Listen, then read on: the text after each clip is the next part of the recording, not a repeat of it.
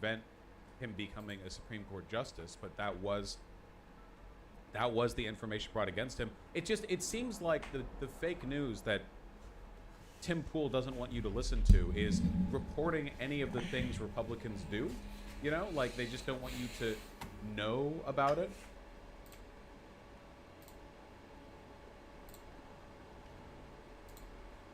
Yeah, Steve Bannon was bragging that the Hunter Biden laptop story was fake and that everyone was buying it.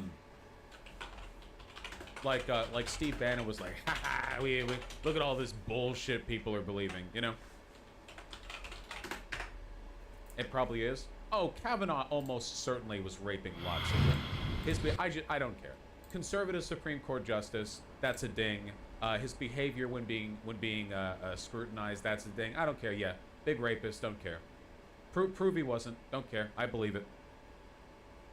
A Native American war veteran on the steps of the Lincoln Memorial. Oh my God! Or that mounted border the MAGA hat kid? Seriously? Agents used whips to control migrants at the Texas border. The legacy media, the corporate media, the establishment media, whatever you want to call them. They've lied to your face, and they'll keep lying. This is like MAGA greatest hits. Well, it's the classic way that like cults function, which is rather than exert energy having to like disprove every true thing the opposition says, it's much easier to convince your followers to do the internal disregarding themselves, you know?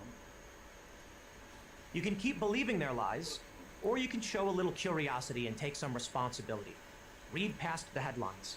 Consume information from across the political spectrum. Determine for yourself who deserves your trust and who doesn't. In the process, you'll be surprised how much you will learn. This is how you become an informed citizen. Guys, I'm ready, and I've decided where I'm going to get my political info from. I'm ready.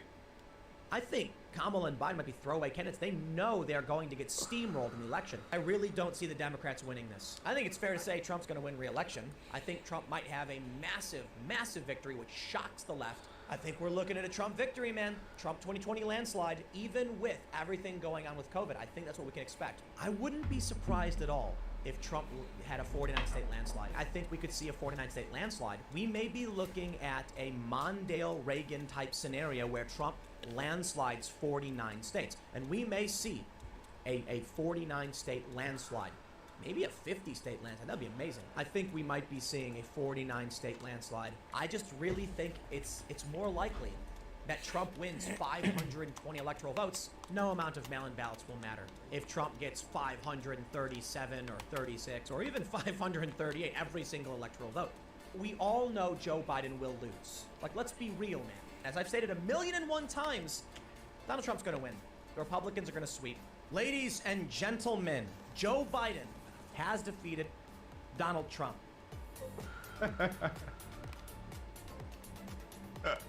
No copyright. Spectacular. Was that true? Did Trump win 2020? Yes, he did. Yes, he did. The crabs are celebrating how right Tim Pool was. It's a 50-state landslide. Now that's a novel idea. I'm Tim Pool, host of Timcast for Prager University. Excellent. Excellent video. Great stuff. Obviously, on the off chance any conservatives or Tim Pool fans are watching this, of course you should be skeptical of broader media narratives. The problem is you guys are just wrong, like, all the time. So, like, you can encourage broad skepticism, but, like, you're like, non-stop liar. So, skepticism should be directed against you, first and foremost, in all cases. To the point where if a conservative says something, I genuinely think that it's more intellectually and morally sound to presuppose that they're lying. Like, it's not only that they're misrepresenting, that it's just made up, and then investigate again. A conservative can never This be your fucking friend. asshole. Where were you at? They lie on more things than they tell the truth.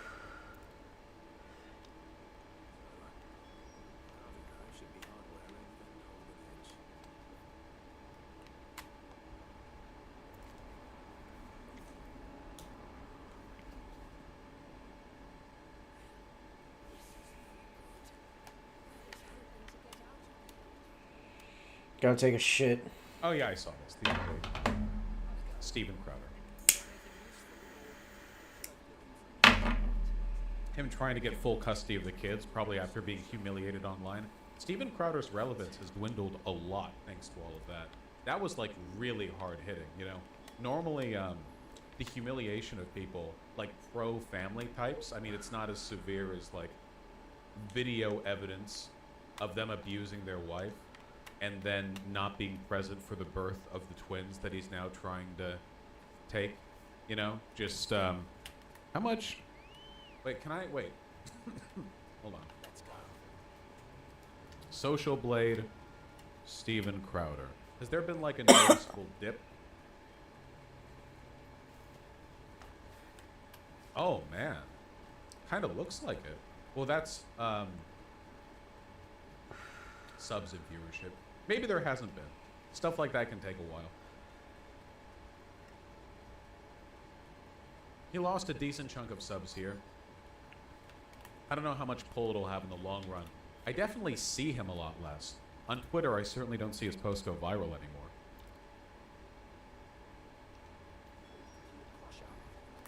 It really does say something that his behavior was so disgusting that it made conservatives turn on him. That's special. Like, that's really, really special. He's also gotten multiple channel strikes, and I think his channel got demonetized too, so guess he'll just have to deal with having like $100 million bajillion.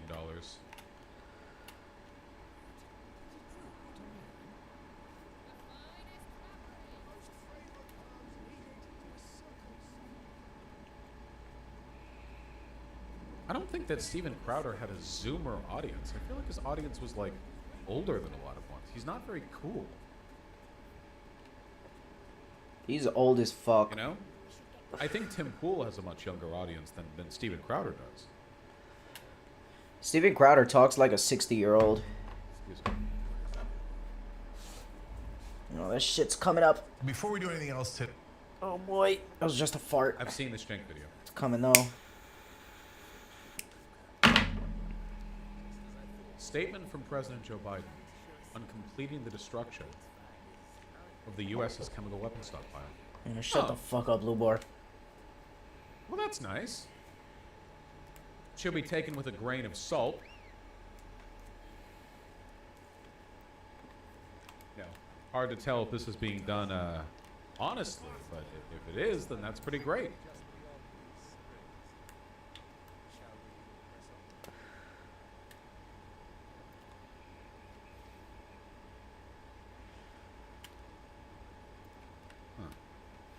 Well,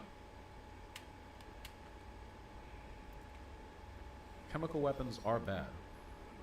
Wait, you still have chemical weapons? Yeah, they can take a while to dispose of.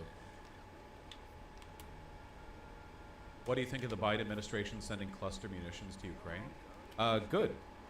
Russia's been using cluster munitions against Ukraine since the start of the war. Also, Ukraine is striking military targets. Russia's striking civilian targets. Cluster munitions are less ethical, largely in the context of their imprecision, because you'd strike like an entire city rather than like a specific target. But the Russians aren't holed up in like Kyiv, so. Oh, I did see one thing that was quite funny. Hold on. Oh, I hope I can find it. There was this Russia simp who was like, I'm just horrified by the destructive potential of cluster munitions. I can't stand to see them as such, or, whatever. And then somebody found like 1 year ago they were defending Russia, and they were like, sure, Russia's using cluster munitions, but like whatever, dude. Like they're kind of fun. They're kind of cool, right? Like they're cool. And I don't think it's a big deal. And like you're mad, and like There's a bunch of Vatnik types who are like this. See? Look. Ukraine wants to use cluster munitions. Don't come crying when Russia uses them as well. Ah, yes. Don't come crying when they use them as well. Hypothetically, in the future. Like, if down the line they start using them because they weren't before. I want to find that tweet, man. There it is. All faithful. Here it is. Cluster munitions are horrific. The shrapnel flies off, killing and injuring people indiscriminately. I condemn the use of it every time, and so did many when Russia was using it. Now that it's in the U.S., which has always used it, who will speak up? From February 22. All use of cluster bombs that's being used in the beginning are non-precision, but it doesn't mean they're not collateral, nor does it constitute war crimes a priori. A weapon is not unlawful simply because its use may cause incidental or collateral casualties to civilians. So, like, yeah, right, it's, yeah. I don't give a fuck if Ukraine is using cluster weapons. They're using it in their own territory. They can create unexploded bomblets, which is unfortunate. But I think that Ukraine's top priority is winning the war, you know? Keep in mind, pretty much everything that Ukraine does has to be framed through a different ethical lens because they are, again, not trying to conquer new territory. They're not invading other people. They're defending themselves from an invasion. Very, very different set of circumstances. So, you know, whatever. Excuse me? Win. Russian soldiers have been mass raping Ukrainian women and children. Anyone who defends Putin is pro-child rape? Yes. Everyone who defends Russia enjoys raping children personally. That is true. It's the Russian army. Of course they're going to do this. They're barbarians. I really do mean that, by the way. The military culture in Russia is psychotic. They treat their conscripts like absolute garbage. Ever since, like, literally, okay, when I was young, I believed the, like, Russian human waves thing, where they would just, like, send in billions of soldiers to die needlessly against the Germans and so on. And then when I got older, I realized, okay, no, that's like a video game meme. That's not true. And now that I'm, like, almost 30, yes, it is. That is true.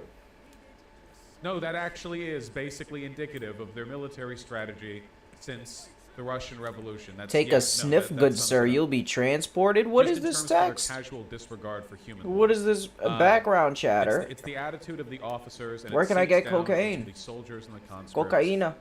It's Xavier, don't derobe yourself. Thank you. He completed on me. Thank you. Yeah, the basic modus operandi of Russian military aggression is conscript everyone, then send all the ethnic minorities in the country to their death first, and all the ones who don't die in combat die from I gotta take a suicide shit. or alcohol overdoses to cope with the Hey insane boys, conditions I'll hang out with you. in their barracks and recruitment. Let's pop it off. Bet you got the lady simping Has the over US ever you. been involved in mass rapes in combat in any instance? Of course. Like the sexy construction Yeah, workers down the soldiers block. do that, but the Russian military They're making a lot of is noise, but they're too sexy. especially bad, and I do. So you're not gonna absolutely complain. defend that, yeah. You're just gonna You look can at their read up on dicks the wave in the history of wind. Their engagement in basically Oh. any conflict. Cock. Right now, at this moment, the U.S. military exercises a much greater degree of discipline and humanitarian engagement than the Russian military. And that's a low bar, by the way, because the American military is not good. I'm really just trying to stress how bad the Russian military is. Not a defense of the American military, which is bad. Russia, very, very, very bad. You can read up on the first Chechen war. Anything from World War II. Read up the Soviet invasion of Afghanistan. You can read up on the first and second Chechen wars. You can read up on the war in Ukraine if you really want to. If you want to get crazy with it. Like it's consistently terrible. I think that we were much closer to par like 50 years ago because our behavior in Vietnam was morally black hole territory, like morally like death spiral, demon cult, death, unimaginable barbarism, so on. But America has changed a lot since the Cold War in terms of their foreign engagement, mostly preferring to settle on soft power as a mechanism of controlling people abroad. And Russia has gotten, arguably, in a lot of ways, worse when it comes to military doctrine and their attitude towards foreign engagement. Largely because they don't have the economic power to use soft colonialism the way that we do, so they have to rely on like actual military strength.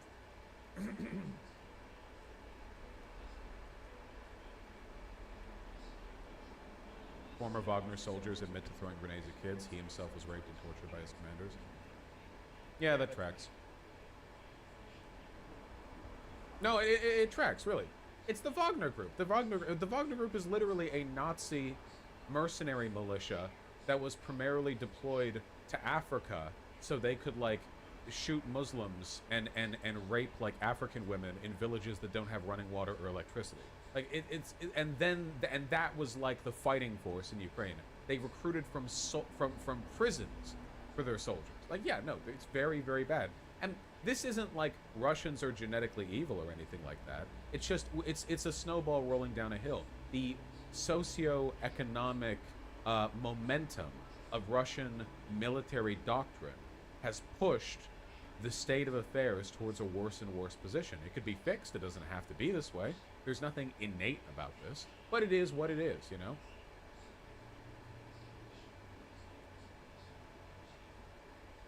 Wasn't Iraq about as bad as Vietnam, considering how many died? No. Compared to Vietnam, Iraq was America putting on 17 layers of white gloves and tiptoeing across the desert. No. A lot of people who died in Iraq, the majority of people who died in Iraq, civilians, did so through consequences of sanctions and the economic devastation we left, which is still on us, by the way. That's still our fault. In terms of like direct engagement and behavior by the soldiers, no, it's incomparable. Vietnam was pretty bad, not good. Bonus points: the American war in Afghanistan was nothing compared to the Russian one. Yeah, yeah.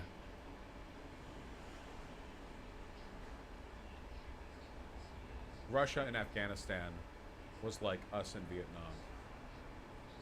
Look at this cool, low resolution, but whatever. Oh, here we go. Look at this cool population chart of Afghanistan. What's that dip in the 1980s?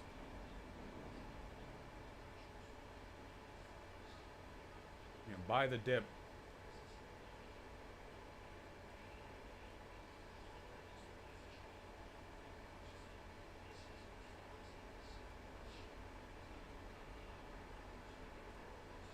Don't forget about the Korean War. The Korean War was also very... Okay, I want to be perfectly clear, all right? When I say that the Russian military is especially barbaric, I'm comparing it to the way our military is developed today. The standards and level of discipline. Definitely not like America broadly. You know, in our history broadly, I would not have made that comparison in that way during like 1967. Like in 1967, when Kissinger was at the head of the White House Foreign Policy Affairs Department pulling switches, I would not have been like, Soviet military is really evil. I would not have made that argument. I mean, it was, but, you know, I wouldn't have made a comparative argument. I would not have done that.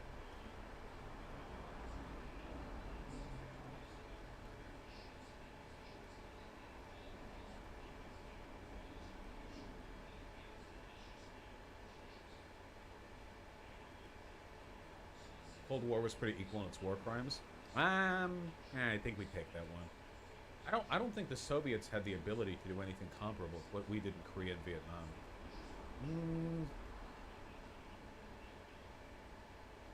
I don't know. I haven't done like a total chart. I haven't done a total chart up.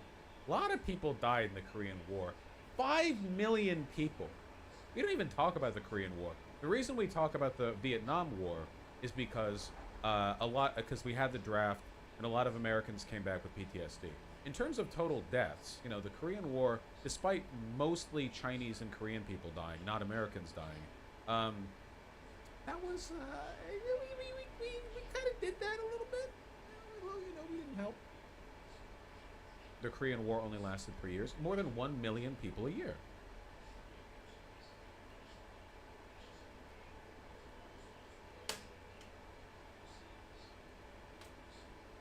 I mean, America didn't exactly start it. No. To be fair, the Korean War was not entirely on us, but I maintain that our insistence on, what is it, containment doctrine? What was the term? What was the term to keep the communism spreading? Was it containment doctrine? Was that the term? That was it? That was the term? Yeah, okay, containment. The domino theory. Right, the domino theory. Our adherence to that, like, completely skewed the way in which we engage with the developing conflict in Korea, and I think that like we had the power to keep things from getting that bad, like in terms of preventing escalation and encouraging detente. But like that's so complicated, you know. I don't know.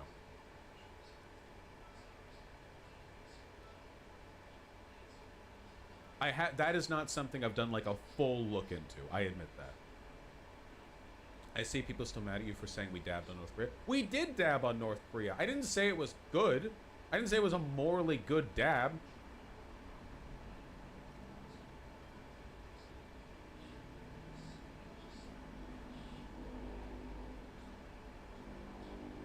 Yeah, God, look at that.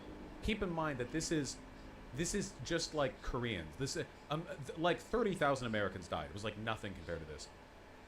In the tiny country of Korea, 2.5 million military deaths and 2 to 3 million civilian deaths. Like this like compared to America or Russia or so many of these other massive countries, this is a small country and just oof.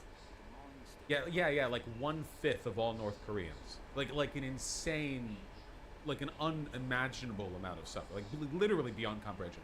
The total amount of suffering caused by this was like Holocaust here, you know? Just ungodly. Then the Russians and Chinese start the Korean War. Yeah, it's complicated. Okay, it's complicated. People argue over the specifics of like legitimate military engagement. You know, it's very complicated. We're not totally at fault. We definitely could have done better.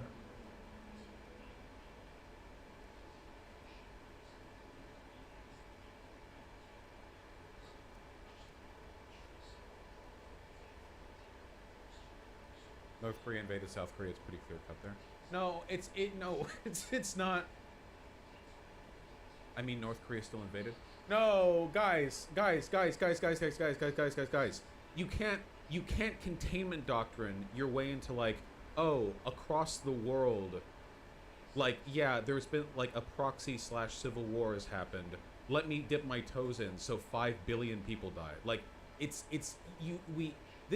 is one of those things where it's like, it's not our fault the war happened, but we made it a lot worse. They weren't North and South Korea. No, they weren't North and South Korea at the time. You know what I mean? The relative political factions that would eventually like form into. Like, if you need anything indicative of our attitude towards like the Korean conflict, we propped up a fascist military dictatorship in South Korea, which lasted until like the 1980s.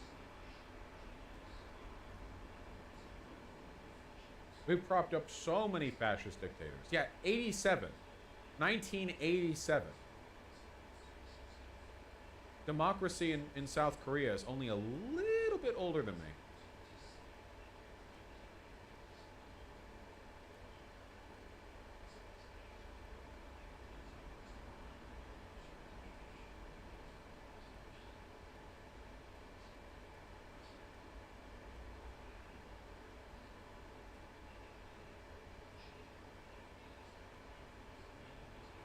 Yeah, I'm not saying North Korea is good, Dana. It's bad. I'm just saying we could have handled the Korean War a hell of a lot better.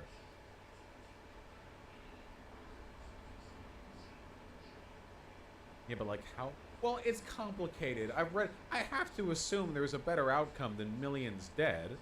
Like, and we didn't even get North Korea either. Like, we didn't even save the whole. I don't think staying out of it is necessarily the right answer. It's more complicated than that. But like, our attitude towards this containment theory bullshit was so colonialist. I don't think we fully understood. Like, keep in mind that America was so America-brained that our strategy in Vietnam was nothing. We didn't have a strategy in Vietnam. Like, we literally committed a ton of soldiers and money to Vietnam with the plan of like, go there. We didn't have a strategy, and then we stayed there for like a decade. We didn't think a lot of this shit out, you know?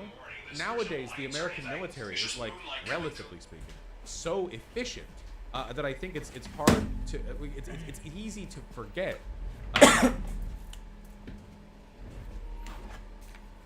All right, I'm out, boys. Bad things were. Thanks for holding it down. See you, ladies. Oh, You have to remember MacArthur was in full Lady. manifest destiny at this point. He basically lost his mind, bought into his own bullshit. Yeah, he wanted to nuke China, right? That was his plan. It was like, what was it? Operation Unthinkable? Yeah, Operation Unthinkable, potential plan. Oh no, this was the British chief of staff. Sorry, this was Churchill. This wasn't MacArthur. And it was, we invade the Soviets, the nanosecond Hitler dies.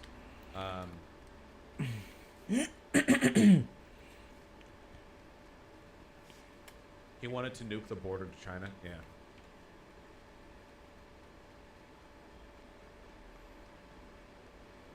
Wild guy. Basically, all of the like World War II military heroes from the Allies were themselves lunatics. Like General Patton, probably would have overseen the Holocaust if it was Americans doing it and not Germans. MacArthur was like an unhinged lunatic. Churchill was a genocide orchestrator and penned Operation Unthinkable. Yeah. Thank fuck for car accidents. Oh my god. Yeah, he wanted to use atomic bombs to contain China.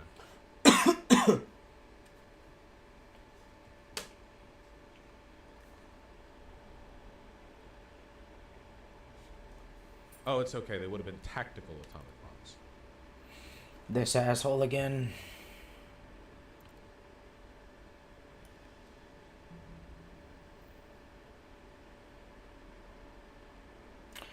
We're doing the stealth shit, I see. Alright. Patton also publicly supported going to war with the Soviets, which is probably why we didn't complain too much when he got killed with a car bomb. Even the U.S. was like, yeah, he kind of favored.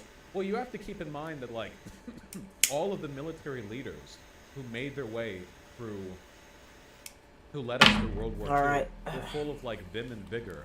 And they grew up and learned all their military doctrine in a world without nukes. So, like, you have a guy like MacArthur, who is basically on top of the world, and he spent his entire life... Why the fuck were we sneaking? I mean, he's certainly an accomplished military leader. And then, like, you introduce nukes, but in his head, it's like, oh, it's a big bomb. Like, it's different, right? Like, we now understand the whole end of the world thing. But for him, it's like, oh, well, we now have big bombs. That's useful. You know, he's still running World War II in his head.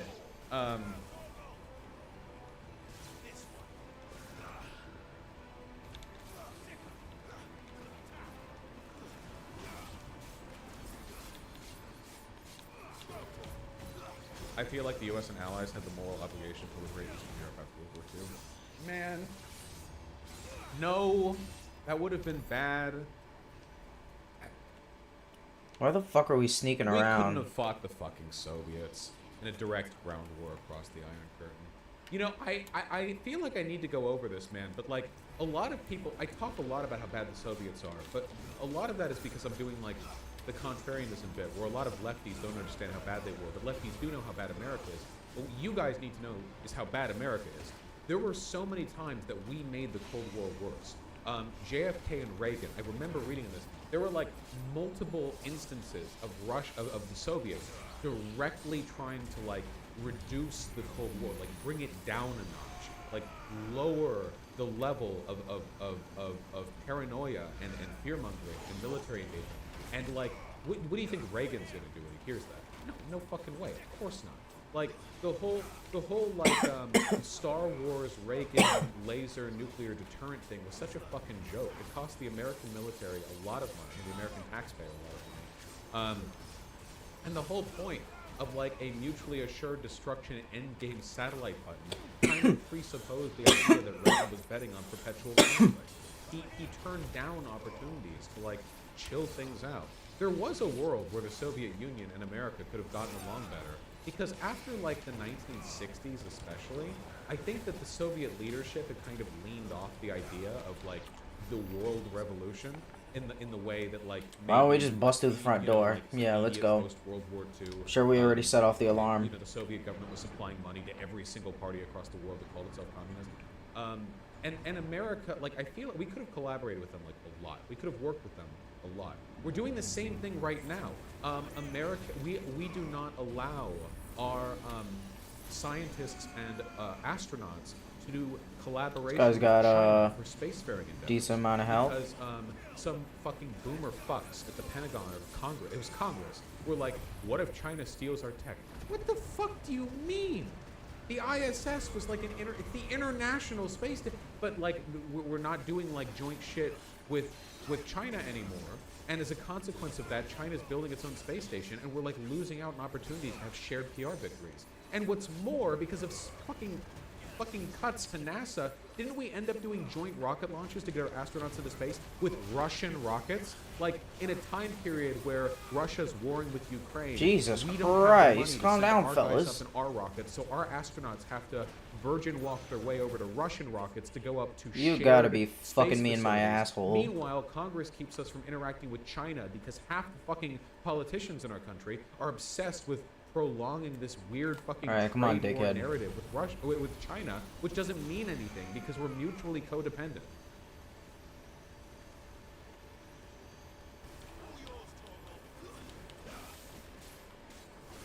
It's so dumb. A lot of this is China's fault too because they proved we stole F-35 planes. Yeah, I know they're China. They steal tech. I know they do, but like, man, we have to get along with the rest of the world. We can't keep doing this. We did it all through the Cold War, and it bit us in the ass. Half of the world is still smoking rubble because our only strategy for dealing with Soviets and communism was kill, kill, kill, kill, kill, kill, kill. That's all we did. We funded Nazis all across Western Europe, and what happens? You're a You socialist gotta be party that fucking kidding democratically me. got These elected by goddamn Kill, kill, suicide kill. bombers. You're a What's communist going group on that's here? doing like literary analysis and like pamphlet spreading over in Italy. Kill, kill. We'll fund Nazis to kill you. Everywhere in Is the that the world only with way a you rolling assholes can eye. beat me? We have like no strategy outside of killing people who threaten our business interests. We'll invade, we'll delegitimize, we'll overturn anything to keep us from engaging in like simple democracy. Simple, like basic shit. Stuff that other people all around the world have to like swallow their pride and deal with every day. Do you think countries in the developing world like dealing with us? They Come on, bro. hate Let me us. hit you with the level They 4. hate us because they were colonialized by the French up until 1982 or whatever, and then their only chance of getting any money after France left with everything was having an exploitative business deal with our companies, so they get like 2% of the revenue of the natural resources we extract for our markets. They hate us, but they have to deal with us because the alternative is You're done, bro. masturbation in their country. Whereas we're so proud, we're so pride filled, we're prideful. We're so prideful that, like, even during the height of the Cold War, we insist on exacerbating conflict. Even now, we can't get along with China. It's ridiculous. Ridiculous. Are we the bad guys? Pussy, there are get the many fuck outta bad here. guys, and we are one of them.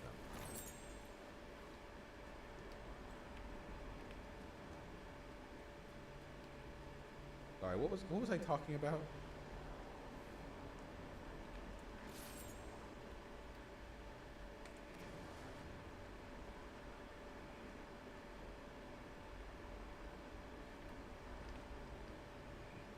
Cluster munitions, that's right.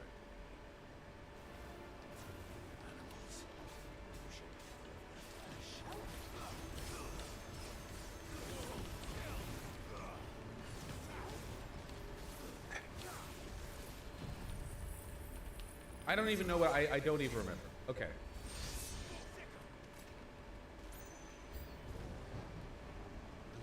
Stop, guys. Stop asking about my voice. Come on, A lot of the boys. cough is psychosomatic. So if I'm not coughing, the cough is fine. If you remind me that I have a cough, it'll be more likely to come back. If I'm not coughing, then leave it be. Okay. We need to talk about a very important political issue that I've been sitting on for a sec. Jonah Hill's text. I'm gonna hit the add button and pee. I'll be right back.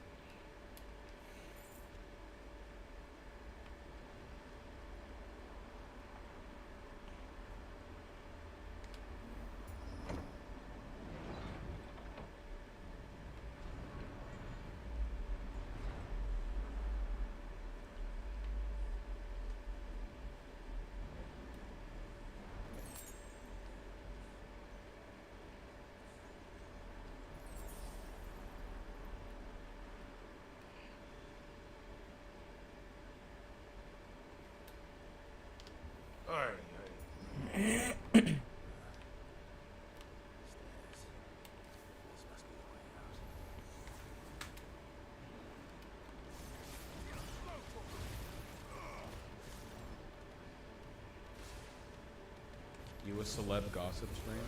Oh, always. I saw there was drama on Twitter, so I pulled these images off of some gossip celebrity website. And I don't know if there's discourse happening. Hey, baby, take a look. Jonah Hill being cringe? Yeah, I kind of think so. It's a little bit. So there's this chick called Sarah Brady. Let's get a picture of her, even though that's Haram. Is that Haram's the bad one, right? I don't actually know. Yeah, Halal is the good one. Haram is the bad one. Right?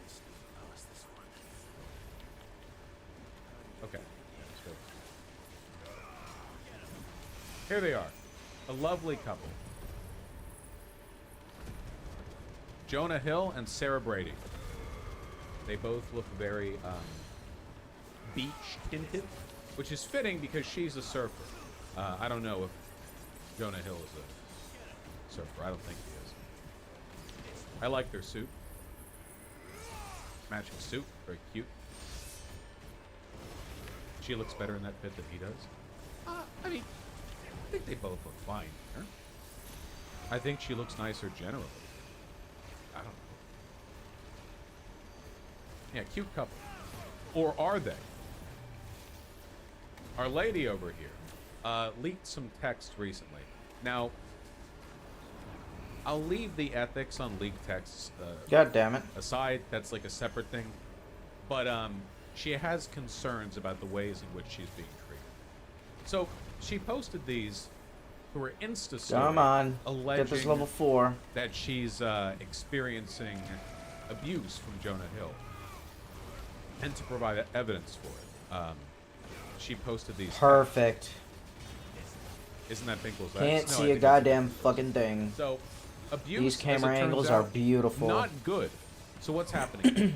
I did read these beforehand. Oh, it is? Wait, is this actually?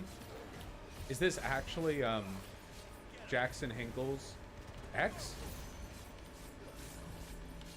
No way, really? You better not teleport. No, that can't be true. No.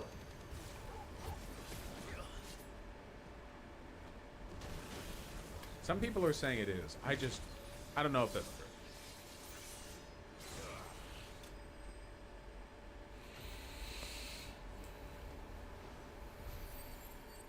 You went over it a while ago. I don't know if it's the same girl. Some girl used to be with Jackson Hinkle, then was with Jonah Hill. I don't know if it's the same girl. I don't know. I'm calling cap. I don't care. Whatever. It's irrelevant. It doesn't matter. It's fine. It might be. Oh my word. Wow. That's a lot. Okay. They went surfing with Hinkle. I might try this. San Onofre paddle out with Just Sarah 3 Brady stagger. and Tulsi Gabbard. Nah, that's Oh, yeah. still way better. Wait. In I'll still get that. 2019, Jackson Hinkle, Tulsi Gabbard, and Sarah Brady went surfing together in California? What on earth? Oh, it's the titty. This is the titty plant. You drive alongside this on the Pacific Highway. This is like a landmark in California. Got all Oh my the God, trees there that I he is. use And maxed there's out. like wetsuit. It's good for now. Probably need 20k for each tree. It's the squad. Interesting.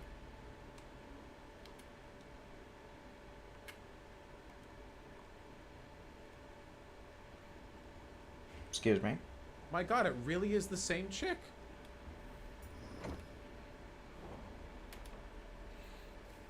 Does anyone else think like Jonah Hill looks a little bit like that guy who would drink his own piss? He talked with David Pac-Man. Yeah. Drank his own piss. Does a little bit? He was It's on like the Channel facial hair, I 5. think. Bear Grylls? No, that like weirdo cult TikTok guy, not Bear Grylls. The Liver King? Isn't that a I don't care. Liver King, yeah, he God, drinks his own stupid. piss too. Texts. He's got from that dark Jonah yellow. Hill. A Like potent text piss. from Jonah Hill. Plain and simple. If you need surfing with men, boundaryless, inappropriate friendships with men who model, who post pictures of yourself in a bathing Come suit, on. Let's who get this post level sexual 4. pictures, friendships with women who I got are a- in I got a unstable manual places, dodge for that. and from your wild recent past beyond getting a lunch or coffee or something respectful, then I am not the right partner for you. These things bring you to a place of happiness. I support it, and there will be no hard feelings. Damn, he's These getting are my rained boundaries on. for a Jeez. romantic partnership. My boundaries with fucking you based God, on the way these bro. actions have hurt our trust. In other messages, what is this, Facebook Messenger? I don't know. She says, all the posts I removed from my page. And he says, good start. You don't seem to get it, but it's not my place to teach you. I've made my boundaries clear. You refuse to let go of some of them, and you've made that clear, and I hope it makes you happy. Then he posted what seems to be a post she hasn't taken down, where she is wearing a bathing suit at the beach while surfing. Come on. She's a surfer. And, well, this is One a lot more. of text from Jonah. You can do it. I'm just over explaining myself. Post screenshots of surf explains the feed. It's just constant and doesn't reflect where you're at or where you say you want to be. I respect your skill and your surfing. I respect that you want to present yourself. It's just constant and doesn't reflect where we're at or where you say you want to be. I respect Give you no chance to I pull your respect shit you're off. hot and beautiful. I Sorry, respect man. Oh my god, this goes on. The for timing a on while. these abilities is really Okay. convenient.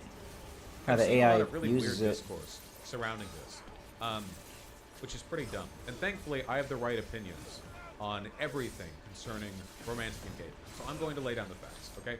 First of all, people are arguing whether or not this is a misuse of the term boundaries to demand this of a romantic partner. Technically, no. A boundary can include other people's behavior. If it is a boundary for you that your partner be non-monogamous, then it can be a boundary for you that your partner ever interact with men. The question is whether or not the boundary is legitimate or warranted. Not all boundaries are. Lots of boundaries, as a matter of fact, aren't. Your parent telling you, I don't want you bringing any black guys back home, is a personal boundary. That does not mean that it's respectable or reasonable.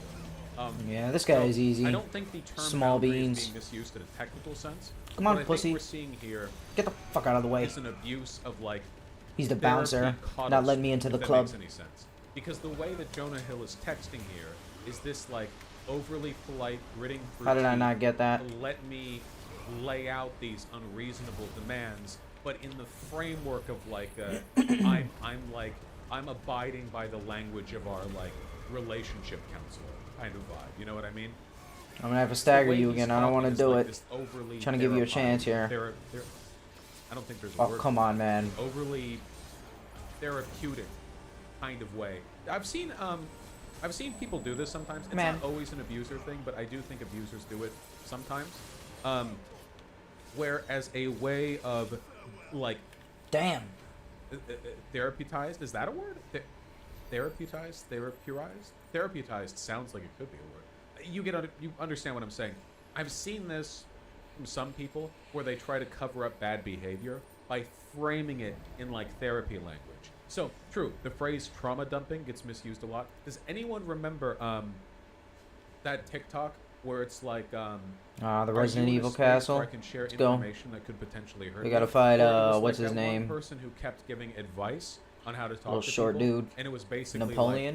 like, treat everybody like a professional email contact who is also on the verge of a mass shooting, so you have to talk to them in this, like, patronizing therapy speak kind of way. You know what I mean? You know, you remember what I'm talking about, right?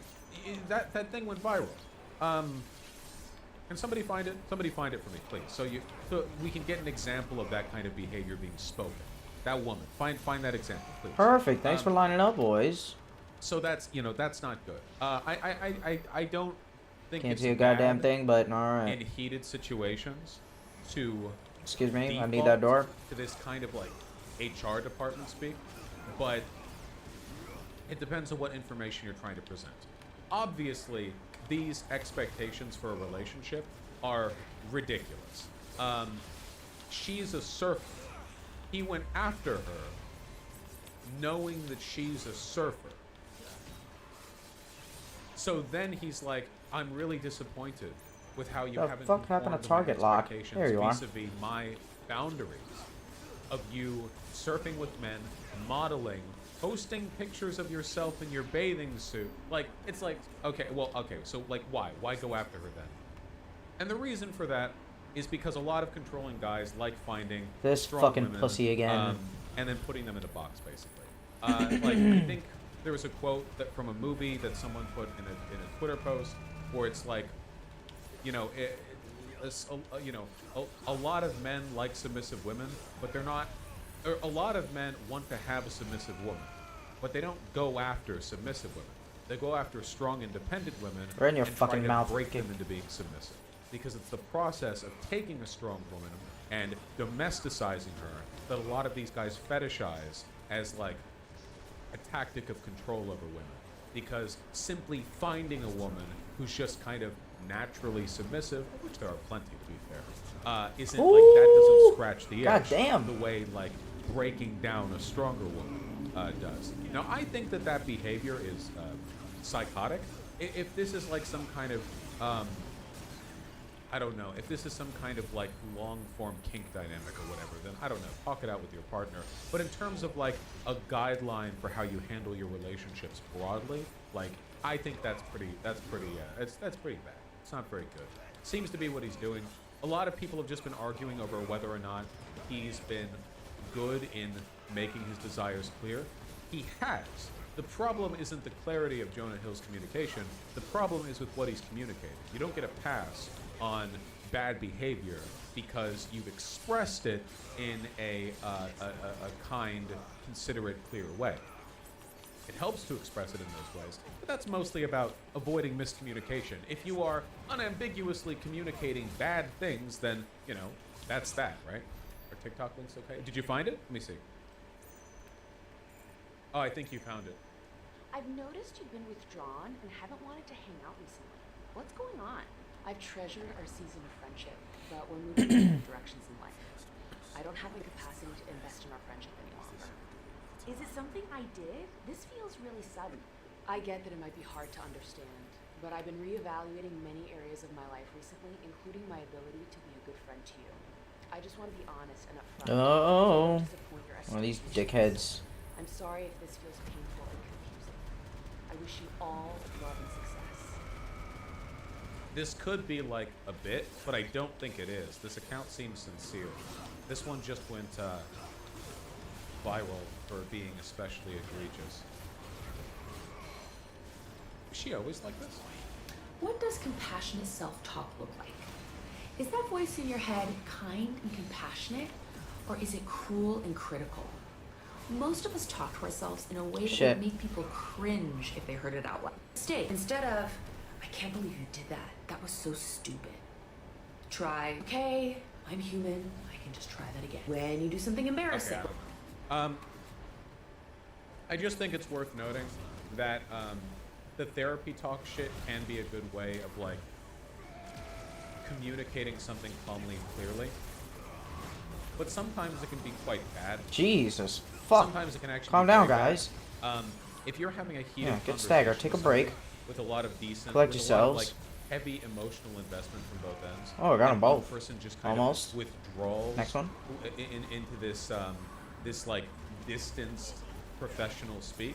I think it can come across as quite disrespectful or psychotic. And apparently they have a couples therapist who gave the lady here advice. This is from a text to another friend. She had me agree to paddle away from any man that approached me in the water, no matter his age. I was instructed to say, I'm going to go talk to my boyfriend and paddle away. So, in my personal opinion, if you're a couples therapist and the guy says, yeah, I don't want my girl ever talking to men while surfing, I don't think you should say, okay, here are some strategies on how to avoid ever engaging with men while surfing. The power dynamic here is kind of unclear because any couple therapist that Jonah Hill would go to would be like a Hollywood couple therapist, probably one who knows Jonah Hill and is being paid a lot of money.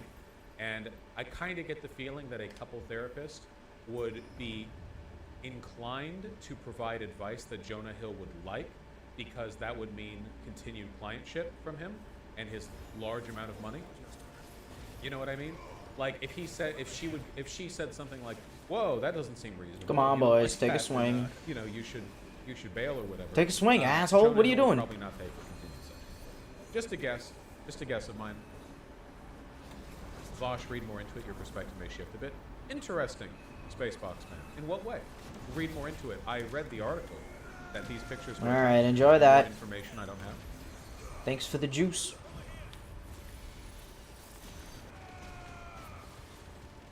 I'm not heavily invested in this. I want to know. Is there more info I can look into? Read harder. I'm reading as hard as I can.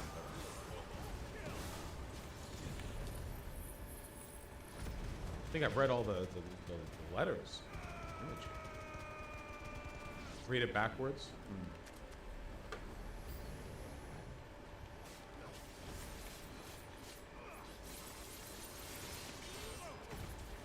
Okay, I'll sure. If you're not going to reply, I'll Google. Hold on. Jonah Hill text.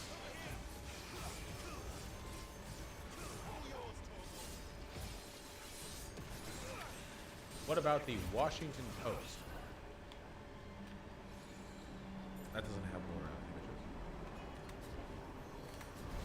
I'm fairly certain there were more screenshots. Okay.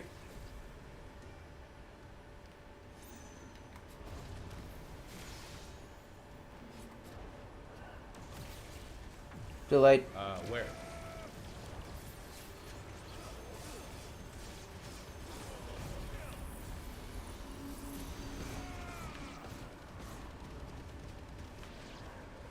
Can't turn all the way around. Nice. Perfect. Okay, if you want to link Fucking something, hate that shit.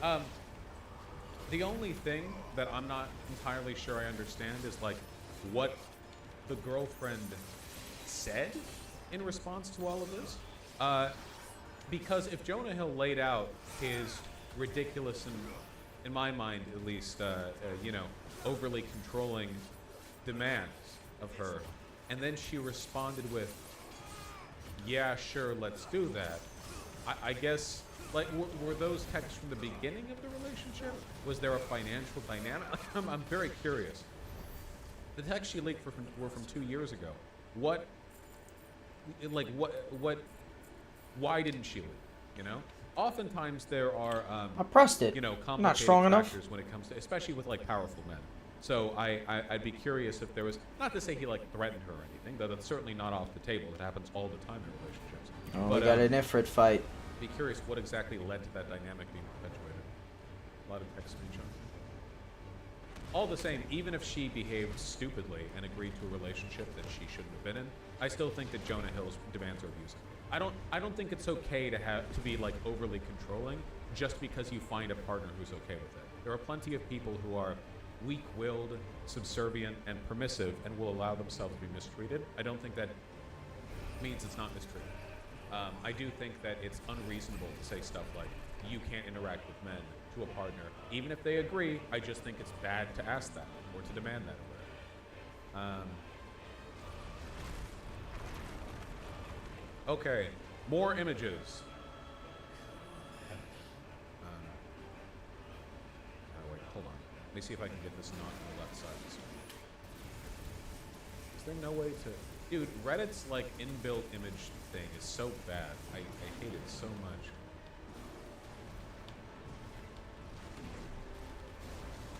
Reviving a pic I took down by request of a misogynistic narcissist. Okay. Toxic. Okay.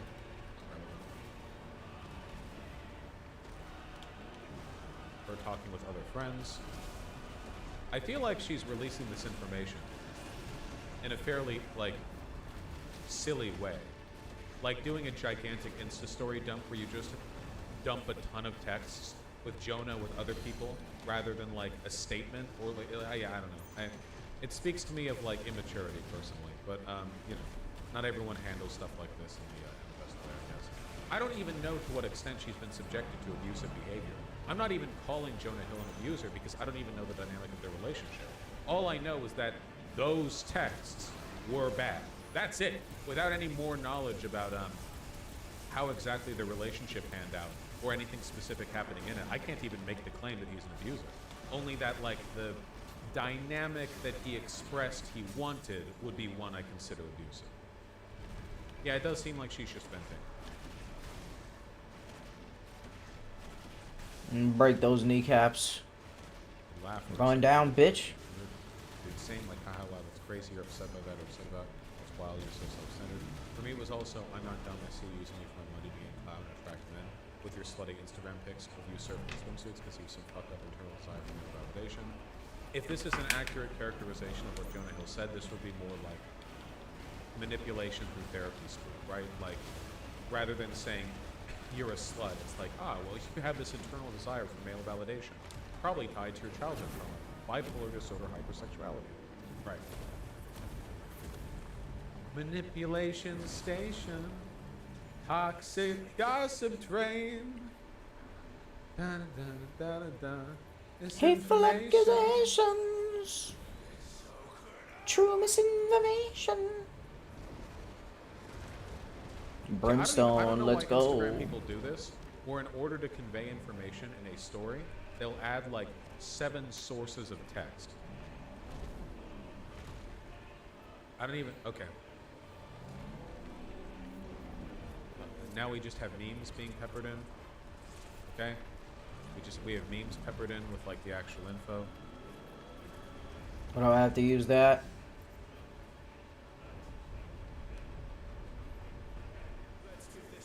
Literally, it's literally just like Instagram brainworms. Oh, it didn't work. Did it? Where's he at? Okay. There you are. Somebody responding and saying they appreciate them sharing this info. Okay. Talking about narcissism as a trait. That's it? Okay, I didn't get much information from this, I'm sorry. I don't know. I don't get a particularly mature or well put together vibe from her based on the way she's talking about this personally. Again, I know that, like, you know, if you're a victim of abuse, it can be complicated but it seems like a lot of this stuff is being done in retrospect or like about old information. And if you're gonna do that, like, just dropping texts and then like memes, I know it's venting, but like when you're venting and also accusing a celebrity of abuse, just freely intertwining them, I don't know. It doesn't mean she's evil Damn. or manipulative or anything like that. She might be trying to get internet points. Everyone is trying to get internet points anytime they do anything on the internet. If you're posting something online, you're probably looking to get some kind of attention from at least some people. I don't think that like delegitimizes what you're saying. If she was doing this only for attention, that's a pretty strong claim that I don't think is warranted, unless there's some info out. Again, my broader point here is just about the nature of the messages that we did see from Jonah Hill, which just, you know, come up. I mean, like, look at this. Yeah. Like, I didn't even read this one over here on the right. This is from Jonah Hill.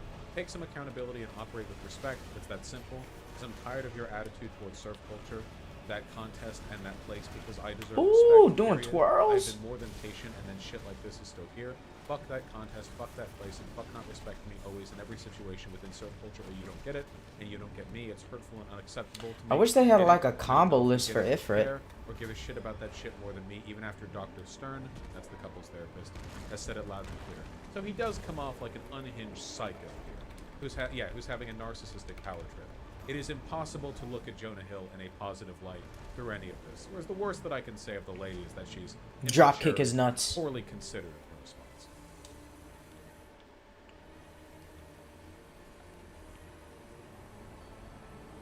That is the opposite of surfer vibes.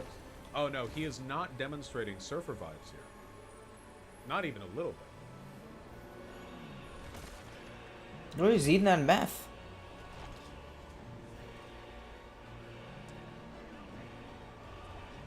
No booty, Anyway, it seems like cardboard she probably booty. should have left the relationship You got a than he clay did, or ass. earlier than she did. No wonder he's But, so mad.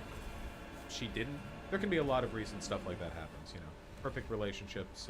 Damn, he's tripping. He's don't entered a exist, different reality. Bad ones can take The a while meth to reality. Also, to the people who are saying, well, why didn't she leave? Here's another question. Why didn't he leave? He's the one who, in all these messages, is expressing unhappiness with the state of affairs. If she's not the partner that he was looking for, because she won't God. stop talking to Just all let men this and be give up her over entire with. life to respect him, why didn't he leave? It seems like he was willing to deal with her, you know, misbehavior in the context of him continuing Man. discipline. I'm about to smoke. Or demand more of her. So, I think you could fairly. Oh, argue that, this, bro, why yeah, didn't I'm you gonna leave, need right? some. Whatever the case is. Yep. I'm gonna need the blunt for this. It's gonna be a long fight. All those comedy guys from my childhood suck, don't they? Jonah Hill, Seth Rogen. Does Seth Rogen suck? Has Seth Rogen done anything like super bad?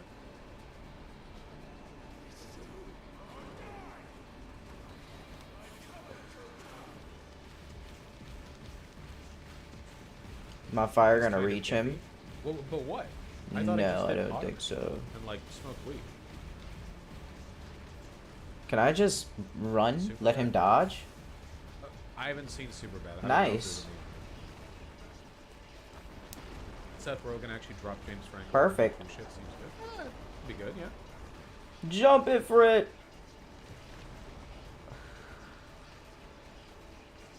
No, no. There's a one-hand fight with the rings equipped. He's just a bit obnoxious. Okay, so he's not done anything really bad. Somebody just said he's bad too, and a lot of people were like, eh. But you don't actually know. You just said eh because you didn't want to sound like you were defending a Hollywood What star. up, bro? You said eh without knowing anything. Okay, great. Thank you.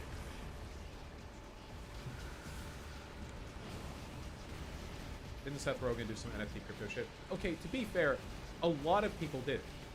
Not everyone understands the whole, like, Web 3.0 grift thing going on. For a lot of people, it's just like, oh, this hot new trend. This is why I reassured people that, like, your favorite corporation or content creator isn't necessarily bad for getting into the NFT thing. A lot of them were persuaded into it by, like, soulless middle manager types that have, like, half their portfolio invested in crypto, who are trying to, like, push the tech as a way of boosting that. Like, it's not like a willful, yeah, let's get in on Web 3.0 shit all the time. Sometimes it is, but oftentimes not always. Sorry, Web 3, not 3.0. But you would be bad if you did that? Yeah, because I know how Almost bad didn't it is. And evade. the NFT stuff is gone now. The worth of all the NFTs has dropped like 99%. People don't talk about NFTs anymore. It worked. We bullied it into, you know? Some people made off with a lot of money, sure. But that's how these pyramid schemes always go. It's just a quick bubble, you know?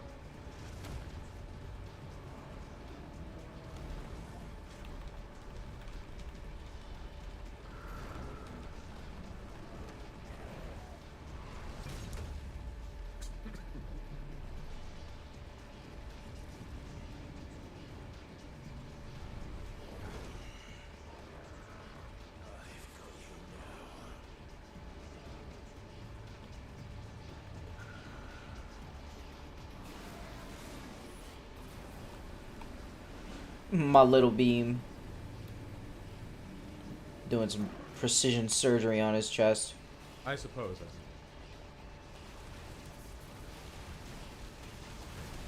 Sorry, just trying not to talk.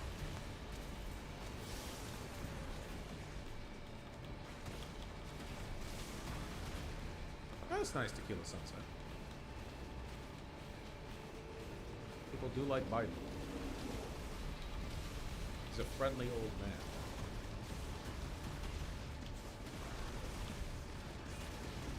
Pikmin 4 soon. I'll probably play Pikmin 4 on my own, just because Pikmin has always been a very special series to me, and I kind of want to experience it on my own. I really, man, I still like Pikmin 1 a lot more than Pikmin 2 or 3. Pikmin 3 is a lot more mechanically Shit. interesting and fun to play on every level, but it misses out on something really important in Pikmin 1, which is like the wonder and mystery and loneliness of the first game. You guys remember how weird it was back in, like, what was it, 2002, 2003? Just like being Olimar and just running around and having these little guys. Come on, with you, stagger. Just having this Almost. whimsical music follow you. There we go. Get over and here. these little Come on down, big boy. dolphin parts. I'll It take was care of you. It all felt so Massage that forearm. self-guided. The only text You got you saw carpal was- tunnel. But then in I Pikmin see 2, you were always some- getting barked at by Some your bumps mom. on your wrist look Pikmin like 3 some was, like, swelling. story shit always going on. Yeah, I don't know. I like Pikmin V. Oh. I want it to Okay. be quiet. You know? Okay. I A would little love it, sensitive. personally, if Want some like, pain medication? there was a Pikmin game about Olimar, and he's stranded, and he's doing something other than like a I need- ship-oriented task. Like maybe it has to do with rebuilding a machine. I need my robe. I Because think I can let this run by the world itself. that Pikmin were on is Just on running Earth, up his body? post-apocalyptic Earth. So what if like he's curious because he's kind of gone native a bit, and he's curious about some gigantic machine that's like kind of broken down on Earth, and he wanted to rebuild it, and the Oh, whole shit. thing was him like gathering parts from all around to do a thing. You know? I don't know. It'd be really cool. Because that way you could have like kind of a new premise, and it could be mostly like solo thing.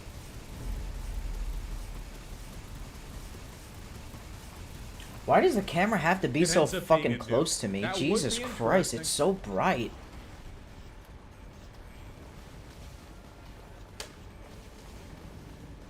Who here has even played Pikmin?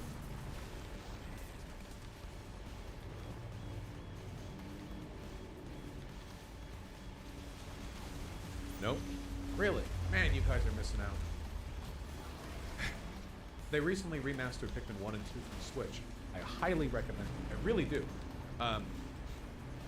Pikmin 1 especially. Just a masterpiece. Why don't you just destroy this big rock that I'm on?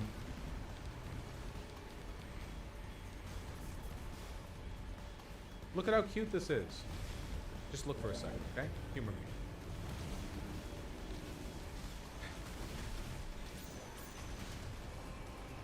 God damn it, you fucking asshole.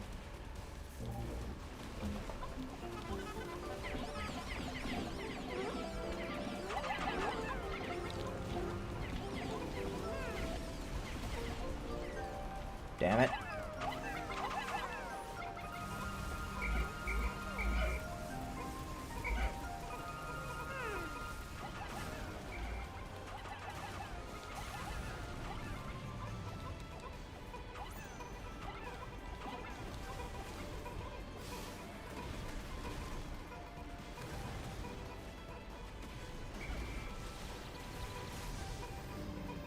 The time limit made me not enjoy the game. I get that. Time limits are like a very specific game enjoyment thing. I like the time limit in the first one. The sound design, bro. Oh, the sound design was phenomenal. Yeah. I think it's so funny that, like, I think you could fairly argue, even though it doesn't get considered within the ranks, because it's not like a multiplayer competitive game, but I honestly think that Pikmin 3 easily in the top 5 RTSs in history. I mean that, I really do. Pikmin 1 and 2 were great. Pikmin 3 honed out the mechanics enough that I think you could fairly, in single player RTS like experiences, I would easily put it up there with StarCraft, Brood War, StarCraft 2, Warcraft 3, Command and Conquer. Yeah, like the good ones, you know? Pikmin 3 got rid of Swarm. Yeah, because they found a better thing to do. Good movement AI, where they don't fall off shit all the time. That's a deranged thing to say. No, I really mean it. It's so unique and interesting. This is Nintendo at its best. No, really, this is when I will, like, defend Nintendo. Because only Nintendo would have money and think, like, okay, the GameCube's coming out, we're gonna come out with, like, a launch title. Okay, what are we doing? And it's like, okay, what if we just did a console-exclusive RTS where you're on a post-apocalyptic Earth commanding little vegetable dudes? And then it just ends up being amazing. Like, Shit. that is a specific, unique Nintendo thing. Pikmin 3 was the mechanically fleshed out one the most, even for, like, the vibes in the first one. Very good.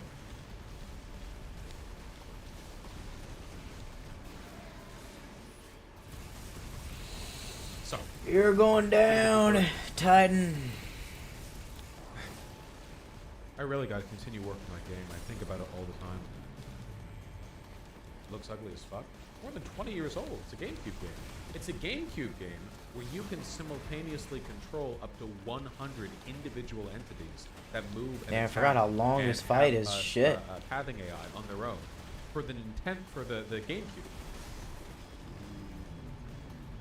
No, that actually was very technically impressive at the time. That really was though. It was,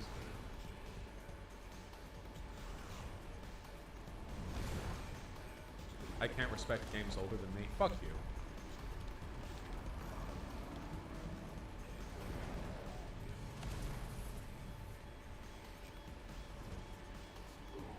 Ban. Ban.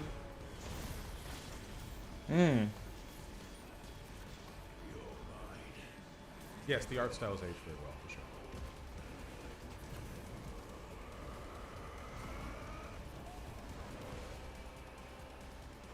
Can you control more in Pikmin 3? No. Well, by Pikmin 3, it was released on the Wii U, so graphical capabilities weren't the issue. That's 2 console generations ahead. The 100 Pikmin limit was a gameplay limitation at that point. Considering you move your Pikmin individually by throwing them, having like 500 would just mean throwing them takes forever. And charging would be the only way to really manage them. Hard mode in Pikmin 3 limits you to 60 Pikmin. I want to try that. I think that'd be fun. 60 Pikmin. I think that'd be fun. Yeah, a nice little challenge. Can't swarm kill stuff quite as quickly. I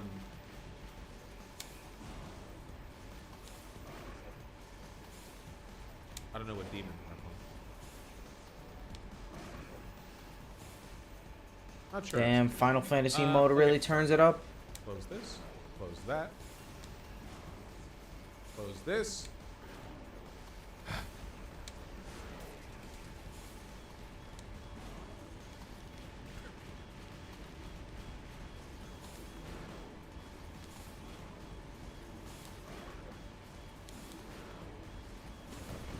Too.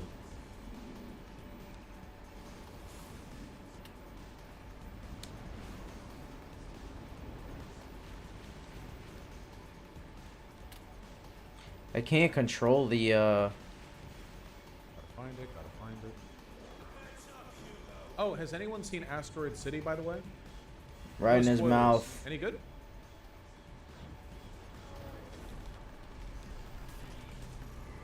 Yeah, it's good. Cool.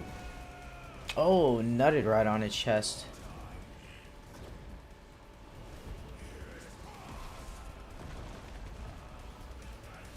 Did they delete the original video? Oh, these cowards. Ah, come on. Hold on. Ooh.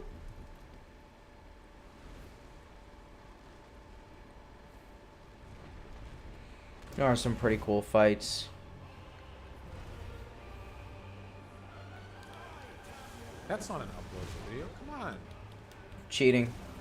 Yeah, Desustus. Yeah. Hold on. I'm trying to find like a re-upload of it, but they keep being trash. Oh, right in the dick. Headshot? Extra damage? Nope. 'Cause it's really funny.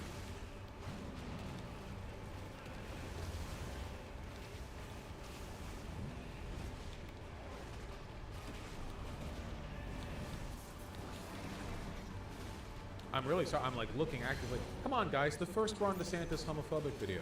I need you guys to help me out with this one. You know how bad I am at searching for things independently. You all have your sources.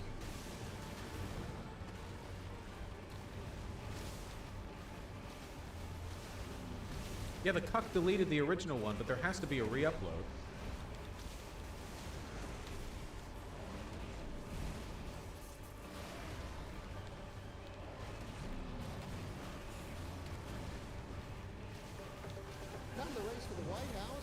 Well, All right. Does this show it? Okay, this shows it. Thank God. Okay. Remember how I keep saying that DeSantis is cooked and there's a 0% chance of him beating Donald Trump in the Republican primary, pretty much no matter what happens? Well, okay. While I was away sick, Ron DeSantis dropped the funniest anti-Trump ad a lot of people have called it always online. Even though DeSantis defended it, the group that originally posted it to Twitter ended up deleting it, so it took me a second to find like a re-upload of it. But Well, look what at you this, doing all okay? that twirling So, for, man? Just get over here this and get your video ass was bad whooped. enough that it actually led to internal conflict within the Republicans. That's not gonna work. I got my Or ring how on. homophobic it was. Okay, just take a look. See? This is it, but it has copyrighted music. Oh, is it copyrighted? Why they gotta hate? Why they gotta hate? I will do everything in my power to protect our LGBTQ citizens. But Caitlin, the premise of the ad is that Donald Trump is homo. And the thing that makes this ad special is that it was made by a 17-year-old neo-Nazi incel whose entire personality is based on Patrick Bateman. Oh, turn around for the ad shot. Walk into Trump Tower and want to use the bathroom. You will be fined for using any bathroom she chooses. God damn it, you pussy. Transgender women compute in this unit. Yes. Based. Come over here, pussy. This is an those official butt cheeks. ad from the DeSantis war room. I know it seems like a Reddit tier, Patrick Bateman Nazi politic meme. This was real. Presidential candidate. Oh, so I was made by a meme account retweeted. Sorry, not made. Endorsed by. Retweeted by them. I'll take that. And then defended directly by Ron DeSantis.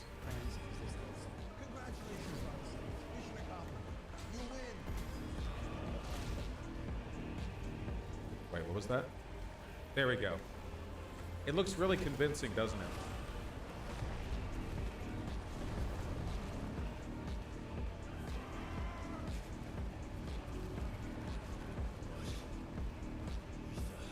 Now, okay.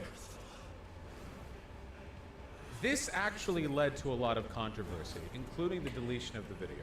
That sounds like the H3 If you've been reading any of the alpha snippets that music. have been put up here. So first of all, it's their worth noting, non-copyright alpha this mix. video can only be understood by people who are like 25 or younger. Okay? This is not the GOP demographic. You might notice that the argument being made by this video is that he is proudly homophobic, that Ron DeSantis is proudly homophobic. The governor does not care. The Governor DeSantis is on a crusade. Florida's anti-LGBT laws are unwarranted and un-American. The basic premise is all those things that they say about Ron DeSantis, about him hating gay people, they're right. He does. We're doubling down. That's the premise. That's the thrust of it. Trump is gay. Trump likes trans girls. He's gay. He's a loser. Look at him. Celebrates trans women. I really don't think Donald Trump is authentically that. Oh, anti-LGBT. got I a smash. don't Didn't think even notice. God damn it. He's parted with too many gay and trans people in his life. I get one star. I always get one star. You know, it's like he is. No matter don't get how me wrong, hard I but It's mash. not like a thing he dedicates a lot of thought to. I don't think. I don't even know what I'm looking Ron at here. DeSantis will do or say whatever he needs to, of course, to achieve. If it's power. asshole or something. And this That's is all I get? essentially like, you know, it's 200K? This is the GOP What equivalent the of fuck? when brain dead internet poisoned lefties will like. Damn, do that the was a kill long-ass system battle. bit. It's like, oh, all the things you say about us. I was well, getting they're like true. 200K And it at works about the- as well for the GOP. For earlier missions. The consequence of this Shit. was an enormous amount of blowback for the DeSantis God campaign. damn, that was a big including boy. from most Republicans because it's an anti-Trump ad. Unless there's another fight. The Get plan- more XP. The last guy leveled up This was an twice. errant retweet. DeSantis Oh. not only defended this, but actually doubled down on it. It led to widespread criticism No. from the inept Just and lady on a largely mountain. powerless log cabin Republican group or gay Republican group. But it was also Fucking severe enough assholes. that it had a lot Let me go of like, bounty hunting. I wouldn't call them moderate Republicans, but I would say Yeah, they're not yeah, really let me go committed back to the home. bit. Fuck Saying, you. Wait, hold on a second. We don't like. Hold on, America. We don't actually like despise gay people. America.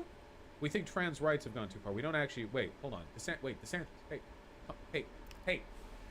hey, man, like it would effectively be the equivalent of like if you can imagine a bunch of a DeSantis ad where a bunch of liberal commentators have said like DeSantis is racist, DeSantis is a white supremacist, and the ad's like, yeah, we are. Oh, my glasses. Where the fuck is that? Like Patrick Bateman with the headphones on. Yeah, like it's essentially on that. It's like, well, are Republicans racist? Yes, they are. But you would still have a lot of Republican officials going like, dude, what are you, dude? Come on, man, come on, bro. So that happened, and it's very funny. But that's not the only thing that happened, because they doubled down. Otto, unlock this goddamn map so I can go bounty This is from hunting. Never Back Down. There were groups supporting Ron DeSantis. 441 Thank you, Otto. likes and 2 million views. What's this video going to contain? No, I'm gonna do side quest. Goes crazy. Hey, Who would Kupo. have thought 5 years ago you didn't know what the hell it was? Remember that quote? Donald What you Trump got made a for me? controversial decision to Oh, where's the allow S a rank? The breaker of transgender worlds. I'm gonna woman beat all of born them as a right man now. to compete in the Miss Universe. Let's go. beauty pageant. He decided to lift a ban on a transgender woman from entering Thanks. his Miss Universe competition. I said, let her run. And I think I made Hill the to right die decision. I on. feel fine with the decision. I always knew since I was Ally. about, like 4. Really? And I started my therapy and hormone therapy when I was 14. Must have been terribly painful. Surgery is pretty intense. It was obvious to us that she was entitled to compete. Would you feel it would be fair that a transgender woman wins the Miss USA title over a natural born woman? There's so many surgeries, and I do accept that. She gave a great answer, and she really did a great job. In the future, can transgender women compete in Miss Universe? Yes. And where was Donald Trump a decade ago? He was on the complete opposite side of this issue. So they're actually correct, because I really do think that if you talk to Donald Trump about trans women like 15 years ago, he would have been like, he would have said something like, but I like anal, you know? These trans women, they say they have little dicks, little smaller dicks than me. And that's okay, as long as they're smaller than me, I don't really mind. If they're bigger than me, then maybe I do mind a little. You know, like I don't think he would care. I don't Just think a he just see little. hot women. I don't think he cares. It's purely like a Greek attitude towards sexuality. Oh, he's 1,000% fucked a trans woman. Whatever. So they're correct in arguing that Trump is a hypocrite. They're correct. That is a correct argument. That doesn't mean it's an effective one. Remember how we've seen before in like from the failure of the midterms from the GOP all the way up to See now, ya. polling has shown Republicans are not as committed to the See ya. anti-trans culture war talking points as Ron DeSantis seems to think they are. These are the DeSantis arguments.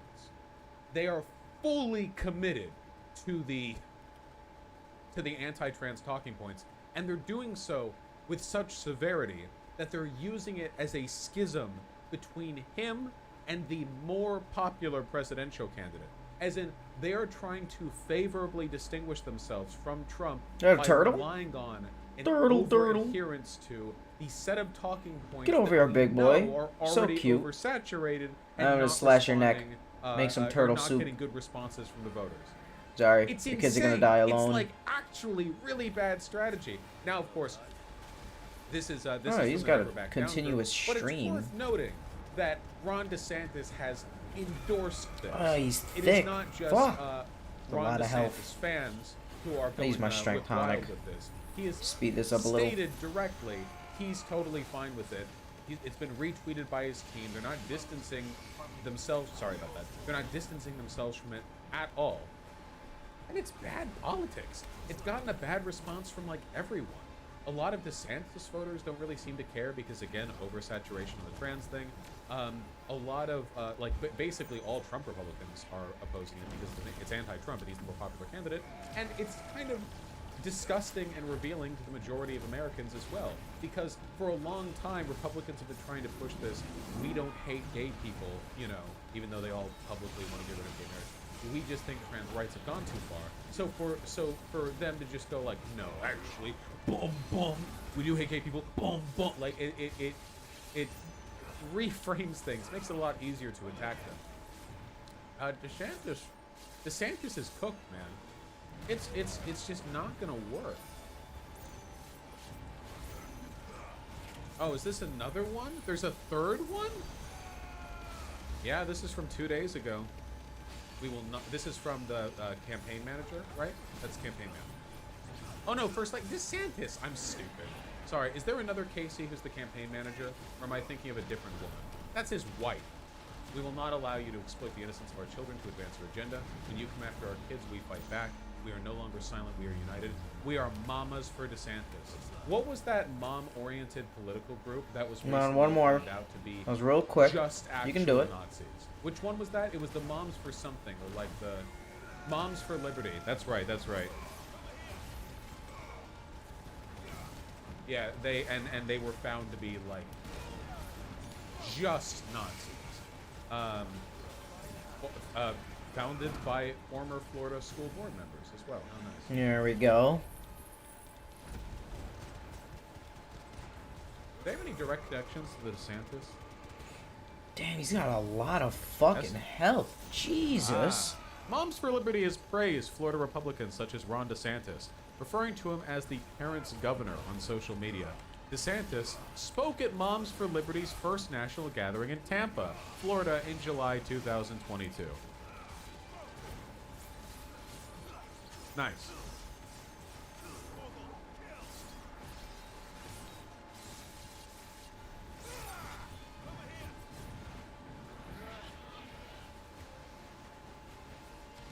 It's all a psyop by them against them.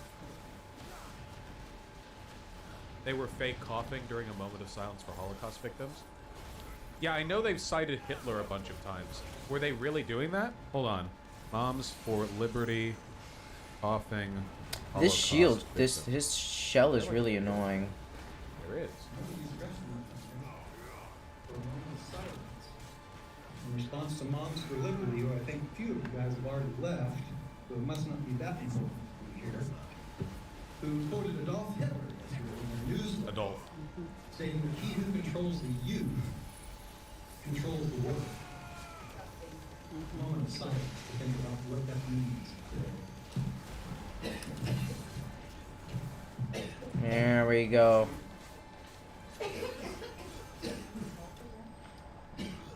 Oh, that's so pathetic. They're like actual Nazis. Like quoting Hitler, a lot of them have 88 in I'm their gonna open Twitter up on handles. different tabs. Yeah. And they support Ron DeSantis.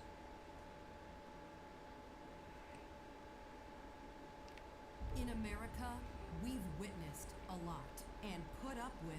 This is one picture from the Folsom Street Fair, taken in 1837, will live on forever. That when human society ends in a nuclear fireball, the one remnant from our culture that we will keep is this photo. It was a fake photo too. This is edited. This is edited, right? Or is it? I don't even know. It's old. It's an old picture. It's not even from a pride parade.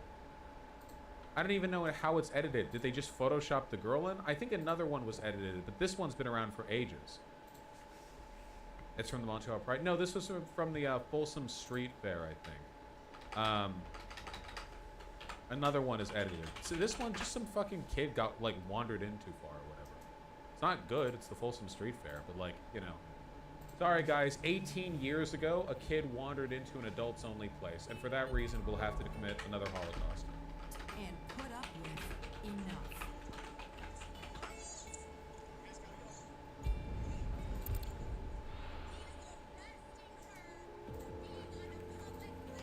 Okay. We've been forced into silence.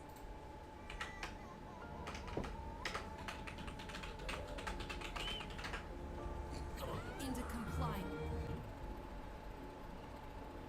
Thankfully, babies crying on flights was not an issue before the introduction of masks. By the way, I don't think mask mandates are a thing on flights anymore. The last flight that I took, no one was wearing a mask in the airport or flight. So we're just flagrantly traveling back in time to complain about stuff.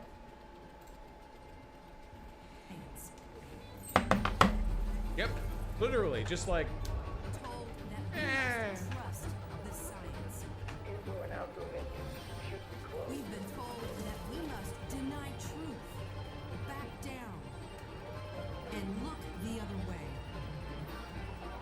Again?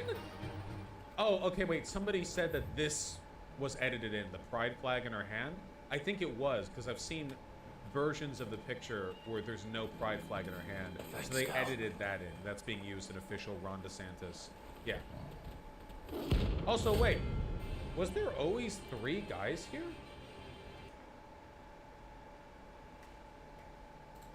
I didn't even, did this Oh picture shit, even what did I real? come back to? I'm getting Mandela affected right now. Yeah, it's getting like more edited with time. I've seen it with 2. I think there are multiple fake versions of this. Yeah, well, it's something on multiple levels. This is a psyop. I don't even care to know on what levels exactly. I don't even care. I don't care. Enough is enough. When you come after our kids, we fight back. Because there's nothing we won't do to protect our children. They're not yours. These are our kids. Our nation's children are all our children. We will not allow you to exploit their innocence to advance your agenda. We are no longer silent. We are united. And we have finally found our fighter. We're not gonna let you oppose an agenda. Just all of that, and then it's this dorky ass dude who is this Mr. Incredible looking motherfucker. I'm sorry. We're not gonna let you oppose an agenda on our kids. We're gonna stand up for our kids. He'll do for America what he did for us in Florida. Schools open.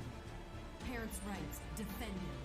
School choice universal. The audio balancing on this is really bad. It's kind of tough to make out what she's saying over the music. Critical race theory prohibited. DEI Exactly. stopped. Child mutilation. Wait, what is D? Am I forgetting an acronym right now? What is DEI? College. Oh, diversity, equity, and inclusion. Okay, gotcha. Illegal. Girls' sports saved. Communities protected. Our economy growing. And freedom guaranteed. But winning the fight in Florida is just the beginning. So, again, to talk about like messaging and strategy here. Remember how before I've talked so many times about how it's not enough to just go hate, hate, hate, hate, hate.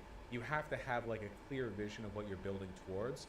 This ad vaguely gestures at a better America by dedicating 98% of its runtime to the same culture war talking points you've heard a million times before, reusing the same photos of that fake Photoshop Folsom Street, whatever, complaining about mask mandates that haven't been a thing for like a year or whatever. And then at the very end, they're like, yeah, and we'll make the economy grow. You see, there's no commitment to any kind of like narrative or aspirational future. And this is something that even Trump does better. I mean, the Make America Great Again slogan has always been, insincere and vague, but it is something. It is like a concept. DeSantis is completely committed to being the culture war warrior in the kind of way that wins you brownie points online from a dedicated group of extremists, but doesn't when it comes to like broader electoral turnout. And it's just a very always online campaign. Even the way this video is framed. Maybe this could be me reaching a little bit because I know campaign ads tend to have a very like bumper sticker theme to them in terms of being quick and punchy. But this is like a meme. Critical race theory prohibited. DEI stopped. It's like a meme video that you would have like a guy in a Hollywood voiceover bit, like Mexico annihilated, drugs terminated. Like it's like a movie trailer. It's silly. It's not serious. Like compared to this, I feel like a lot of Trump ads come across genuinely as, well, I can't say aspirational or sincere, but compared to this, maybe, in a comparative sense, aspirational. Winning the fight in Florida is just the beginning. We must protect parents' rights and the innocence of our children. We must restore sanity in our society. We need every mama, every grandma, and every corner What is with the audio balancing here? Jesus. By electing Ron DeSantis President of the United States of America. Join us by texting MAMAS to 512345. It's genuinely hard to hear her. She's had so much work done. Yeah, that tends to be the case in this situation. It's so bad that it's giving the Democrats in Florida new life, lol. They're such demons, it's turning people away down here. Yeah, we'll see if there's any like blowback towards Democrats in the 2024 election. You know, it's impossible to say right now. But isn't the point to mobilize extremists? First of all, not if it doesn't win you the primary. And second of all, mobilizing extremists in a direction that makes them less palatable towards the broader electorate, not a good strategy. It's still worth pointing out that, like, if you talk to your average Republican, you're not talking to the kind of guy who resonates with, like, that first Ron DeSantis ad that we saw with, like, the Patrick Bateman. This is not the average, like, messaging you'll get from a Republican voter. Not even remotely. But, you know.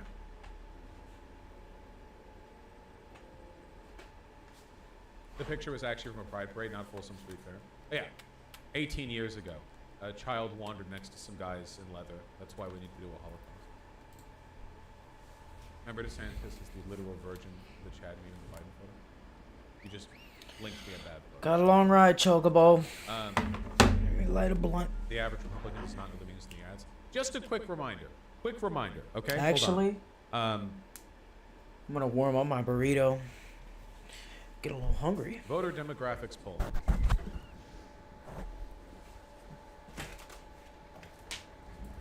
Give me the Pew Research. Pew Research.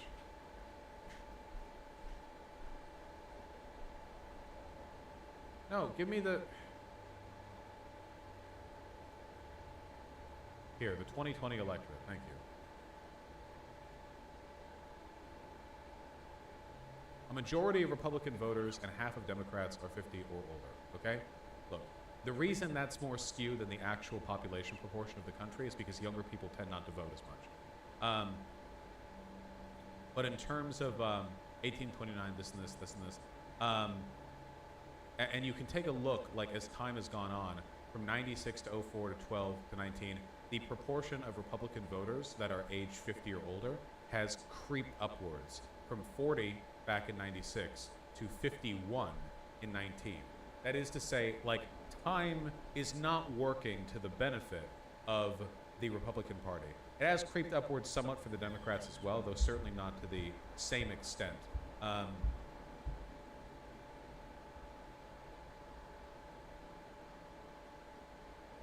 Yeah, they're promoting ads that will only resonate with a demographic that is either committed to voting for them, online alt-right extremists, or definitely won't vote for them, young people. You get my point.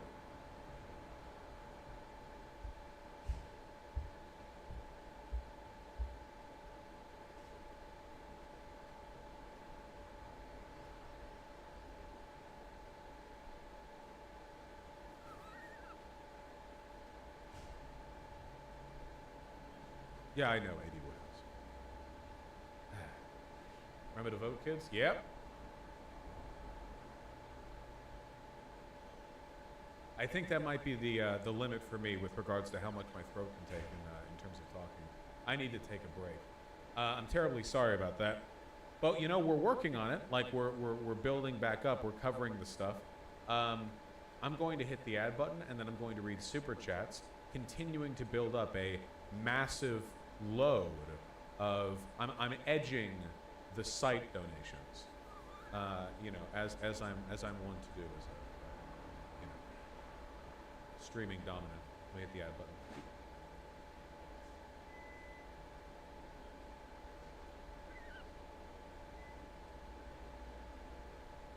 Big load. The more you, hey, same as sake, Dr. Strength Drink. The more you bring it up, the longer it'll take.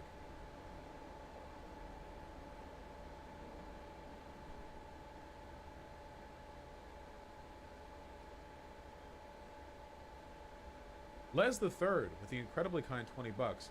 FD and Co had a debate done right panel. Have you seen that sad shit lol? After his weak pushback of Kidology is transphobic rant where he's like, you have to do more research, and she's just like, I did, and JKR is right. No, wait, did FD Signifier try to do a let's show those debate bros how you're supposed to debate and then flub because it turns out it's not easy?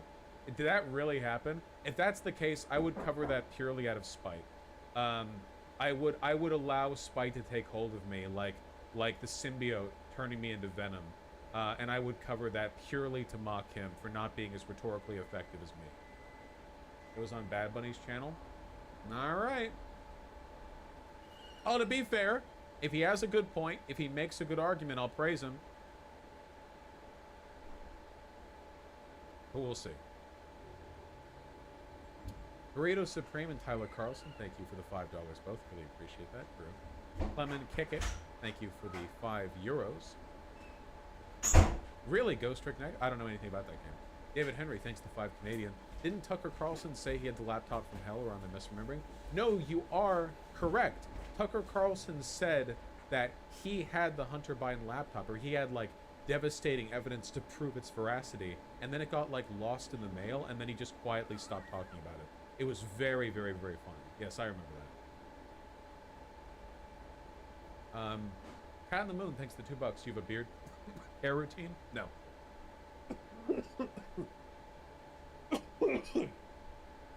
Chuck Whiskey, thank you for the $10 and $5. I really appreciate that. Thank you very much. Yeah, a lot of crazy far-right people are obsessed with Brazilian Jiu-Jitsu or other kinds of martial arts in like a reclaiming our masculinity kind of thing. J-Man G, thank you for the incredibly kind $50. I really appreciate that. Sorry. This is why I stopped here. Boschman, I was wondering if you might be able to talk on singularity and tech at some point. I honestly don't have the brain power to dissect it. No worries if not, still argue either way. To be honest with you, I think the only reason that people talk about the singularity as a concept is because of like science fiction books. I don't think that we have a grounded and technologically understandable like pathway, anything resembling the singularity. It just gets talked about a lot because it's like a cool sci-fi concept, you know? I mean, we'll see how things pan out, but oh, dying. Mimikyu 2, thank you for the $10. Really appreciate that. Thank you very much. All right. I gotta not talk for a bit. Thank you. Seriously, I appreciate it. I gotta not talk for a bit, okay? I love you all very much. I'm streaming tomorrow morning. We're gonna keep doing that for a while. Sort of condition myself back into health. I'm going to host... I'm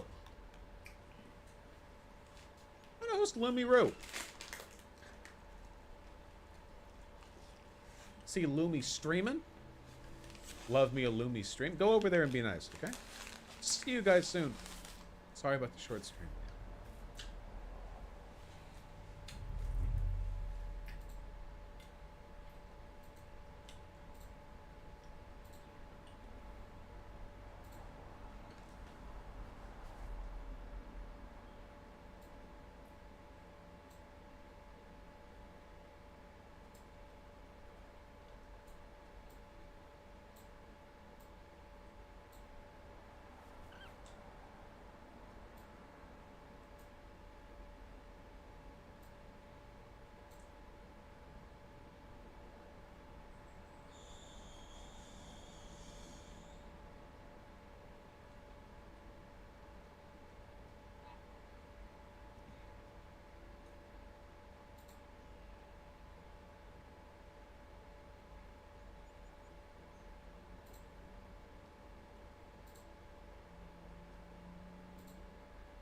Oh, okay. The way it currently stands is they can sit there.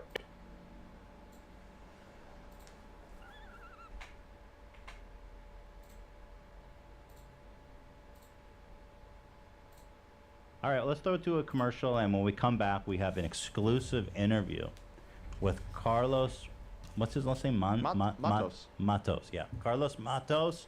You guys remember him from BitConnect fame? You know, hit him with the soundbite. Let's introduce. Here, let me just show you guys, just in case you may not know.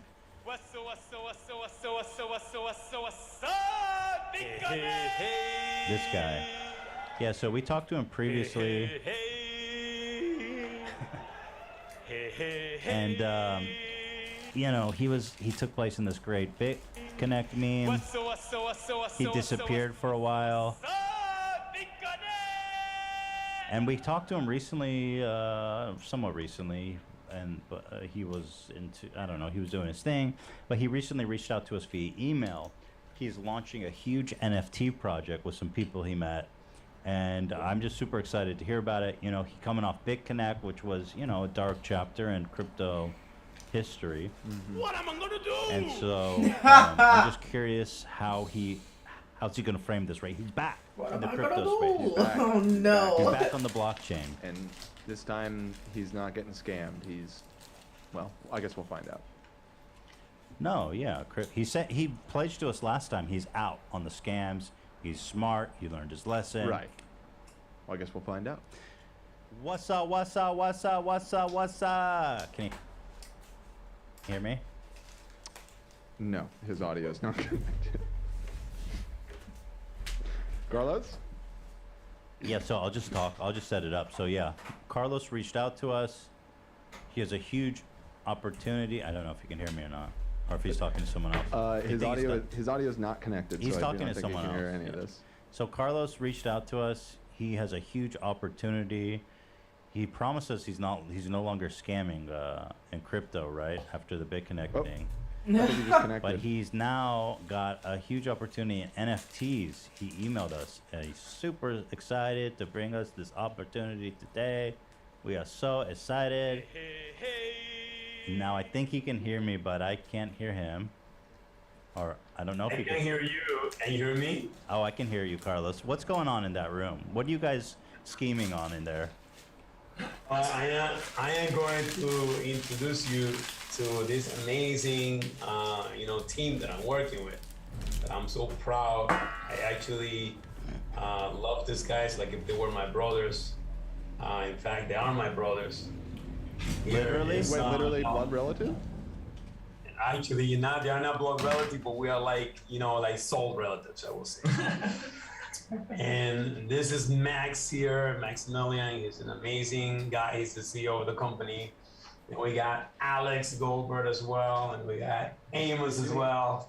Come on, guys, let them see your faces. Oh yeah, show your faces so when the FBI does a follow-up, let's get a good look at those faces, guys. Absolutely, yeah. You gotta, they gotta know exactly who we are. We're ready. Okay, what's going on? Carlos, you reached out to us in email. You have an exciting opportunity and NFTs. What's going on? What do you got for us? Well, this is about redemption. This is about me, one more time, saying to all of those people out there that got screwed by the experience of BitConnect. Yep. That I was not a mastermind. I was not a part of that that scheme. That I was just an investor who was really excited, who found myself on top of the world, and then later on realized that I have in fact been taken advantage by these people who were masterminding and using my name and using my speech to their advantage. And So we're turning a new leaf. We're taking one last ride. Absolutely, and by now having this opportunity. Hold on.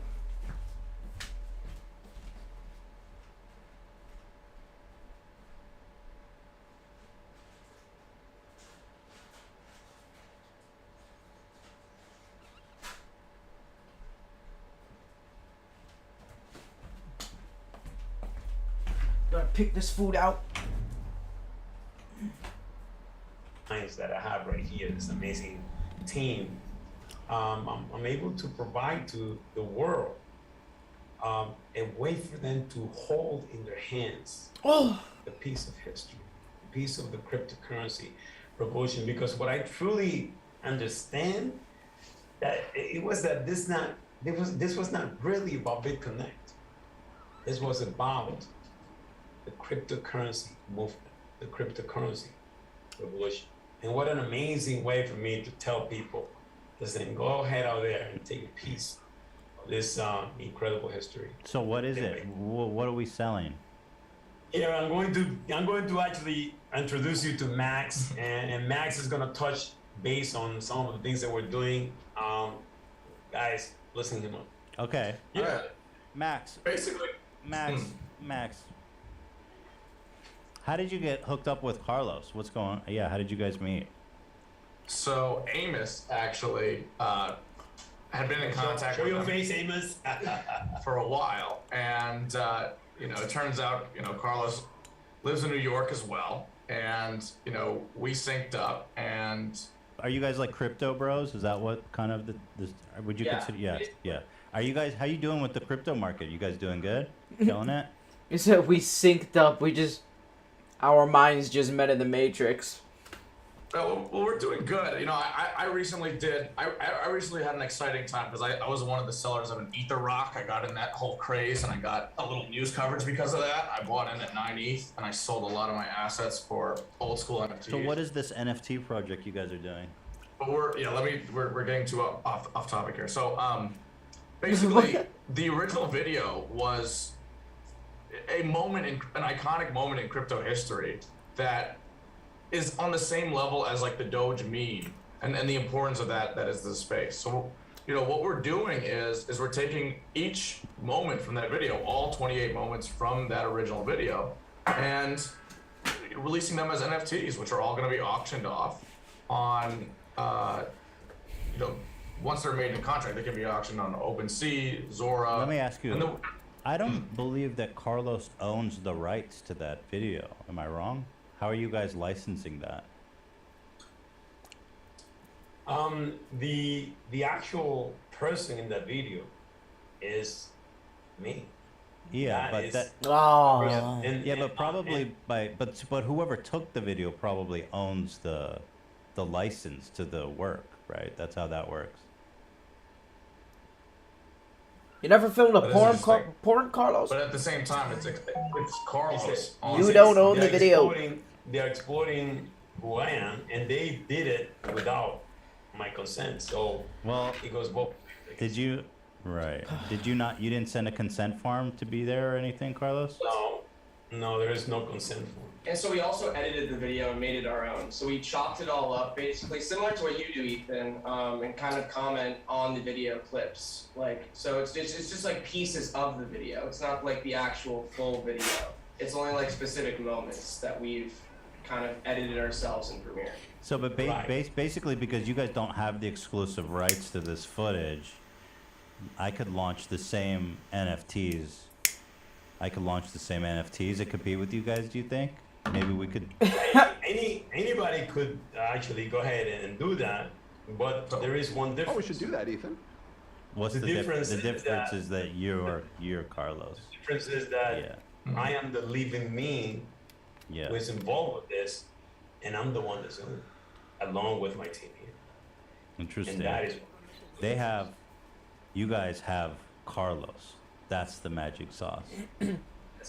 No, so Olivia. how much NFTs are we looking at here? 28.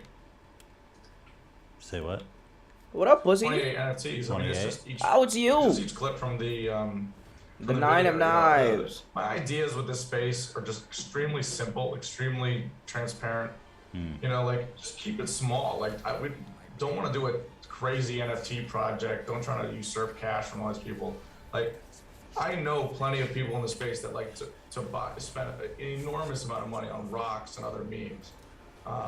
Just through having to eat the rock, I've met those kinds of people, right? So doing something where it's really simple and just keep trying. To, like remember this moment, like grail in time. The important part is that this is Carlos coming out saying, "This is my NFTs for my moment," right? Do you think possibly you compared Carlos' moment to like the Doge face as an internet, as a moment in crypto history? But I think on one hand, it's also a dark moment in crypto history when there was a massive, fraud took place and a lot of people lost their money, which is a problem going on in the crypto world right now. You see lots of rug pulls and crypto schemes and stuff. So are you possibly tokenizing the wrong moment to make that claim to the world? I just want to say something. No, let me address that because that was a really good thing that you said right there. Thank you. I love, first of all, I love that question. Let me address it. Love that question. Let's Love think that he about loves that question. So many of us have gone through life looking to better ourselves, looking to better the world.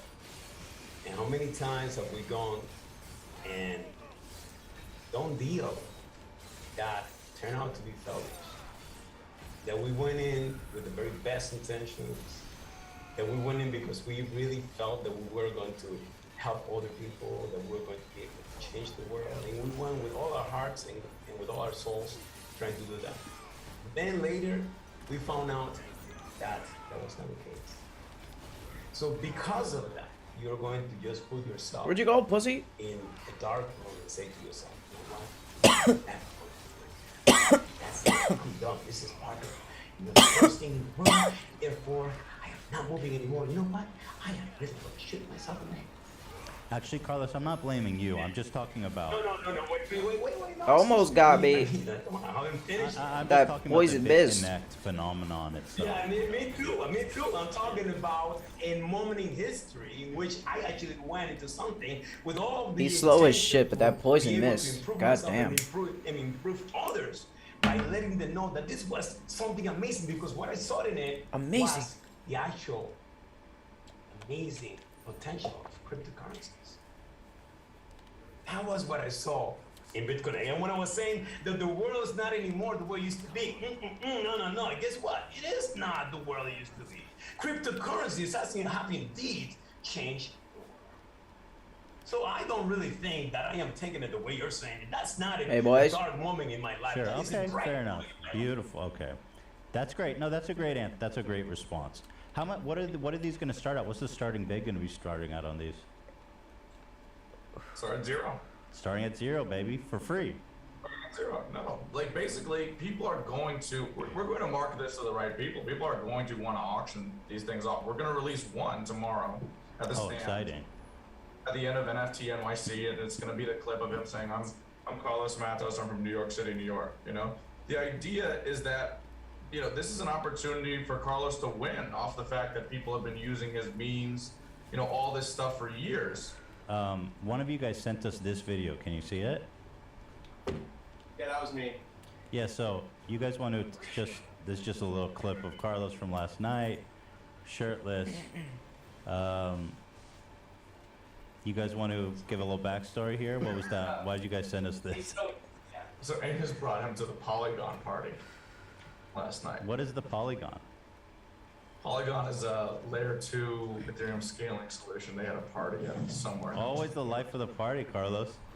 Yeah, so you were a hit, huh? Why send us this one in particular? Well, there's a bunch. No, I sent to you guys a whole drive of videos. There's actually some really way more funny ones in there. This is actually the one that stuck out to me. Let me tell you guys. So many people that are benefiting from the Polygon network, and I give a very big shout out to them. I mean, they're the best one. Love it. This whole project was actually inspired by H3H3 because I, like many other people, did not know Carlos wasn't a part of this until I saw the H3H3 interview with Carlos, and I learned who he actually was, an ABA therapist, a father who has basically saved multiple children of his from autism and from them bumping their head on the wall. I didn't know that was who Carlos was. I thought he was a part of the BitConnect scandal. And you learned that from our interview. We did learn a lot about Carlos. That's right? true. Yeah. So that actually inspired me to go find Carlos and make this. You guys created the bit redemption. Come on, boys. Yeah, I mean, you guys Absolutely. benefited Well, a you lot. know, Carlos was MIA. We were looking for him. We was like looking for what was that chess kid everyone was looking for? There's a chess kid everyone was looking for. Finding. Ah, fuck it. You're the chess kid, Carlos. We were looking for you everywhere. But we found you. It sounds like you're doing well. You got hooked up with some good dudes out here. And it looks like you're having fun out there at Polygon. Absolutely. How'd you end up with your shirt off? Hey, it was one of those guys, you know, he went up, he took his shirt off. I said, okay, well, if you're going to be challenging me, then fuck you. I'm going to challenge you too. Two guys took their shirts off? So yeah, he took his shirt off, and I said, okay, that's what's going on. So I didn't want the guy to be showing, you know, his content and what. Can I ask? You don't have, bro, I gotta ask. Nothing against me. You have nothing against me. I gotta ask. You said Carlos saved. You said Carlos saved multiple kids from autism. Do you want to explain what that means? No, I can explain that. I can explain that. You guys know. can't. Yeah, like, you can't cure autism, right? Yes. Autism is really an umbrella of behaviors, and if you're under the umbrella of behaviors, you're considered to be autistic. But as time goes by, if you're able to change those behaviors and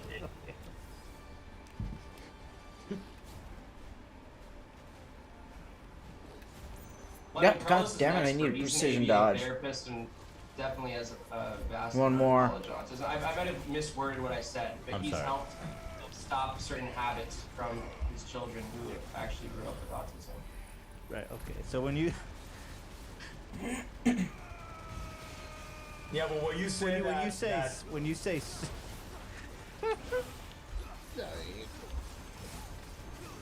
you're picking up on, you know, word, but you know the actual message. The actual message is that I have been able to help children with autism. Okay, autism. you didn't cure it. Be able to help with their behaviors. That's what he meant. You didn't cure He's that. not an expert. Yeah. No, I don't. You know, it's not it's something that they actually, certain behaviors they have, and they need to be able to learn how to stop and eradicate those behaviors. That's it. I got it. No, that's awesome. So this is really exciting. You know, what's the schedule like for you guys with the rollout of this?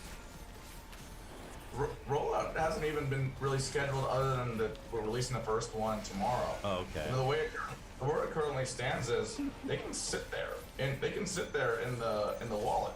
You know, people can see them. Oh, you already minted them. Yeah. Well, we're actually going to finish the minting tonight, and then we're going to. In preparation for the event tomorrow, we're gonna mint out all 28. Well, give us a plug. Where can we bid on these? Either Zora or OpenSea. I'm talking to some people about doing a fractional or a party bid, where essentially a bunch of people can all bid. Come on, put your head. Come on. Yes, thank you. Redemption.com, where people can go ahead and see the actual auction happening right there. That moment. And it's gonna start, Thursday. At the end of Thursday, from 4 to 7. That's when we're gonna start launching. It'll get better over time. There was a guy who wanted Carlos to speak at the new FTX arena. Oh, I see. Let's look at the website. Bit Redemption. This is it. Yeah. Awesome. It seems to be. Oh, this is awesome. Let's take a look. Okay, so I can see what the NFT actually looks like. Is this one here? Hey. Yeah. So this is probably gonna be a big one, right? Whoa, this website's crazy. Edon, how do I watch one? It just says hey. I'm not exactly sure. Oh, I can't watch it. So is it just an image? Are you guys just selling the image? No, it's usually the videos we're playing before. Oh, really? We did it on my computer. Maybe it's a browser thing going on. We did do all 20. I think we threw all 28 in there. So, but yeah, that's like we just put that in last night. You know, the idea is that look, let's keep it simple, let's keep it genuine, let's keep it authentic. Look at all the wallet addresses, see what's going on. You know, Yeah, I just want to see if If you like Carlos, get in there. Yeah, I want to buy it. I definitely want to buy one. I just want to take a look at one of these videos. So, is this one of the NFTs? It says Metamorphosis IS. That's the company. So why would someone want to buy an image of Metamorphosis IS? That was not It's not an NFT, I think. Oh, that one's not an NFT? That's our logo, our company. Yeah, so why would someone want to buy the logo to your company? Because you guys own it, right? So why would you want to sell it? That's not an NFT. It's not for sale. It's just we'll take it. Sure, we'll take it off. It was just something to dev through, and it must have been introduced. Oh, okay. You're realistically, look, we're not gonna. So are you guys selling this one or not? No. I mean, if Someone wants to buy it, you know. somebody wants to buy it, then. Oh, so you guys are minting this? Because this isn't related to Carlos. I'm just confused. No. You're not. Just take. It's just to plug our name on the website. Is this a sketch of Carlos? Is that how it's related? Or no, that's a butterfly. It appears to be a butterfly of some kind. Oh, okay. Yeah, metamorphosis. This thing is kind of the idea of, changing, right? Becoming involved in the metaverse. What up, Minotaur? Got it. Here, I'm just trying to see some other ones here. Here, this one's interesting. Oh, so this one's on sale? No.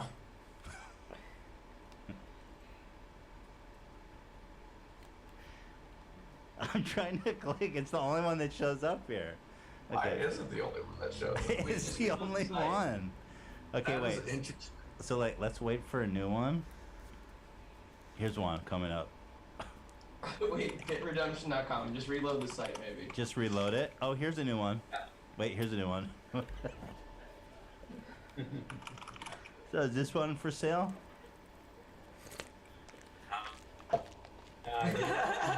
I guess now he's just having a big joke out of it. Let's see. Well, here, I just reloaded, so let's grab some other NFTs. Oh my God, there's so many. Here's one, right here. Let's see, can I share? Oh, I can't click it now. Damn. Oh, here it is. Hey, Atlas. Thank you for the plug. So is Danny's this one of the dick. NFTs? Or this is the one that showed up? No thigh gap. Here, let me reload the site. Maybe if I open on a different browser. Let's go. Here, let me do like an incognito browser. Is that a good idea? Yeah. How do I open incognito on this? What is this, Firefox? Do you guys know how to do it incognito on Firefox? Control Shift B. Control Shift B. P. Oh, P. Control Shift P.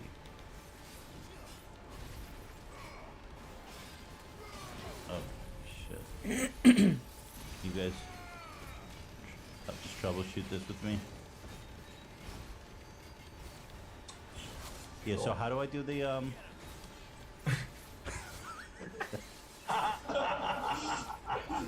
What the heck is going on there? You share our screen. Okay, so control, what, how do I open the, what's the command? Control Shift P. Control Shift P. Command Shift P. That's what I'm hitting. Well, maybe it's control. I was, because it's a Mac, I thought maybe it'd be command. Yeah, it's not doing anything. Well, that should open a new. You guys should just private reopen window. it because the website's working on our browsers. It is? Or Okay, you can- so hold on. So here's the one I'm seeing. Whatever. Level 1.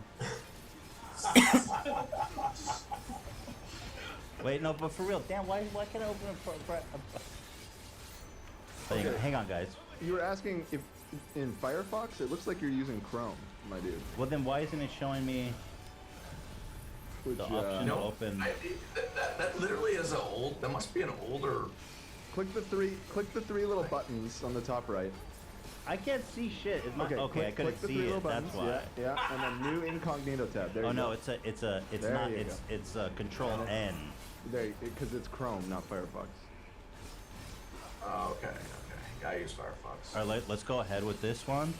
So now we're going back to Bit Redemption.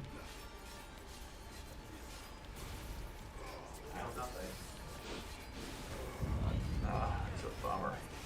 Can we just share our screen with the Zoom call? Because we have everything working on our. Oh, here we go. Here we go. There you go. Here we go, guys. I'm so excited. Go for it. Grab the developer. All right. Here you go. So there's no audio, right? I think that there will be tomorrow when we do the live auction. So Carlos that- is also going to be the auctioneer. I don't think it's. I mean, what? Volume on the site. I mean, the videos are going to be stored. Does the NFT have audio? Yeah. Well. Oh, well, okay, good. Well, let's get level 4. No, Finish this. With NFTs, it's interesting, right? Because like you're storing pretty big files on the blockchain. When you're uploading them to things like OpenSea or Zora, I don't know how much is actually on that. For example, this specific Bitcoin that you are, NFT Delete. you guys are selling. So I'm assuming you guys got like permission from everyone in the background, right, to sell their faces? Absolutely not. No. Right. Because by the same logic, you have Carlos's face, but you also have their face. Jesus You know, like, Christ. there's many cases and examples of this in the NFT space. If you look at the price of Nakamoto Pepe's, for example, versus Matt Whoa, Fury's this shit's crazy, bro. Okay. Sorry, go ahead. you'll see like people in crypto like the copyrights of off-chain activity don't really translate to on-chain kind of the code or the stigmas or guidelines. Yeah, you're saying know? the laws haven't kind of made it there yet.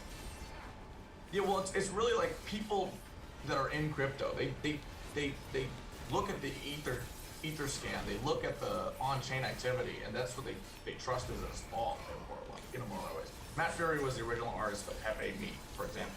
But the guy who created the rare Pepe cards on Counterparty, you know, those things are still selling for what? They sold for I think like $1 million or 500,000 at Sotheby's. Carlos, do you know who this lady is right here?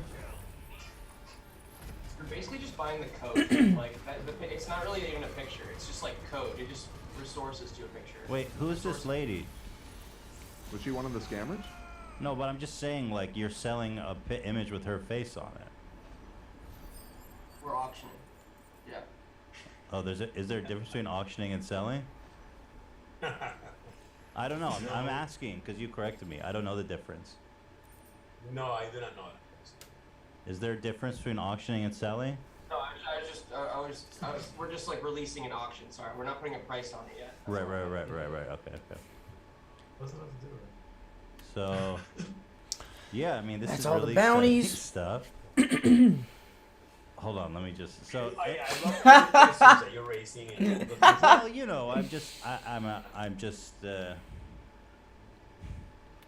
So, you guys have anything you want to say? You guys want to say anything in short? Bit Redemption obviously is where. So people are gonna buy it on Bit Redemption. Or Zora. Still have yet to decide. Could do it on the website. Could just integrate it, embed it into the site. Okay. The So point so should people go to Bit Redemption to buy it or no? Where should people go? Yeah, they should. Oh yeah, they'll go to Bit. They should. Yeah. Whether it's a link to the auction page or it's embedded within the site. No, it's not too big of a deal. The matter of the fact is this is Carlos's moment. The Carlos is going to be pushing. We don't need like fireworks and craziness, but you know, just the integrity and that Carlos is gaining from the fact that he has become this grand internet meme on a large scale. You know, why not, right? People have done this with other things in the past. And what's funny about this to me is I think we're going to guarantee more money than Quentin Tarantino's NFT collection. Now maybe that's crazy, but when you're in crypto space and you're in crypto land with people who do crypto money, this kind of stuff makes a lot more sense. Buying rocks for $1 million, buying, but I like the art of nothing. Like that is within the tunes of kind of like the space that we're in, and that's why I think it's such an exciting project. More than I would be excited about doing it with some big celebrity. Like this allows me to cut to the core of like the target market here, the people actually. Well, I'm interested. I'll be following it. Carlos, how are you feeling about everything? Are you excited? Are you excited about the launch tomorrow? yeah, I believe that this is part of the redemption, and it's All right. exciting because it gives me a way for me to capture a piece of history, how I felt at that point in time about cryptocurrency, coming into the cryptocurrency world, like discovering something that I believe that could change the world.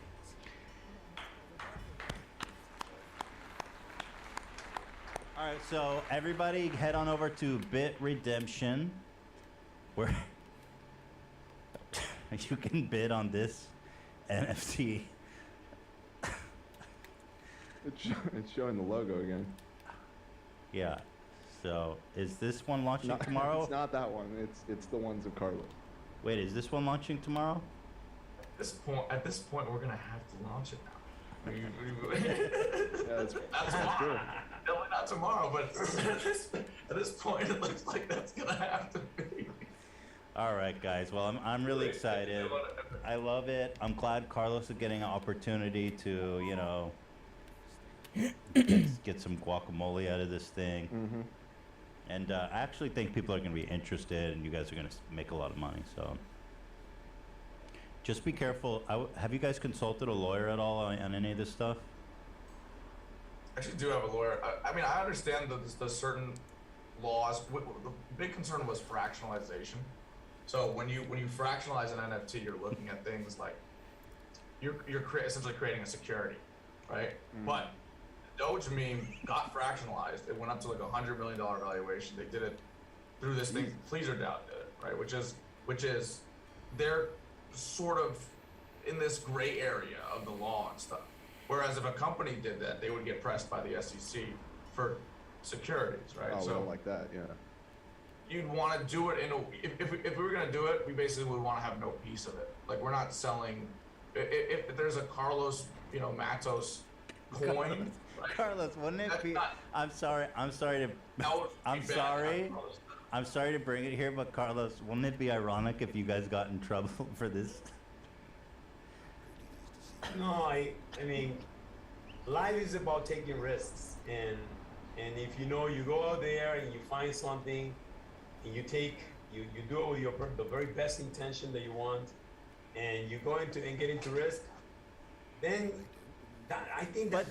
But it is ironic because it's called the redemption arc. It'd be funny if you guys got in legal trouble for this. Yeah, that's That would be hilarious. Yeah, that'll be hilarious. But why would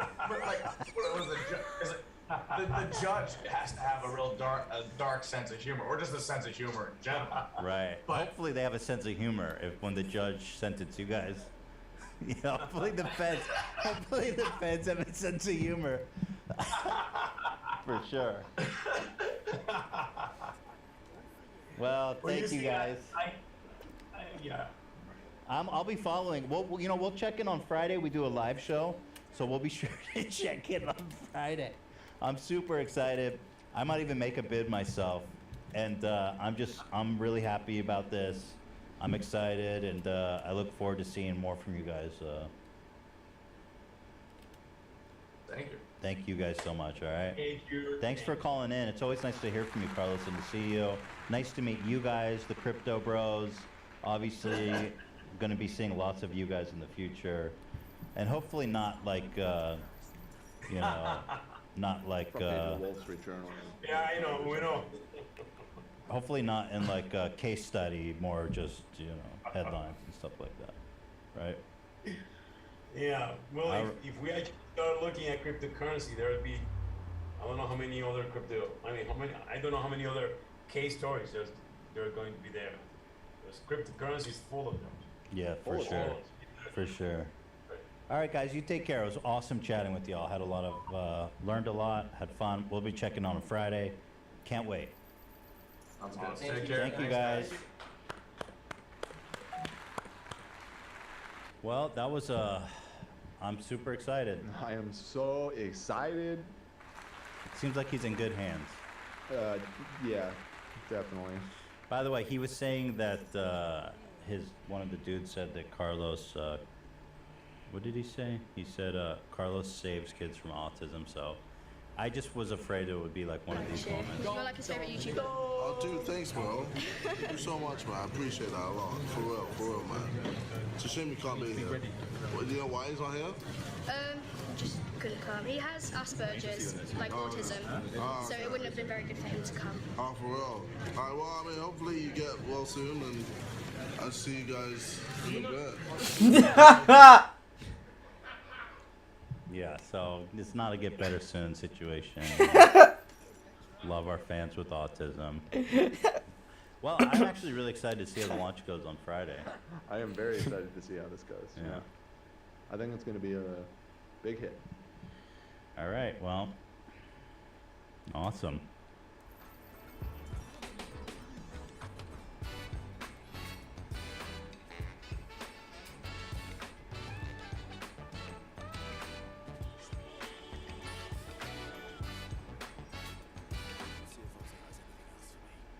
A lot of people are like, oh, well, Jank's your uncle, so you, like, still work at the Young Turks or something. Like, bitch, I've been on my own since 2020. It's been 3 years. I have zero idea on anything that goes on in those, inside of those facilities. I don't know why people are just like, dude, you have to address your uncle's crimes. It's like, motherfucker, everybody has an uncle that they don't agree with. You know what I mean? I'm not the first, and I will not be the last. Anytime they get into some shit, they yell at me. Like, everybody's always like, bro, Hassan, address this. I'm like, okay, sure. Both you and Anna were my favorites on TYT when you were there, and while I don't expect you to know what's going on, I do value any commentary you may have. I'm just really disappointed, you know? Yeah, I don't know. It seems like all the empathy and sense followed you out the door when you left TYT.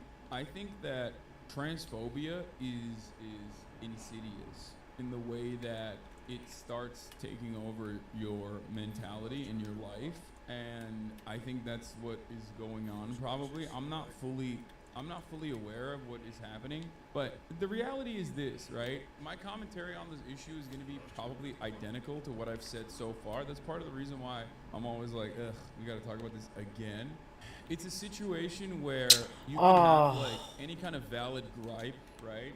Or like any kind of minor criticism, but in many circumstances, allyship means you're not going to fucking like take a minute issue that's not even really an issue at all and like put it on the fucking forefront. Because the people that do that are people who want to constantly weaponize any kind of like cringe, for example, a marginalized community member might be behaving as. I've talked about this a lot, where it's like cringe is not illegal, and if someone is being cringe, for example, if someone from a minority group is being cringe, for example, that doesn't mean that like this is representative of everything. It's not politics. You're just like looking at every and any kind of reason you can to get upset at people.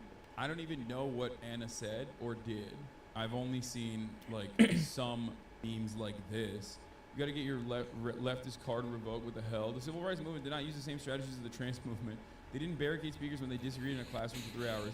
Pretty good stats. Dog is almost all the way up there. It's kind of funny because like this take is not all that different than what they have said in the past. If you like really listen to what TYT says all the time, like it's the classic like, well, you know, MLK was non-violent, whereas Malcolm X was like not the best. Even though Cenk does concede and say that which by the way is ahistorical. But Cenk does curious. I want to use the dog some more. And that, you know, without XP earned by 10%. Doesn't work on his own. You know what I mean? I'll test out the dog ring some more when I do some farming. Maybe I want to. I don't even know what this is. I might want to max out. Like, yeah, all kinds of political movements that have worked against hierarchical constructs are always going to be considered violent because they're uprooting the pre-established norms, the pre-established rules of society. So ultimately, it doesn't matter, even if it's like literally baby politics. In the same way that shitting on trans people and the violence that comes along with that, or the normalization of the violence that comes along with that, is not seen as violent because it is the pre-existing construct. You can go out. Oh, you gotta be fucking kidding me, Otto. You can go out and like misgender trans people, and there's going to be debate around whether or not that is even hate speech to begin with. That in and of itself is a clear and obvious indication that as long as you are on board with the pre-existing hierarchical standards, then you're never going to be seen as quote-unquote violent.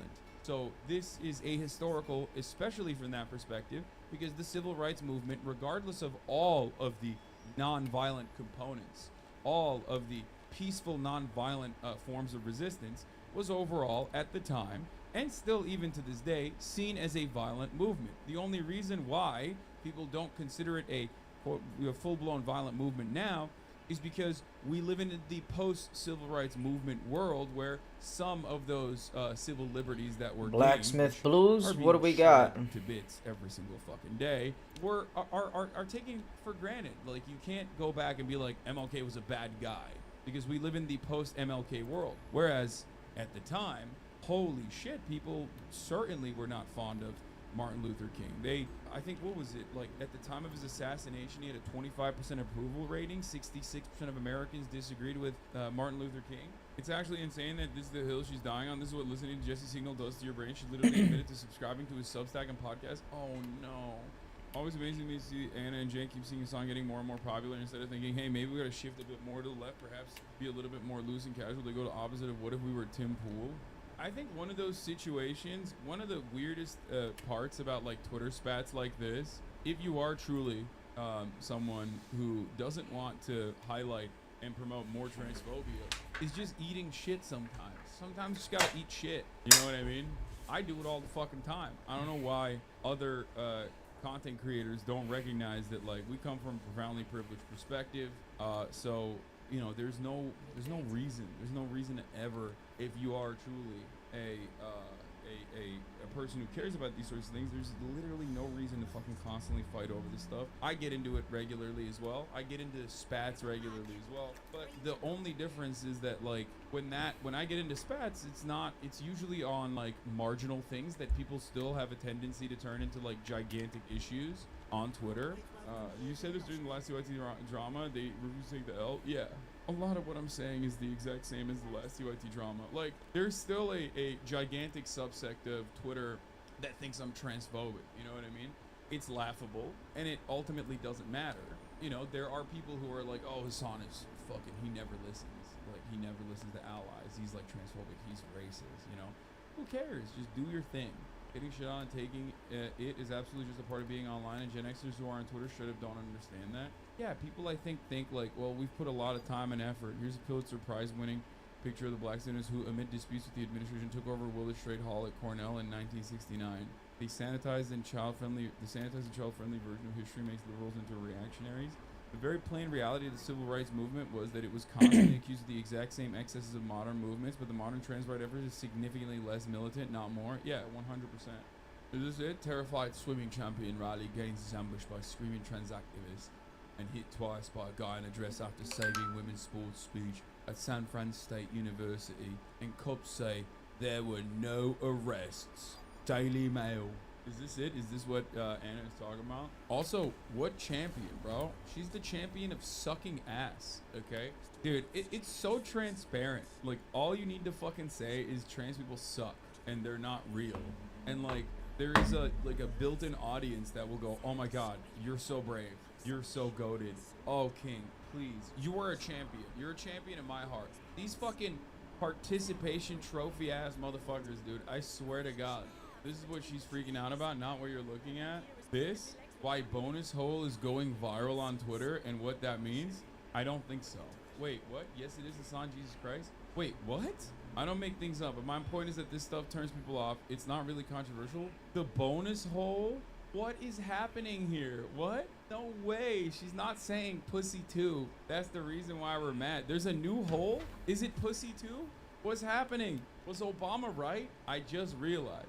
Pussy 2 is trans pussy. That's it. Trans woman pussy is pussy 2. AKA the bonus hole, dude. What the fuck? Yo, Obama was right. And pussy 2. Protecting the transgender community is important. However, when you move out of or move far away from making sure that they are not denied housing, making sure that they're not denied healthcare, when you move into like these more fringe areas of like, I mean, there was a story out of the UK this week, blows my mind.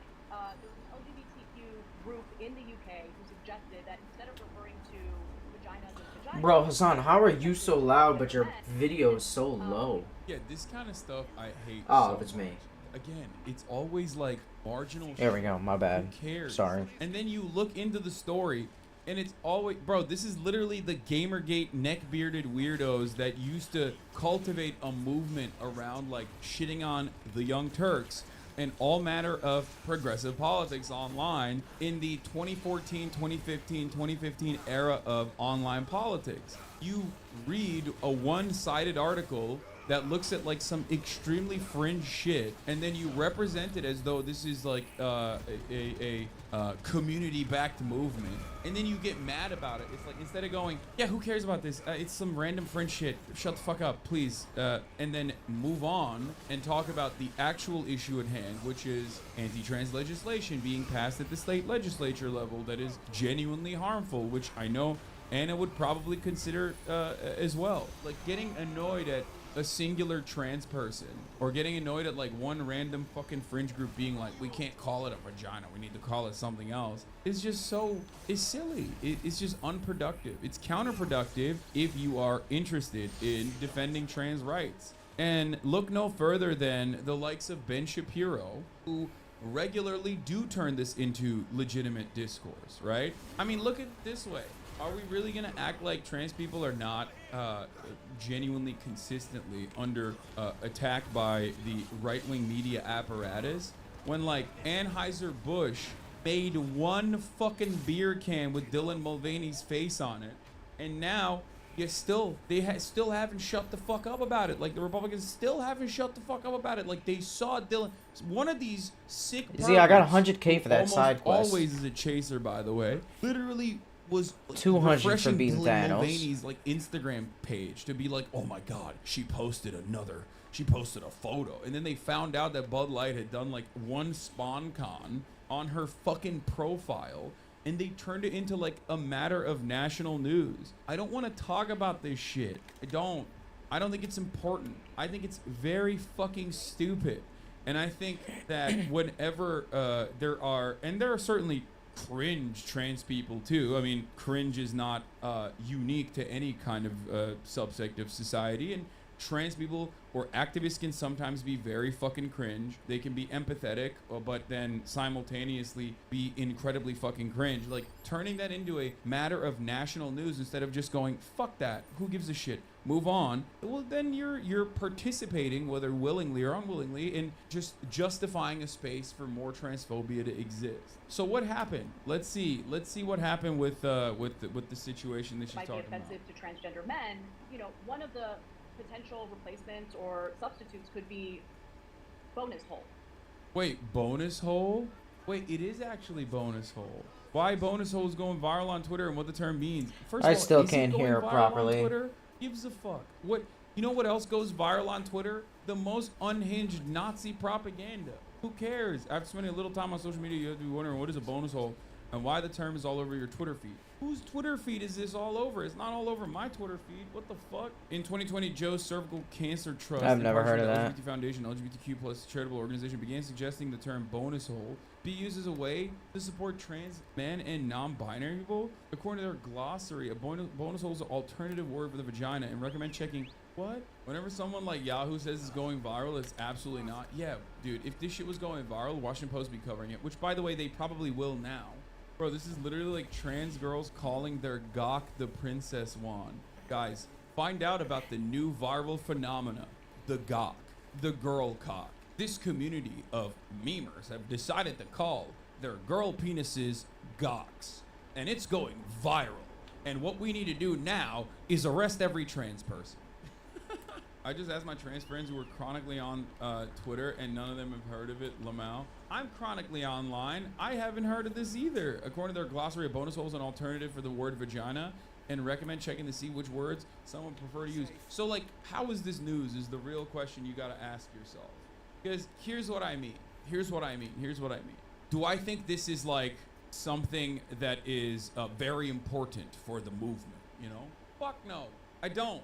No one is gonna be like, wow, you're not a real ally, Hassan, because you're not considering bonus hole. Like, this is some silly ass bullshit. If you are cis and heard of this, 99% chance you are falling down the Glinner rabbit hole. This is why I hate covering these kinds of idiotic fucking stories. Ultimately, I need to learn about bonus hole. And I don't want to ever learn about bonus hole.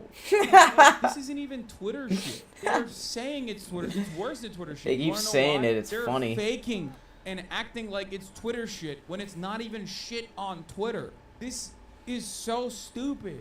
On their website, Joe's Circle Cancer Trust using the correct language when you're talking about someone's gender identity is a simple and effective way to demonstrate support and recognition. Goes on to say that patients may seek care elsewhere if they feel hurt or distressed when a term is used that doesn't align with their gender identity. But bonus hole went viral today after conservatives like Leo Kearse and Oil London tweeted about it. Oh, that's why. Kearse is a right-wing UK-based comedian, and London is a British media personality who's most well known for writing a book about his experience detransitioning and the issue of supposed trans ideology. Basically, he's a TERF. I like that Yahoo News, boomer-ass fucking Yahoo News, is more progressive than the Associated Press, who's like, we can't use TERFs anymore. Sky News Australia covered this before you. UK charity group suggests God voters damn it, vote as a that more one little inclusive fucking term for gnat. vagina. 3 days ago, 9,000 views, bro. This shit didn't even hit like the transphobia sphere. That's the point, because it's so stupid. It's so fucking stupid. It's so dumb. Now it's more relevant because Anna took the fucking bait on some random shit from some random fucking website that was like, oh, maybe we can call, you know, non-binary pussies bonus holes or something. And then all of a sudden now it's like an issue that everybody needs to fucking discuss. Why? The world is a massive place. There are always things that are happening that are idiotic. Things that are happening that are silly, things that are happening that are stupid. Oftentimes, you have to make that assessment. You have to look at it and go, how many people are actually using None this? down here. How many people are actually using this terminology? Are they using it just on their own, in their own circles? Or are they actually saying other people need to use never this mind, as Chocobo, well? sorry. And if it doesn't hit those metrics at all, if it doesn't hit any of those markers, then why the fuck is this existing in your mind? Like, you know, remember formative memories and don't fucking put bonus hole in your mind. It's so stupid. This reminds me of how trans memers started using transing as a joke and then conservatives now use it seriously. Yeah, Anna, Joe Rogan, and Bill Maher fall for every fucking chain email story, I swear. Yeah, it's just so stupid. It's so fucking stupid. It's so dumb. It is such a dumb thing to be upset about. And the only reason why I believe you get this kind of shit on your feed, and the only reason why you would take this seriously, is if that kind of transphobic sentiment is starting to take root in your mind. I have disagreements with extremely online activists all the fucking time. That's part of the reason why there is a gigantic group of people on Twitter, regardless of what their political background is, that says stuff like, I hate Hassan, I want to go to his house and fucking murder Hassan. And then I look at their profile, and they're like a neurodivergent minor trans person. And I'm like, dude, what the fuck happened? Like, what do you mean? You want to come to my... Almost always Germa fans, too. They fucking hate me for some reason. I don't know why, even though I love Germa. And most of it is because they see shit clipped out of context and they fucking lose their mind over it, or it's like petty squabbles and minor disagreements that they hyper fixate on. Who gives a fuck? Ultimately, stay the course. If you truly do care about advancing, I don't know, if you truly do care about advancing trans causes, or just ensuring that trans people are not getting absolutely eviscerated in out of public life, then don't talk about bonus hole, please. This is just bait created to make like some random fucking transphobic British person's Substack pop off. It's so dumb. Bonus hole. I love that. God, what Just a little bit of transphobia. The impact of comments like yours. That's all I need. Do you think this group you refer to, assuming they're real, are now going to stop? The reason why the right turns these anecdotes into national stories is Thank you, specifically demonize the Blackthorn. entire movement. Assuming they are real, I just linked to it. The right turns these anecdotes to national stories because they know it will turn people off. My argument is a little bit more strategic and tactful to secure healthcare and housing for the trans community. That's my point. Well said, Anna. So I get having disagreements on optics with trans people on certain issues, and I get feeling frustrated that you can't even get your points across without people immediately, you know, saying you're transphobic. Here's the thing. Here's the reality. Ultimately, you can have like an optics conversation without jumping on the silliest things, the silliest stories possible that are exclusively turned into national news stories to demonize trans people. Everybody understands. Every fucking trans person understands, for the most part, that this shit is like stupid. Most trans people look at this and go, oh, here we go again. When you end up making it seem like this is emblematic of the entire trans movement, well, then you're basically helping out the transphobic people. It's kind of like, what's that lady? There's like that fucking psychotic trans woman, what was it, Yaniv or whatever, who was like a pedophile or something. I don't want to fuck this story up, but it always, like, back in the day, there was like one trans person that like the right wingers loved pointing to be like, to point to be like, look, like this person is a pedophile. Like this is how every trans person is. That's just a criminal, okay? That's like individually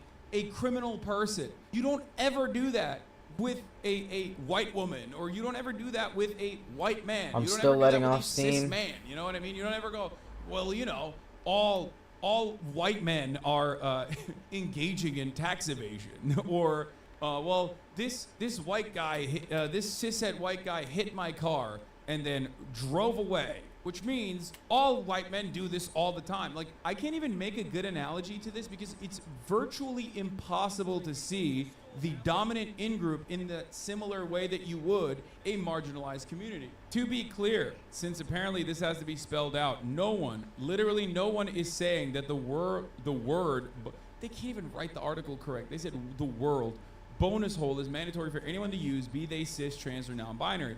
It's simply a suggestion presented for trans men and non-binary people, and presumably anyone who prefers it can use. Folks, this is not hard to grasp. Offering alternative terms to people who are seeking medical treatment is an easy way to be respectful of the gender dysphoria some trans men and non-binary folks might be experiencing. Whether or not you use bonus hole or not should be a personal choice. Sadly, some online just can't or won't understand nuance. And for the TERFs who see this as some sort of vernacular takeover, in the words of Taylor Swift, you need to calm down. All raps back to Taylor, baby. Yeah, I don't know, man. Why the fuck is this a story? And we can't control what all activists are going to say and do. They're always going to exist, and there's always going to be some weird ones. As people with platforms, we have to be mindful of what our focus is and how that may impact people who are watching. You cannot be serious with this argument. Why are you giving into the rhetoric of we can't defend things that some people view as unpopular when you and Jank used to rail against that thinking? You can just admit that you're laundering transphobia with you talking like this. She's a public news figure. Like, if a CNN anchor did this shit, we would be all over it. Yeah, a CNN anchor does have a significant amount more prominence than, I think, Anna Kasparian. I'm not Anna. I'm not Jank. I can't speak on how they feel. But my assumption is that Thank you. they've been getting shit on by the right for years and years and years and years. And the reason why they've been getting shit on by the right for years is not valid reasons. It's literally because they have been fighting against transphobia, anti-science rhetoric, fighting against racism, refusing to back away from police brutality. They've been doing that for a long time. And I think, pure speculation, I think that they get very frustrated, especially when they want to have like an optics conversation on how to present your best foot forward or whatever in activist circles. And I think they want everybody to just like shut up and agree with them. And I get that because I also feel that way sometimes when I'm just like, man, I've been getting fucking death threats since like 2014. I'm not a transphobic person. I'm not a racist person. Sometimes when I'm talking about optics or when I'm talking about activism or how to put your best foot forward, and I'm speaking over marginalized communities, and I'm speaking against, it comes across like I'm speaking against marginalized communities, I'm doing that because I feel like I do know better on how to present your movement to a broader audience. This does not mean that I'm a transphobic person. This does not mean that I'm a racist person. The difference between me and this particular instance with like Anna, however, is that I'm not gonna look to like a random, otherwise innocuous, silly fucking news story that is the type of news story that the right would absolutely latch on, that absolutely would latch on to fucking create this this massive issue and highlight it. Some of those people in the orgs don't relay the point well. I agree, coming from you and how you present it makes it easily understandable. Yeah, except those people are trying to do the right thing, and also those people are overall irrelevant in the grand scheme of things. You know what I mean? It's dumb to hyper focus on this shit. Does that make sense? Why I don't cover it? I think it's fucking stupid to cover something like bonus hole. It's kind of like, I'll give you an example that's even a broader example, right? Neopronouns. I don't fucking understand it, and I don't want to, and I don't care, and I'm never gonna fucking talk about it. Obviously, there are plenty of fucking debate perverts who are regularly in here who are like, Hassan, Fucking asshole, where'd you Give me your go? thoughts on neopronouns. Give me your thoughts on fucking neopronouns. And it's like, nope, not gonna do that. Don't care, not happening. And in a lot of instances, it comes across real fucking cringe, except for all the times you've talked about it. No, I haven't talked about it that much, and it's not really a thing that I talk about at all. It's pointless. It's pointless to talk about this shit. Do you get it? It's like getting mad at some fucking 14-year-old on Twitter who's using neopronouns now, you know what I mean? And the neopronouns are like deer or something. And now you're like, whoa, what's happening to society? It's like, dude, calm the fuck down. Calm down. It's not like a significant thing. There's no like, you know, government mandate. Shut the fuck up. If you were to look at the neopronouns discourse, you know who uses neopronouns more than like actual trans people? Fucking right-wingers who are always like, my pronouns are suck my ass. It's literally fucking right-wingers that use neopronouns more than like the actual fucking trans people. Shut up. Shut up. Don't talk about it. It's just so stupid. Some deleted tweets from Anna the Juniper. Yeah, I showed some of this already. I don't give a shit how many viewers turn on me. I will never minimize any political violence of any kind. It's what losers do when they can't strategize and win an argument. You're fucking brain dead. Don't gaslight me to say that barricading someone in a fucking classroom for 3 fucking hours is non-violent. The speaker had nothing to do with the KKK. Disgusting. Barricading speakers is not violent. You are genuinely stupid if you cannot see how insane it is. You're comparing trans people to defending ourselves to groups like the KKK. The civil rights movement did not use the same strategies of the trans movement. They didn't barricade speakers they disagreed with in a classroom for 3 hours. They persuaded through nonviolence of showing America their humanity. I think people feel like everyone has to immediately respect their positions, especially when they're talking about like optics or putting your best foot forward. I myself have done this many times. This, however, does not change my perspective. And I also don't cover that endlessly in the same vein as like I don't talk about fucking neopronouns. There are always going to be certain things that you don't agree with in a broader movement. You have the capacity as an ally, even though I fucking hate that term, right? To look at something like that and go, oh yeah, this is fucking bullshit. Like, I'm not gonna make a big deal out of it. I don't give a fuck.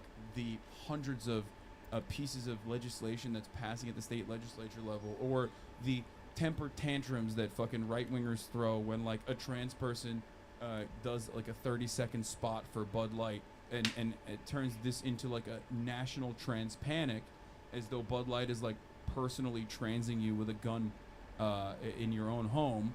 All of that stuff is significantly more important, and I think if we're going to talk about trans issues, instead of talking about like ridiculous random people saying bonus hole, I choose to cover those things.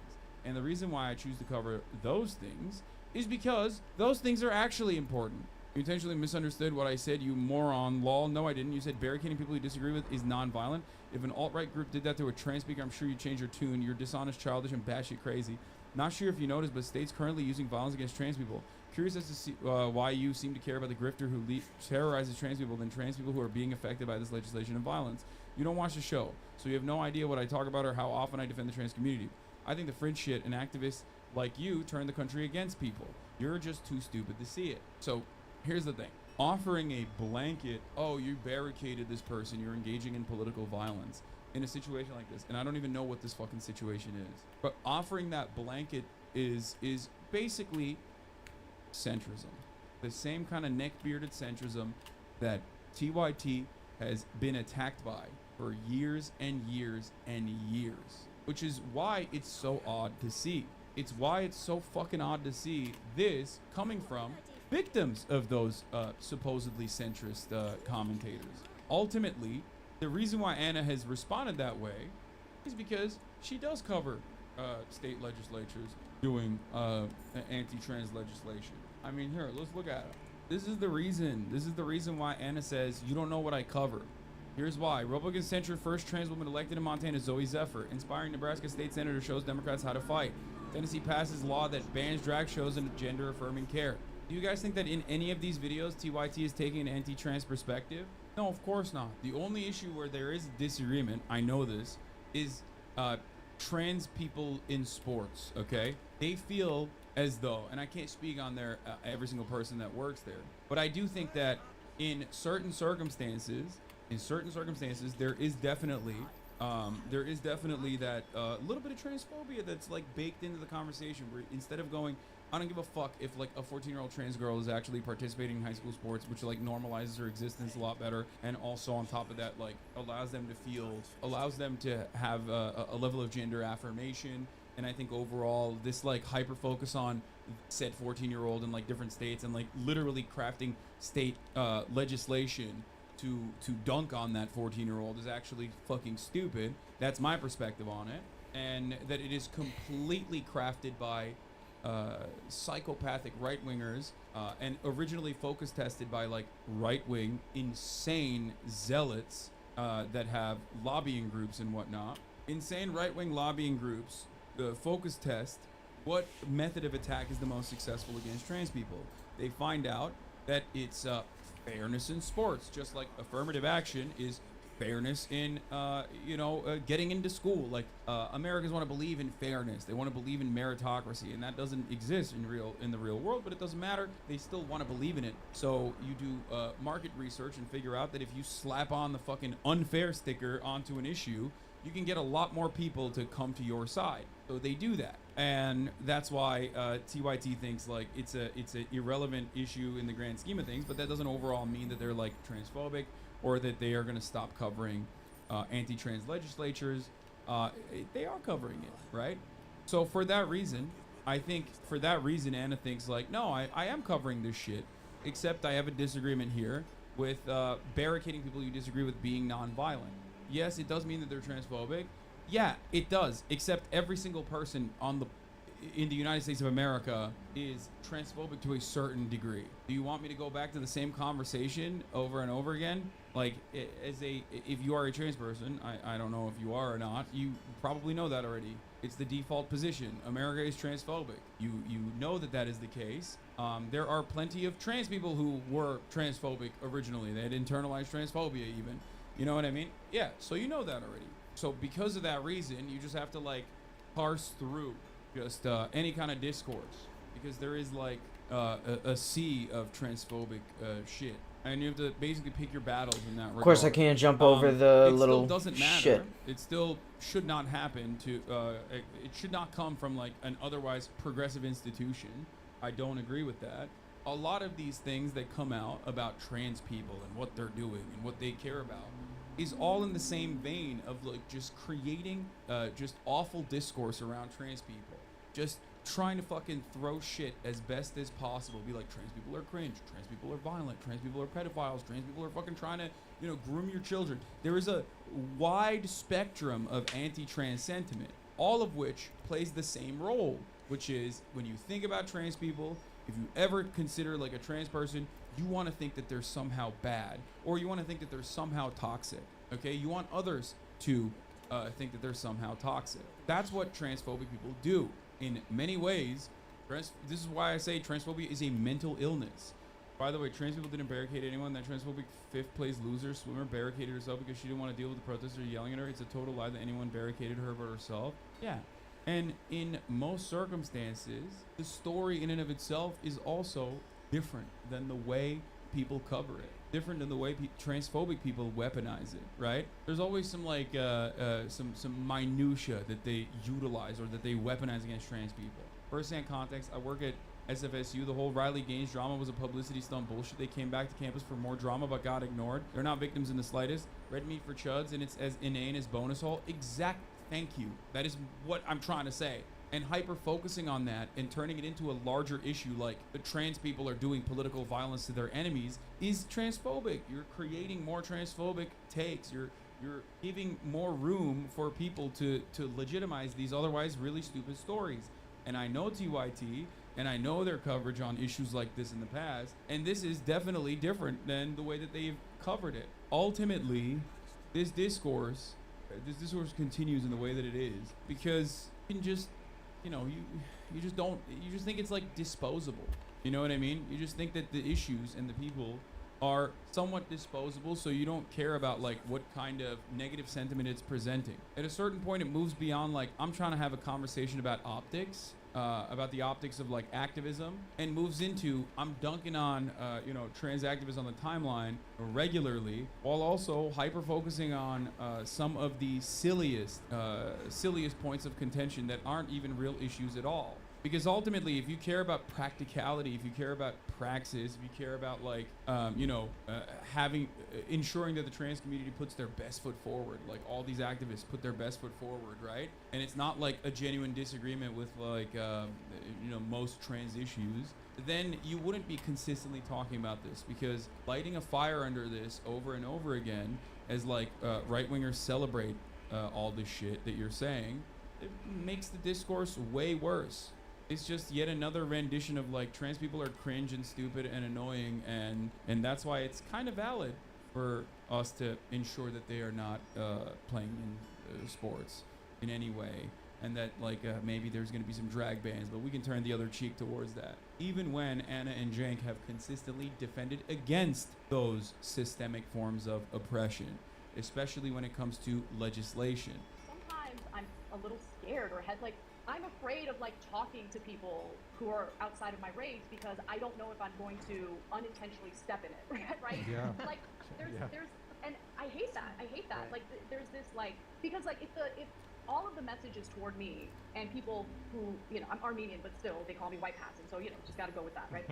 If people who look like me are constantly told, you are inherently racist, okay? You are inherently a bad person.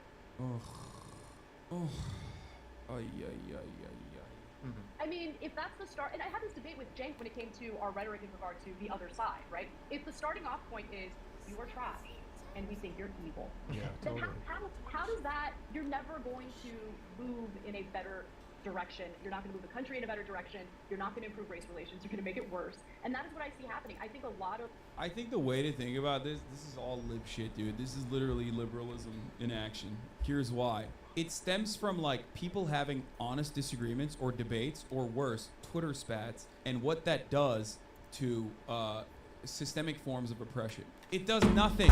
Every single random fucking account on Twitter could say all white people are evil and deserve to suck shit, and that doesn't move the needle at all. Here, let me explain to you in a way that like I know Anna and everyone else at TYT has experienced through the Gamergate era. This discourse that Anna is engaging in right now is identical to the men are trash discourse. Gamergaters loved latching on to like all men are trash as like the absolute worst, most unimaginable thing that someone could fucking say. And at the time, TYT would look at that accurately and go, who gives a fuck? Who cares? It's just like some person saying some dumb shit. It doesn't mean anything. It's completely meaningless. The idea like all white people are inherently evil is not a serious thing that people believe. It's not. Some people might believe it, but who gives a fuck? And ultimately, white people still run society. You know what I mean? Who cares if some random fucking Twitter user's like, oh man, white people are inherently evil. Like it's not, you as a white person still have that privilege. You as a white person can still completely fucking, override all of that shit. It's just hurt people who are just trying to fucking, be as exaggerated as possible in the way that they cover shit. It's hyperbole. I mean, it's all in the same vein. I think what Anna is saying in all these clips that are popping on Twitter, it's all in the same vein of like hyper focusing on random gripes and turning it into like major points of contention, which is what right wingers do usually. You know what I mean? And they do it very successfully. So if you are a progressive commentator, as they are, and as they have been, and they've been victims of this already many, many times. Like, I don't know why you eat the bait. They are not. You can say they're not, but like, I worked there. They were. You know what I mean? They have been shit on by the very same people who are now hyping up these sentiments. They've been shit on in the same exact way, as a matter of fact. That like, TYT thinks all white people are evil. Like, it's like, no one fucking thinks that. It's like the idiotic fucking take, okay? They say that about me all the goddamn time, too. Do you think that you get to call yourself some sort of, like, principled leftist who's out to do the right thing? How can you call yourself the home of progressives when you are actively cutting deals with fascists about the rights of trans people, and then spreading transphobic nonsense to an audience of like millions of people. It is deeply irresponsible and fundamentally it's pathetic. This is genuinely embarrassing. The degree to which this is irresponsible just knows no bounds. Because there are so many people that are literally looking to people like Jen. This guy has no stagger. And he's literally just giving them an open invitation to be as transphobic as they want to be. Because it's politically strategic. They'll say that, but okay, you don't care about the politics? Let's just, for once in your life, think strategically about what that means. This is actually this is really good. Yeah, this is exactly what is going on. I think she's 100% correct on that. Like the giving up on certain talking points specifically so you can be strategic is, I think, silly. And it's the exact same kind of triangulation that old TYT and TYT still to this day will shit on the Democratic Party for. It's just that they don't think it's worth fighting. Alright, really gonna need this and mega that's the reason flare. why they don't want to like educate people on why it's fucking silly and move on from it, or they just legitimately disagree with it. You know what I mean? So yeah, that's great. That's a great point by Ben Carollo. Benny, you guys said her name is, right? She's trans, I think. She was a trans content creator at TYT. I don't know. I haven't fucking been involved in TYT for a very long time. That means that you're going to continue pushing the Democratic Party to unequivocally support everything that the trans activists want, even if it's unpopular among the electorate. That means they're not getting reelected. That means they're going to lose to Republicans. Republican lawmakers who are passing draconian, disgusting legislation in various states right now as we speak against the transgender community. Look at this. You're gonna push the Democratic Party to unequivocally support everything the trans activists want. Like, shut up. Literally, shut the fuck up. This is so embarrassing. Like, Anna Kasparian, look, I'm gonna be real. This is my personal opinion, but whatever. I think Anna Kasparian is genuinely personally transphobic. I'm just gonna say it right now. She's like saying and doing all of the things. She's referring to every trans person as a trans rights activist. Referencing every trans person as a trans rights activist is just, on its face, literally transphobic. And it's one of the things that transphobes have been pushing for a long time, is just calling every trans person a trans rights activist. I mean, and the media more broadly does this as well. And this whole idea of like, you're gonna lose the Republicans, you're gonna lose the Republicans if you cater to these trans people, once again, is entirely debunked. Most people are fine with trans people, and when Republicans make their entire platform about attacking trans people, it actually does undermine their political success. We just live in a country that is very much not a democracy. It has all this gerrymandering and all these other things. And so Republicans still have like seats in a lot of places. I know, wild concept. But genuinely, if you look at their poll numbers in response to them focusing on just trans people existing, it's not working. It is genuinely not working for them. It is undermining their electoral success. But of course, you can't not take the opportunity to blame trans people for their own oppression. Am I right? It's really great that Anna Kasparian is doing this. And by the way, you schmucks, you're falling exactly into the right-wing trap. The Republicans, they tried everything. They tried anti-gay stuff, it didn't work. They tried trans bathrooms, you remember that? That didn't work. Kicking the transgender community out of the military, that didn't work.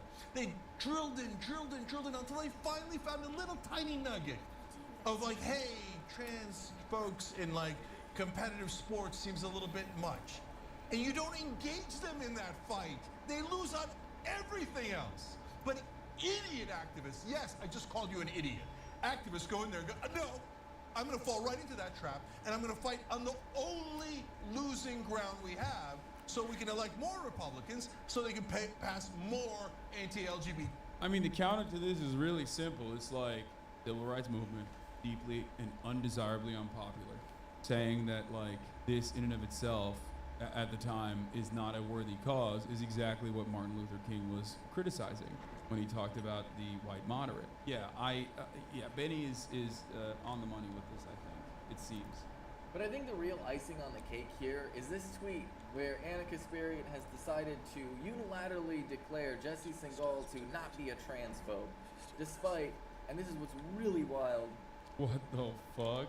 Jesse Signal, which by the way, I didn't even fucking realize his name was Singal. I thought it was Signal this whole time. He's a transphobic person. That's all he does.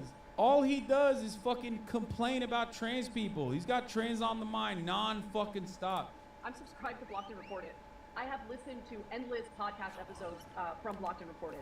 I haven't seen anything from Jesse Single that communicates to me that he is a transphobe, that he is a bad person. I'm not gonna lie, that in and of itself is significantly worse than any of the other tweets that you guys showed me today. You could have just shown me that, and I would have. That is the worst thing I've seen so far. It's the whole like, it's the whole show me why J.K. Rowling is transphobic narrative. You know what Is I mean? that a chronolith? You have to treat transphobia like a disease. No, it's 100% Yeah, it is. mental illness. It really is. Society's transphobic. You wake up, you grow up, you develop object permanence, and you also develop certain sets of standards. Transphobia is one of those standards. I've had this conversation a million times over. So there is like a God damn it. absolutely there is like a level of transphobia that I don't know how to everyone get has those open. in the beginning. But then there's two avenues that you can go down. You either look at that situation. That's the reason why most people have apathy towards trans people, right? The overwhelming majority. They just like don't give a shit. They think trans people are kind of weird, but they don't think about it that much. So there's two different ways when you see a trans person in the real world, or when you What up, are bitch? Fuck met you. with trans issues, right, that get blasted in front of your face. You can go either way. You either go down the route of like not being transphobic and educating yourself about culturally speaking what role gender has played in society and how different that is from our current understanding of it. You look at biology and you become not transphobic. I myself have gone through a similar journey. Or you go in the other direction. And the other direction is really scary because a lot of people do take that path and they just become incredibly transphobic, like further and further and further, like every single day. Every new day there's another thing that you look at that makes your fucking that melts your mind a little bit further about how like trans people are a certain way.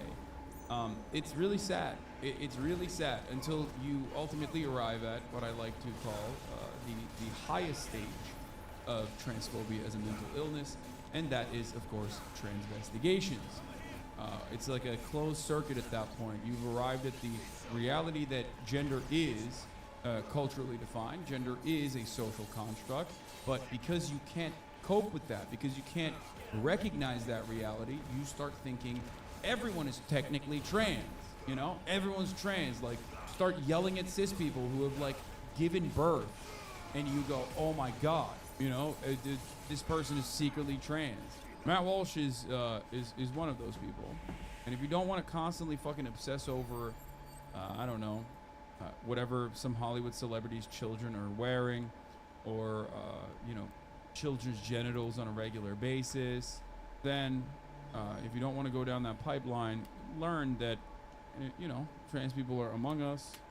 It's totally normal, and perhaps we shouldn't shut off medical access to gender-affirming care that many cis people use, myself included, and Casperity included, and Joe Rogan certainly has utilized like all matter of different gender-affirming care. As a person who got a hair transplant in the beginning, as a person who has literally taken HRT, hormone replacement therapy, for his entire life. He has been a advocate for TRT for as long as I've known him. He is the reason why I will most likely at a certain point take TRT once I hit like 35, 36.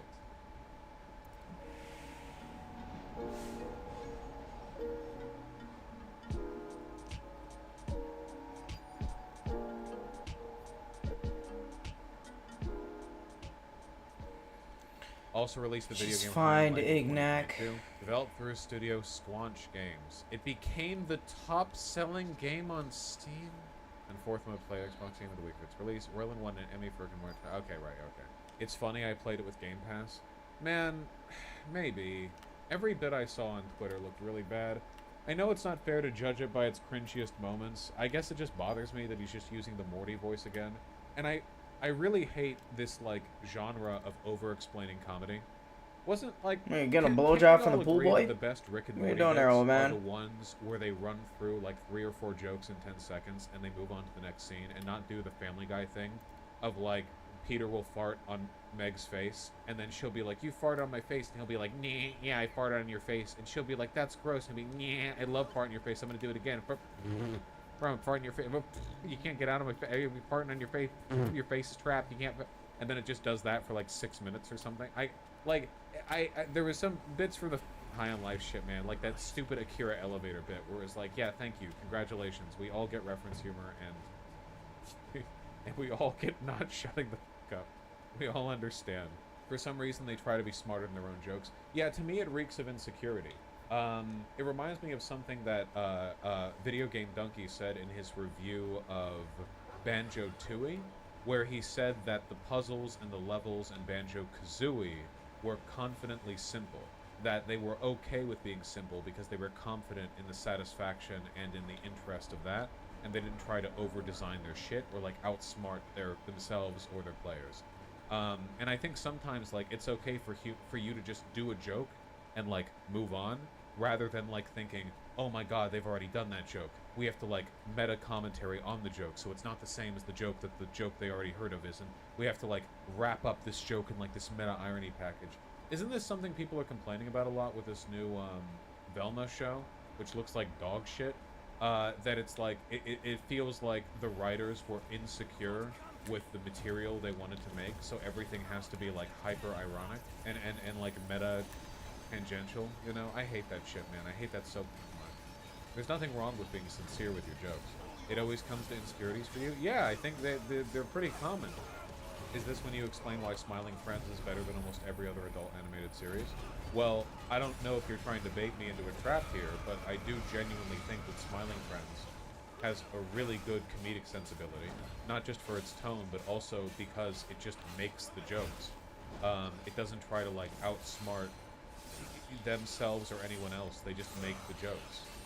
We're all so cynical, you know? You can make cynical jokes, but there's nothing worse than trying to... It's insecure because you're trying to cash in on both the initial joke and on the meta commentary on the joke. And that's really dumb. You can't do both. This is like a law of comedy, okay? In terms of like the weight of your joke, you can cash in on a joke or you can cash in on a deconstruction of a joke.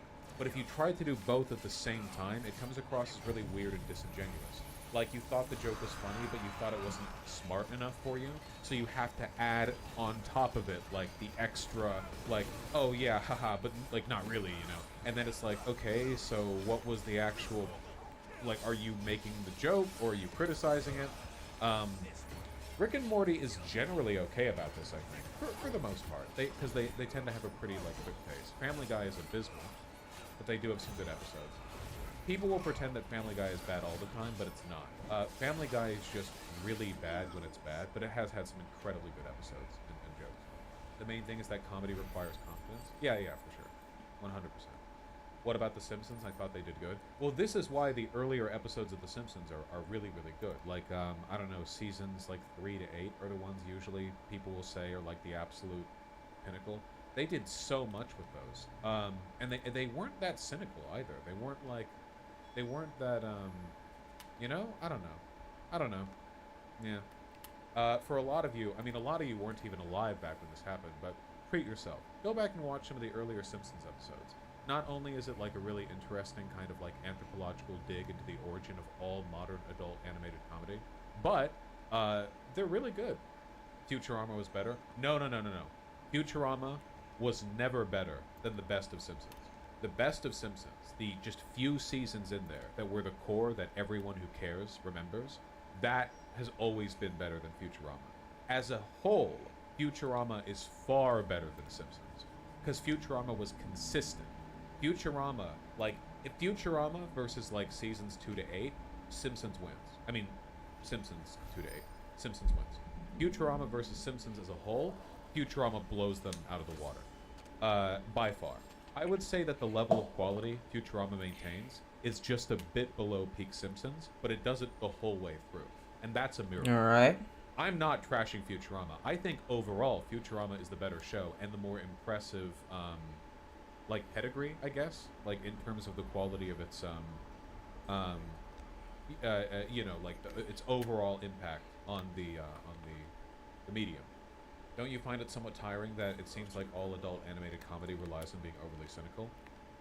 Yeah, which is one of the reasons I like Smiling Friends. I don't think Smiling Friends is that cynical. It's edgy, but that's not the same as being cynical. In fact, there's an episode in the Smiling Friends where there's like, some guys come in called the Frowning Friends, and they're like, haha, we actually like misery, and they get called out in their hypocrisy, albeit in a really abstract and edgy, way, but still, yeah. I think it's uplifting in a lot of ways. Pixelated and Afraid is a good new Simpsons. I don't know. I haven't watched any new Simpsons stuff in so long. So long. Is Conker's Bad Fur Day a good adult animation? That is a video game, but it is a great video game, yes. Oh, the misery. True. Futurama reboot will be awful. Probably, yeah. Reboots tend to be. Is Futurama the only time creators of one good cartoon IP made another good IP with a similar style? No, American Dad is better than Family Guy. Because American Dad actually has an emotional through line, and there's no emotional through line to Family Guy. In Family Guy, anyone can die at any time, and they come back the next scene, because it's all like, it's all like you're in like the Toon Zone or whatever. Whereas American Dad does have some. There have actually been some bits of American Dad that I thought were genuinely like emotionally. Powerful is way too much, but more like a bit resonant, and that's impressive considering the tone the show normally has. It takes effort to get that out, But the Cleveland Show is the worst thing ever created. Yeah, nobody talks about the Cleveland Show. Have you watched the Midnight Gospel? Yes, I have. Very interesting. The Midnight Gospel is basically just some guys on shrooms creating animations to go along with bits of a psychedelic podcast about like death and life and stuff. It's very interesting. Very artistically. Is it any good? It's great. Yeah, it's very good. Yeah. Yeah. My friend is a huge American Dad fan. I don't get it. I think they've had some pretty good episodes. I'm not like a fan necessarily, but I definitely like it on average more than Family Guy. Yeah. King of the Hill and Beavis and Butthead. I have never seen Beavis and Butthead. I just know about it because of like the regurgitated information. But I've never sat down and like watched it, I have seen some. Thank you, sir. And I generally liked it a lot when I saw it. I think it's pretty excellent satire. Unrelated but favorite Hell of a Boss episode. I can't remember the details of any Hell of a Boss episode because I'm jerking it the entire time. I love my hot demon waifus and husbandos. I'm just hardcore stroking it the whole time. I'm just absolutely blasting it. So I don't remember anything. I come out of those episodes in a haze. Venture Bros. It's been so long since I saw any Venture Bros shit that I don't think I've ever seen the full show. I think I saw like one episode once. I don't know. Oh, does anyone remember? It's the band was called Metalocalypse. What was the name of the show on Adult Swim? Metalocalypse was Death Clock. Death Clock, dude. That was my high school shit, man. That was my like edgy alternative metal sculpts. Yeah. Oh, wait, the band was Death Clock, but the show was Metalocalypse? Okay, whatever. Basically, the premise was that it was a real metal band who did, like, comedy metal. Kind of like... You know how Weird Al Yankovic makes songs that sound good, but the main point of the song is that the lyrics are funny? They did that, except with heavy metal.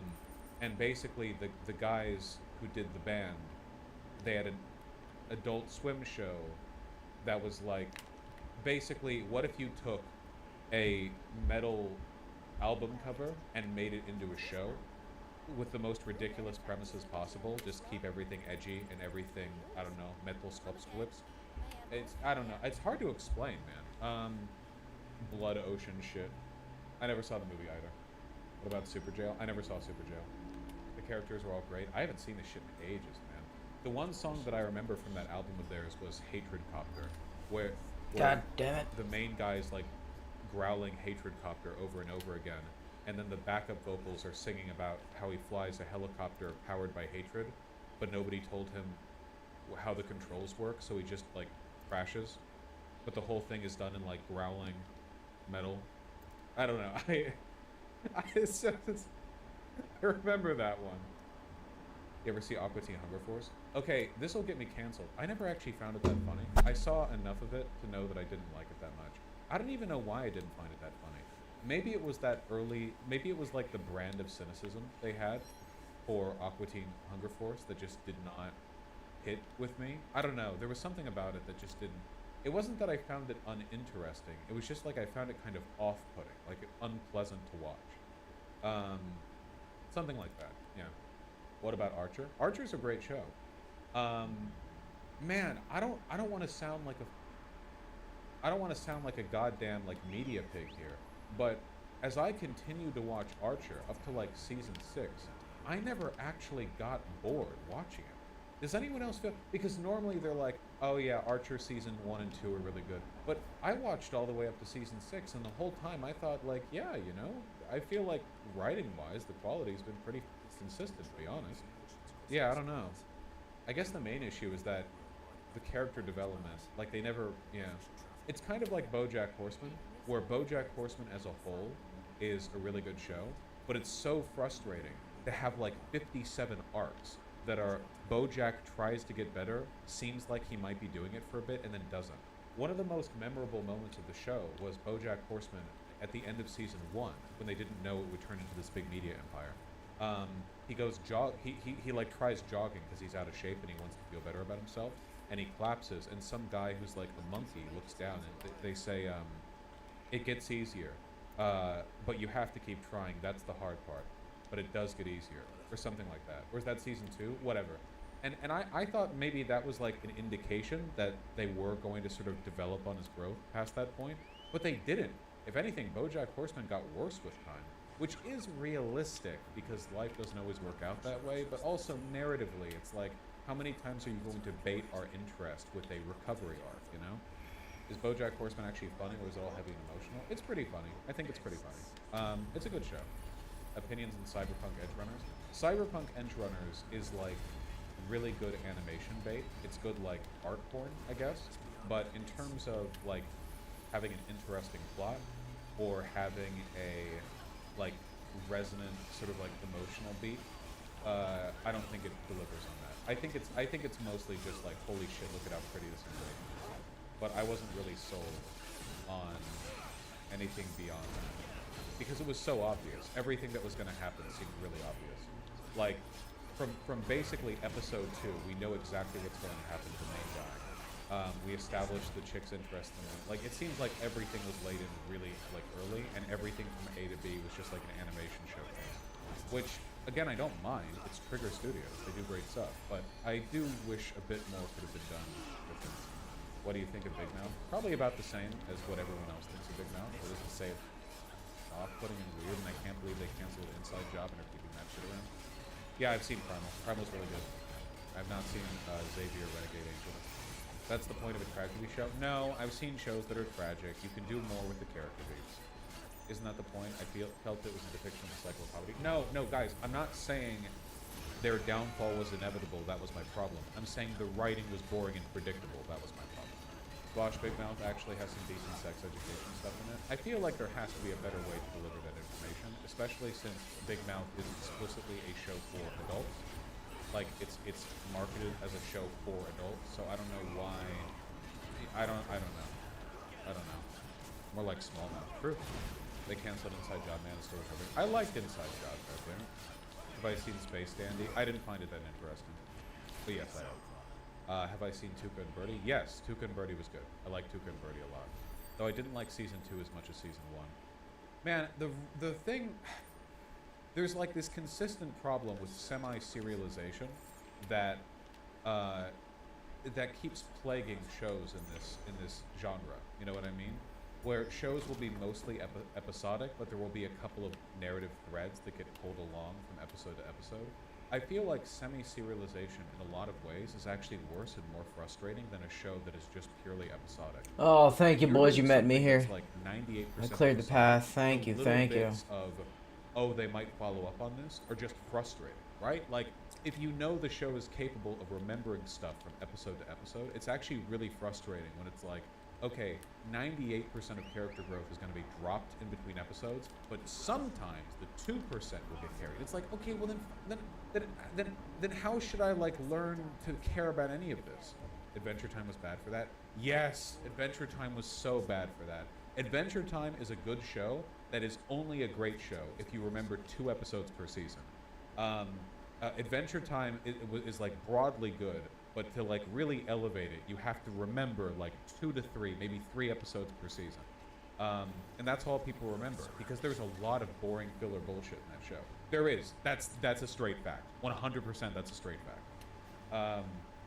They are not all winners. The last 2 seasons, I feel they dropped the episodic stuff, though. For Adventure Time, the last season of Adventure Time had more episodic stuff than the other stuff. That was when they started doing those big episode drops, like the 8-episode Marcy the Vampire Queen thing, and then the End of the World, whatever. It was so frustrating that they put a BMO episode in the final season. Yeah, I know they're trying to like throw one out to the BMO fans or whatever, but honest to God,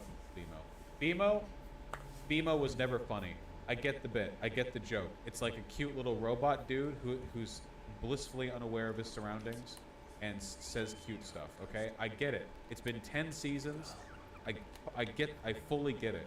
The main difference is that Jake and Finn have grown up over 10 seasons, but BMO hasn't, because BMO is, of course, you know, BMO.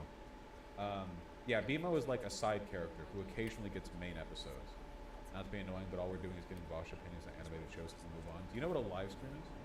Vosh Media Take Moment? Yeah. You all agree with me on this, that, the other, and then you get mad when I drop real truths. Glad to hear that, King. Adventure Time is struggling with the story and being a surreal piece of art. Oh, well, they tried to juggle a lot of stuff, and I think they got quite a bit of it. Harley Quinn or Young Justice, IYO. I haven't seen that shit, okay? God damn, bro, run. Okay, just run. One good Cape Shit TV show, apart from Teen Titans, because we're leaving that out of the equation, okay? New Game Plus was, and in expert mode. DC animated universe, okay? Jesus. I'm talking Batman the animated series, Superman the animated series, Justice League, and then Justice League Unlimited. That shit right there, the titans upon which everything else was built. They were so good, dude. They went so above and beyond. Holy shit, okay? They went places that I genuinely did not think that, like, I feel like there was a censorship team, or there was like a squad of people at Warner Brothers who were like, hey, can they do that? Can they do that? Like, people are like sneaking scripts by them or shit. Holy shit. Batman Beyond is part of it. Yeah, Batman Beyond is part of it. 100%. Batman Beyond, yeah. Damn. To give you an idea of how far they go in that shit, I'm pretty sure the last episode of the DC animated universe, Justice League Unlimited, is a group of like government-created superhumans warping reality and getting fought and like killed by the government and by superheroes. And Batman encounters the last and strongest of them, who's a teen girl. And the teen girl is dying because the psychic powers she was given are like way overtuned for her brain.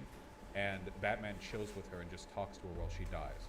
And that's the last episode of the last season, I think, of the thing. They just end on that.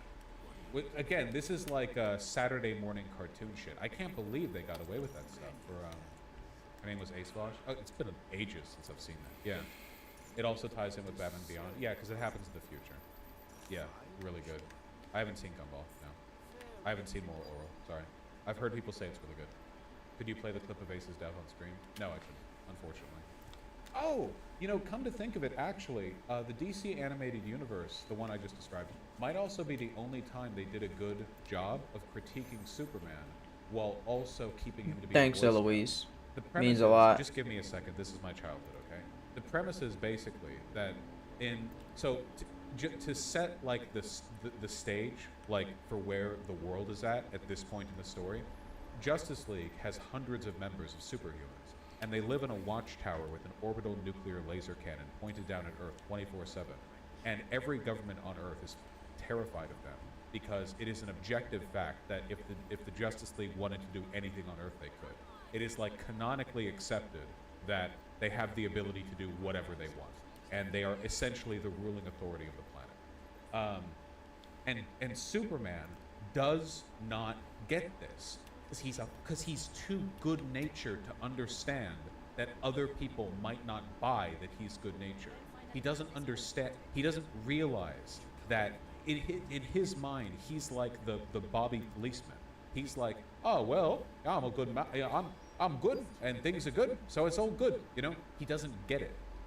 So when the U.S. government starts building like these black ops secret sites with like experimental superhumans and whatever, and when people who are more aligned with the U.S. government, like the Atom, who used to be a part of the Air Force, start turning against Superman, he's really confused, and he starts getting angrier and angrier. And all the while, Lex Luthor is running for president, and that's pissing Superman off because he's done this whole like reform arc, and the public accepts him, and Lex Luthor owns like the media, and he's super rich, so he can do whatever he wants. And Superman is sitting up here in his nuclear tower, getting angrier and angrier and angrier and angrier and angrier over time. and the entire arc of the main story of the Justice League Unlimited season 1 or 2, I forget which, is literally like every other character watching as Superman gets worse and eventually like takes on the government. The whole thing arcs through, and eventually, of course, it ends up with like a giant punch-out showdown with Lex Luthor, obviously, because that's where these things go. But the narrative arc, I think there was even a bit where Green Arrow, who in the comics is canonically an anarchist, I think, explains to Superman that he's a freak, and that they're like he's totally okay, basically, with the government investing in defense methods against Superman because Superman could like destroy the planet if he wanted to. Yeah, Flash had a badass moment in that arc. Yeah, he finished it off. It's really good, honestly. But one of the things that I liked about it was just that Superman maintains his like Boy Scout persona the whole way. It's critical of the way power is centralized, which is actually a surprisingly socialist critique of superheroes in, again, a children's Saturday morning cartoon. Justice Lords basically used to prove that. Yeah, they did that in the early Justice League, not Unlimited. I remember that, but I also thought that was kind of heavy-handed, right? But the idea was that, I mean, one of the narrative through lines is that one of the things that led to the Justice League turning evil in the alternative universe is that Superman killed Lex Luthor as he ran for president. And then of course, you know, the way things happen in our timeline, whatever. Okay, sorry, I'm done. Wasn't Green Arrow a socialist, like he quoted Marx or something throughout? He looks like a socialist. I mean, what do we got? Look at this guy. You're telling me you don't trust this guy? Hell yeah. Green Arrow was a rich boy. Well, he inherited all that money, and then he like donated all of it, didn't he, or something?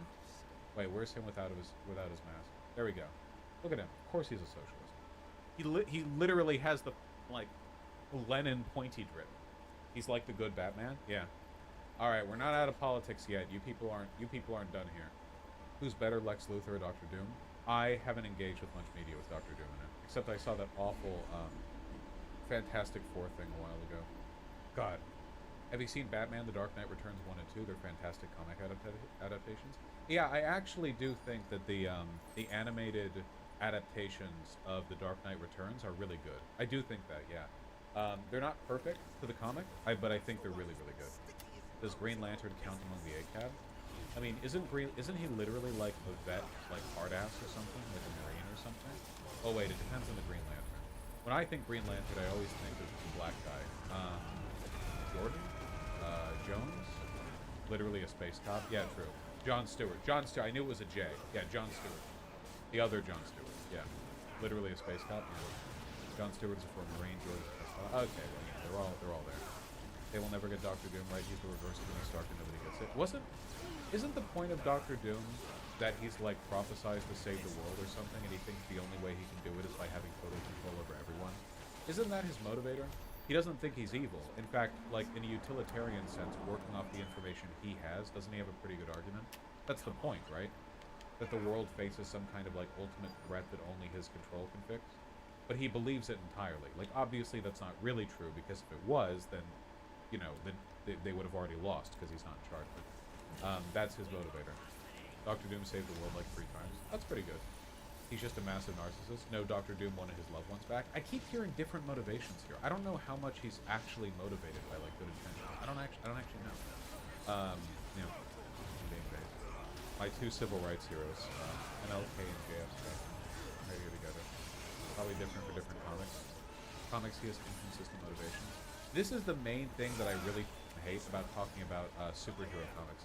You guys realize, like, normally, if you ask a question about a character, the answer depends on the writer, right?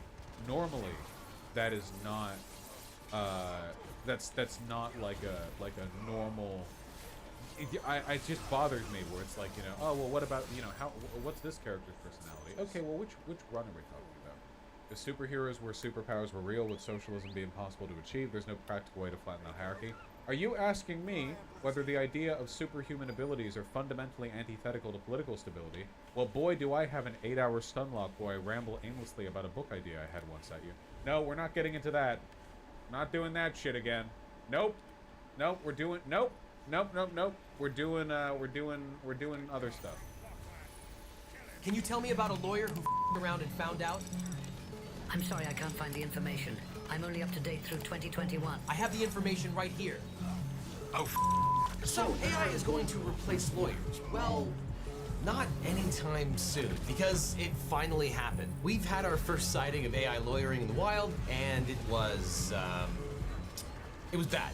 It was very, very bad. Two lawyers in New York deputized ChatGPT to do their legal research in an airline tort case and found themselves in a direct flight to sanctions land courtesy of one very pissed off federal judge. These guys may have ended their legal careers for a case which was always dead on arrival. And along the way, they became internet famous, bringing the entire legal community together to point and laugh as one.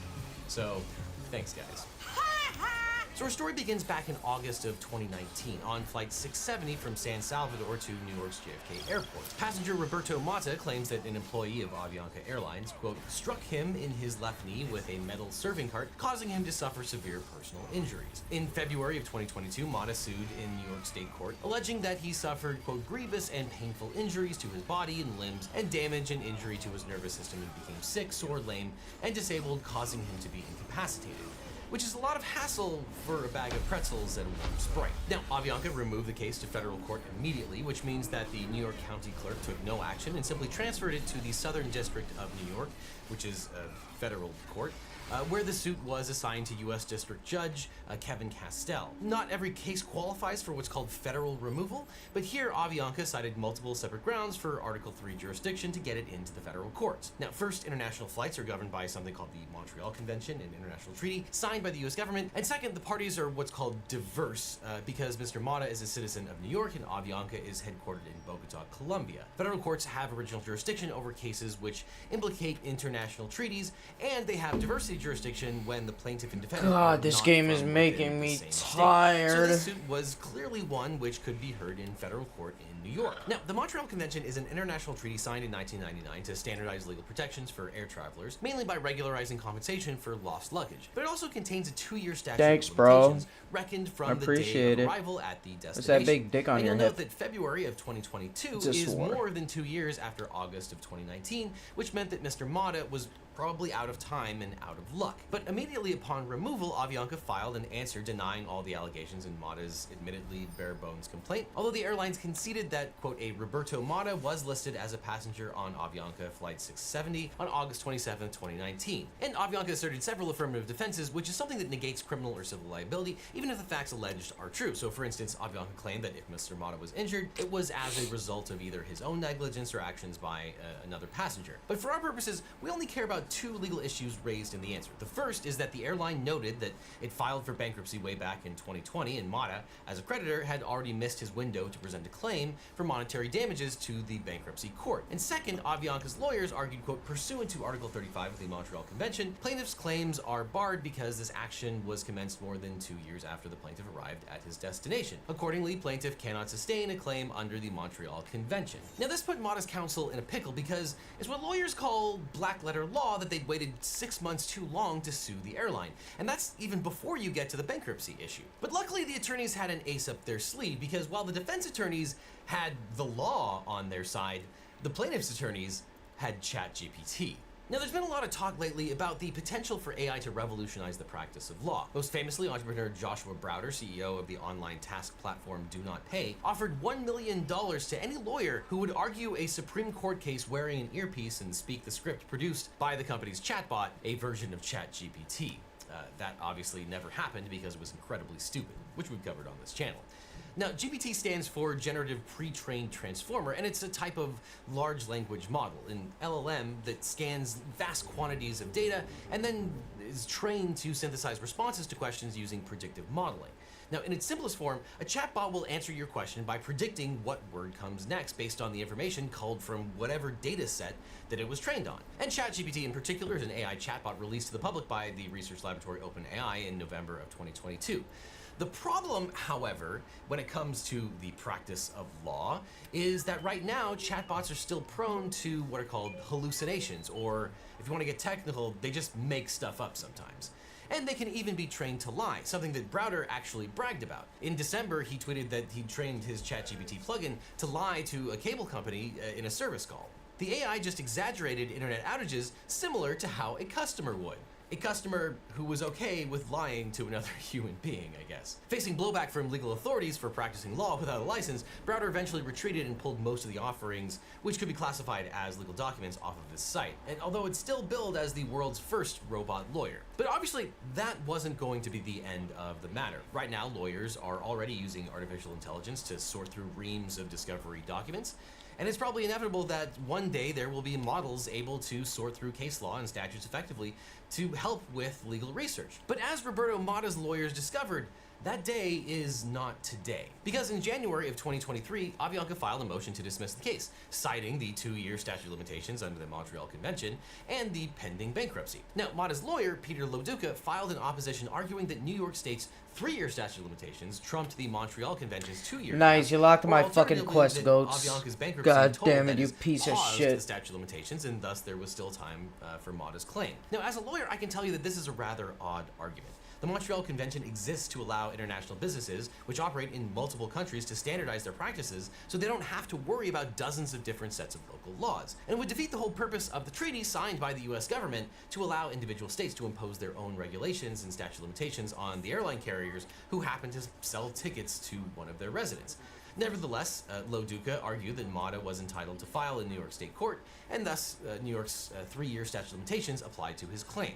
He wrote, quote, "It was the defendant Avianca who chose to remove the action to his court, Hardcore, let's go. at which point the action was already commenced in a timely manner. Both federal and state courts alike have continually held that the Montreal Convention does not preempt state law remedies, and that plaintiffs are entitled to choose the forum in which to bring their claim." And in support of this argument, Loduca cited several federal court decisions, including one from the 5th Circuit captioned Varghese versus China Southern Airlines, and one from the 11th Circuit called Zykerman versus Korean Airlines. Now, Avianca is represented in this dispute by a law firm called Condon Forsyth that specializes in aviation law, and you can bet their bottom dollar that these guys probably know the Montreal Convention inside and out. So it might have come as a surprise to them to read a quotation from the 5th Circuit saying that a bankruptcy filing told the statute of limitations under the Montreal Convention. But as you've probably already guessed, neither the Varghese decision or the Zykerman decision actually exist. And neither do at least 3 of the other cases cited in the Loduca filing. And in reply, Avianca's lawyers wrote, quote, "Although plaintiff ostensibly cites to a variety of cases in opposition to this motion, the undersigned has been unable to locate most of the cases cited in plaintiff's affirmation in opposition, and the few cases which the undersigned has been able to locate do not stand for the propositions for which they are cited." Which is basically lawyer speak for you're in huge trouble. Now, you're watching this video, which means that you already know that many of these cases are not real. Now, there are a couple of possibilities here. One is that some of the lawyers could have asked ChatGPT to write the brief or portions of it, and ChatGPT cited 2 fake cases. The lawyer also could have just made them up. Lawyers write placeholder arguments all the time and then scrap them when the legal research turns out the wrong way. But given that the original brief cites case names with real-looking citations, it's likely that the lawyer just used ChatGPT and just didn't check the work that was generated. Now, we'll get to that in just a second. And that's when all hell broke loose, because on April 11th, Judge Castell issued a show cause order giving Loduca a week to hand over the text of the decisions in Varghese, Zykerman, and the 7 other cases. Claiming to be, quote, out of the office on vacation, Loduca requested and got an extra week to produce the opinions. Now, a couple things to note: New York judges are in the habit of just scribbling their answer on the motion itself. New York is just weird that way. There are some other jurisdictions that do that too. Sometimes it's just easier to just write stuff down on the thing that's presented to you. But also, if you are printing real opinions off of Westlaw or Lexis or any of the other legal databases that real lawyers use all the time, the task that was requested takes about 20 to 30 seconds. It does not require an extra week to complete. That's what we call foreshadowing. Now, a show cause order, or order to show cause, is an order from the judge that basically, give me your best defense as to why I shouldn't sanction you, and that's what this briefing was all about. So on April 25th, Loduca produced an affidavit stating that he was annexing 8 of the demanded decisions, but that the attached production, quote, may not be inclusive of the entire opinions, but only what it made available by online database. Which is, that's not how humans, let alone lawyers, talk. It's the kind of thing that you write when you're hiding something. And he said that he had been unable to locate the Zykerman opinion at all. And that's not good either. And in fact, this whole response is just nonsense. It is trivially easy to locate a federal court decision, particularly if you have the case site. You can download these decisions off the federal judiciary's website via Pacer. You can get it for free from Google Scholar. You can take a field trip to your local library and pull the appropriate volume off the shelf and snap a picture of it on your phone if you want to. And if you can't locate a federal case, that's because it doesn't exist. Now let's take a moment and talk about case citations. Now I know this is going to sound incredibly boring, but I promise you this is going to pay off in a huge way later on in this video. Now a case citation is something to let the court or opposing counsel know what case you are citing and where.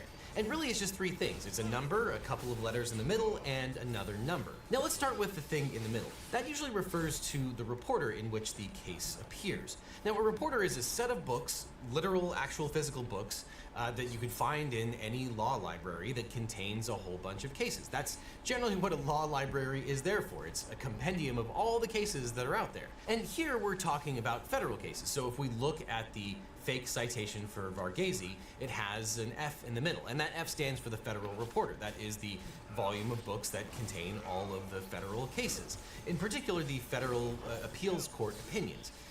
And it contains all of them. And in fact, there are so many of them that the 3D refers to the third edition of the Federal Reporter, i.e. newer cases than you might find in the second edition and older cases than you might find in the fourth edition. And then the first number refers to the volume. So 925 would be the 925th volume of the Federal Reporter. Like I said, there are a lot of these books. And then the second number is the page number of the volume. So 1339 is page 1339 of book 925.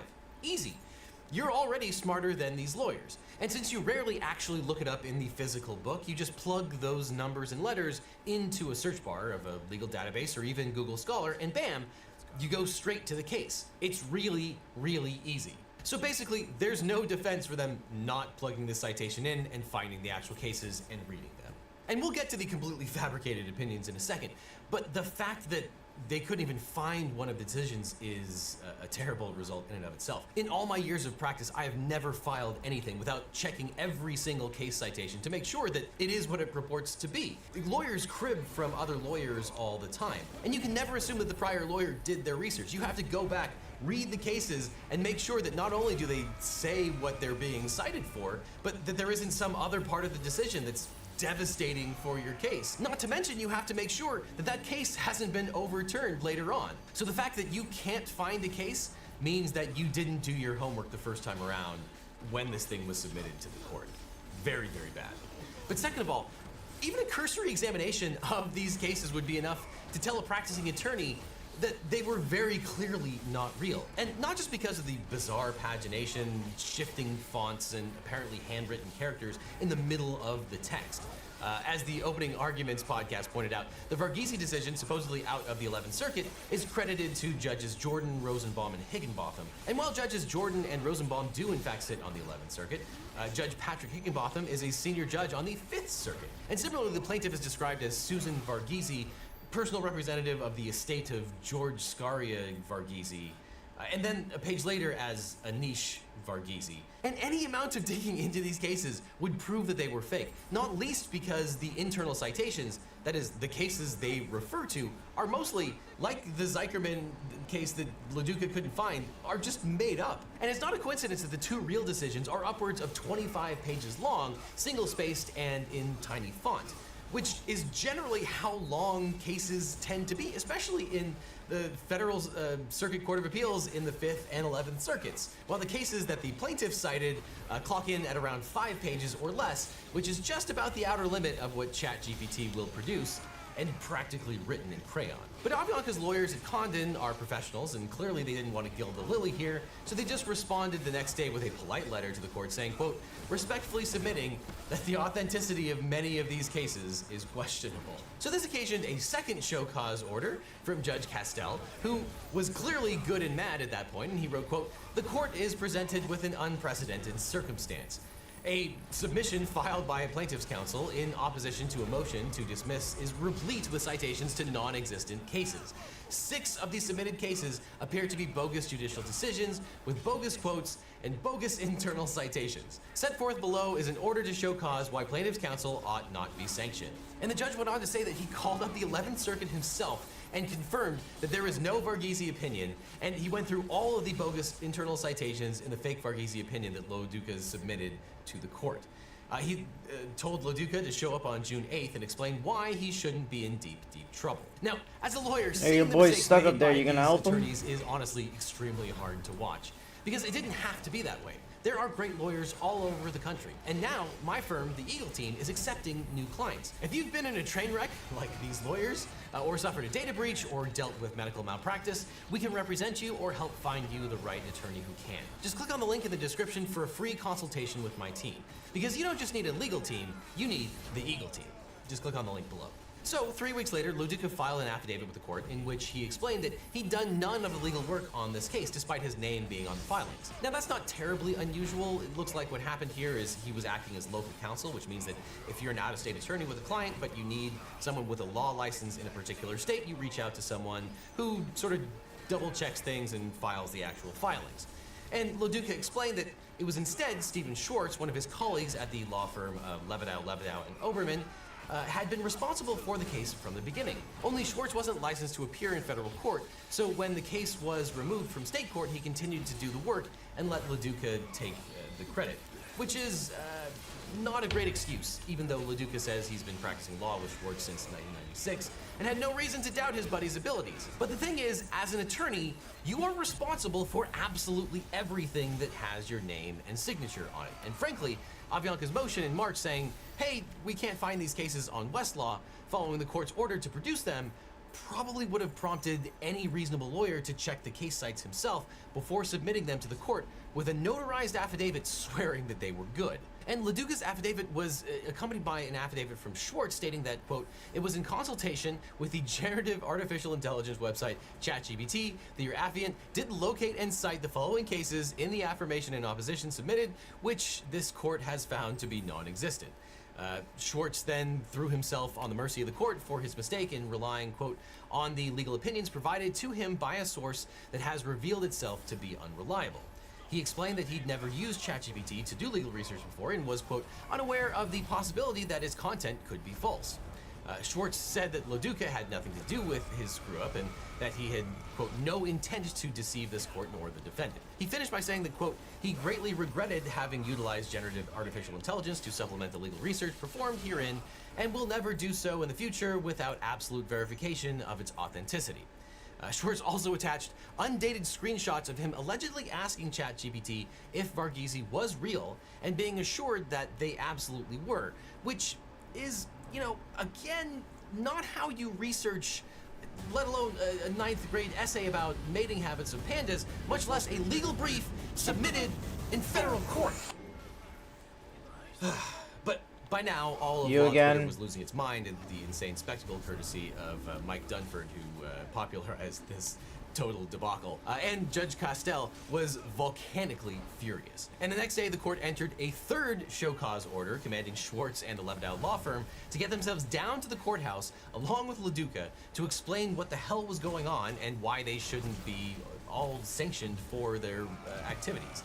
And he added a new demand to know why they shouldn't be punished for, quote, the use of a false and fraudulent notarization in the affidavit filed on April 25th. Because some of the documents require that the signature line be authenticated by a witness who has demonstrated that he or she is a person in good character.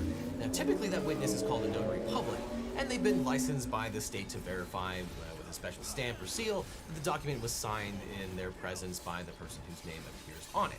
And Lo Duca's April 25th affidavit, accompanying the fake cases he submitted to the court, was notarized by Schwartz, which is weird, even taking into consideration that lots of attorneys in New York maintain a notary certification, because every other document in plaintiff's case was notarized by the same Levidow paralegal.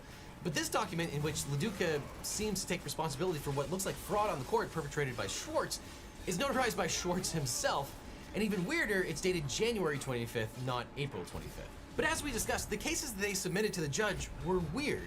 The formatting was wrong. They were very short. They have the wrong judges, the parties are wrong, and the analysis is basically nonsense. Basically, getting caught citing to fake cases, they then took all that time to write the cases out as best they could. It's hard to say. But the lawyers say that they asked ChatGPT for the underlying cases, and when they got back a small amount of text, they thought it was giving them excerpts from real cases. Which still is not a defense. You need the entire case to be able to be sure that it stands for what you're citing it for, but that's beside the point. At base, though, it's clear that no one checked or read the cases that were cited when they wrote the original brief. And we also know that the fabricated cases were not created until the court asked the lawyers to look into them, which is bad. It's extremely bad. So at this point, it dawned on the plaintiff's lawyers that something very bad was about to happen. A whole squad of outside lawyers entered their appearances on behalf of Schwartz and Levidow on one hand and Leduca on the other, and these lawyers very gingerly suggested that if the court was in a mood to postpone the June 8th hearing, they'd sure appreciate a few extra days to get up to speed. Now, Judge Castell testily replied to Schwartz and Levidow's request by granting them 2 extra days for their written reply, noting that the hearing remains scheduled for June 8th, 2023. And his reply to Leduca was even more ominous, stating, Mr. Leduca is differently situated from Mr. Schwartz and the firm. He has availed himself of a full and fair opportunity to respond to the court's OSC regarding non-existent case law and 3 possible grounds for sanctions. He is not entitled to a do-over. So the lawyers filed their response, and they basically doubled down on the theory that Schwartz was too dumb to be mendacious and Leduca just wasn't paying attention.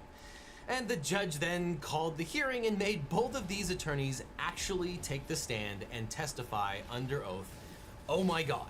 Now, before I get to what happened in court, I need to teach you a new word. It's a word that my German friends explained to me a few years back, and my God, does it apply here. The word is Fremdscham.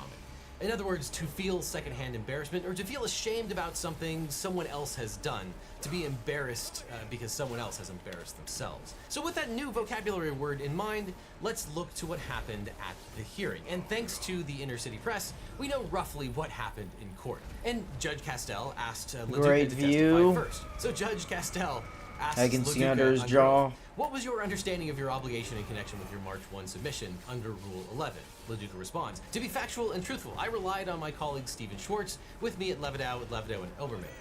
Did you do anything other than sign your affirmation? Did you read any of the cases? No. Did you do anything to make sure that these cases existed? No.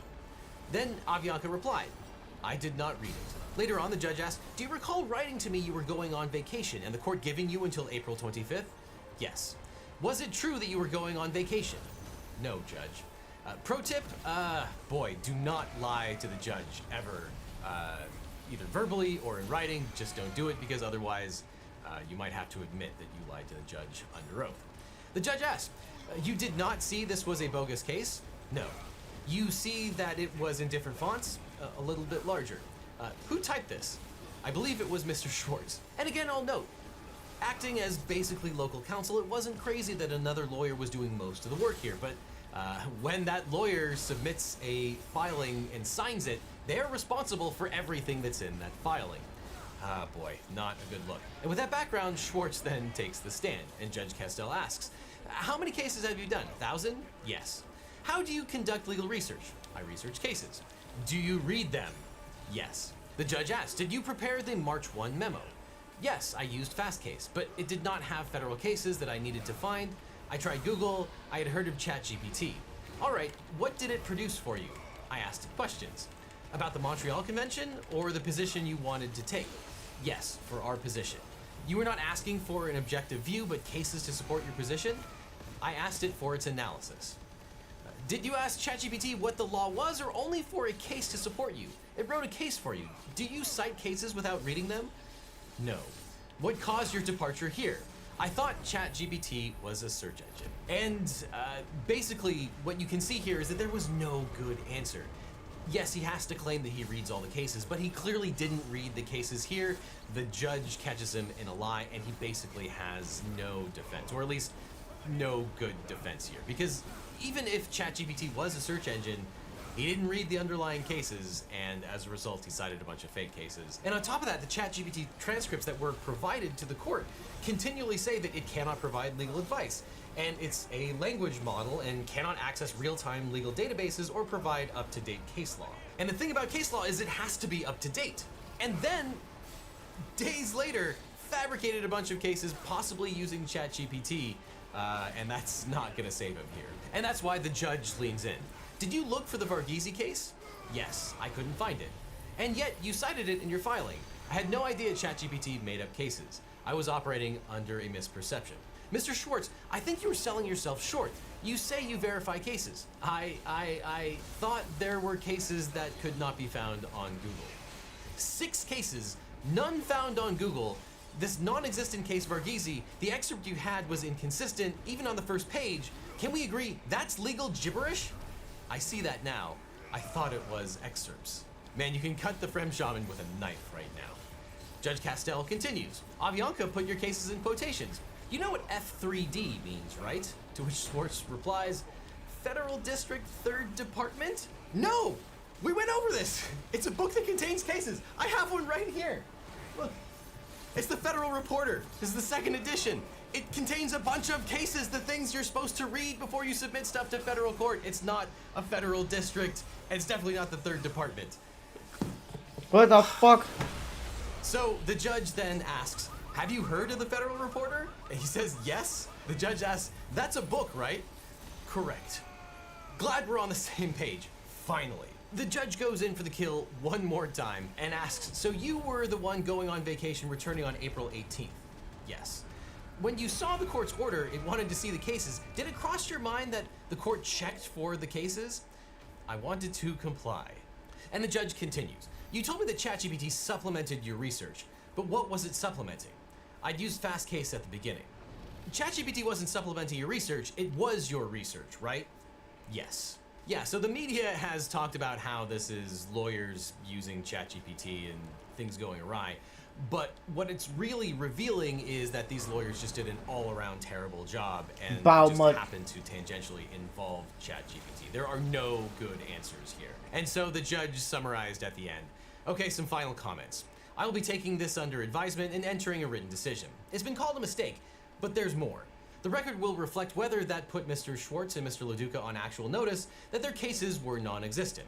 Mr. LaDuca was asked for the cases, we know what he did, and Mr. Schwartz did. Man, I just want to die. And I wasn't even involved in this case. Frem Shaman, man, R.I.P. Now, I've always been skeptical about AI lawyers on this channel, but hey, it can't be worse than these two. Mr. Schwartz and Mr. LaDuca probably would have benefited from today's sponsor, 80,000 Hours. They're a nonprofit that helps people find careers that aim at solving the world's most pressing problems, like artificial intelligence might be. And 80,000 Hours has been researching the worst case risks from AI. And they have tons of in-depth material on their website about whether these risks are real and how seriously we should take them, what an AI-caused existential catastrophe could actually look like, and what you can look into doing if you want to help contribute to making things go well. That's because 80,000 Hours is a nonprofit that aims to help people find fulfilling careers that do good, and the research suggests that people working to help us avoid the worst risks from AI might be a really great way to make a positive difference in the world. So if you might be interested in contributing to navigating the transition to powerful AI systems being out there in the world, 80,000 Hours can help. And their name comes from the number of hours in an average career. 40 hours a week, 50 weeks a year for 40 years. Now that's a lot of time, and it means that your career is probably the biggest opportunity you have to make an impact in the world. They also have tons of other research on how people can find the highest impact jobs and do the most good. All of their advice and research is available on their website for free forever. So if that sounds interesting, you can get a copy of 80,000 Hours Career Guide, which distills some of their most important research into one volume, for free at the link that's on screen right now or down in the description. You'll also get access to their free newsletter with updates on their research and high impact job opportunities. So just click on the link below. And after that, click on this link over here for more Legal Eagle, or I'll see you in court. During that land, they were dealing with legal battles and conflicts with local government agencies, zoning, shit like that.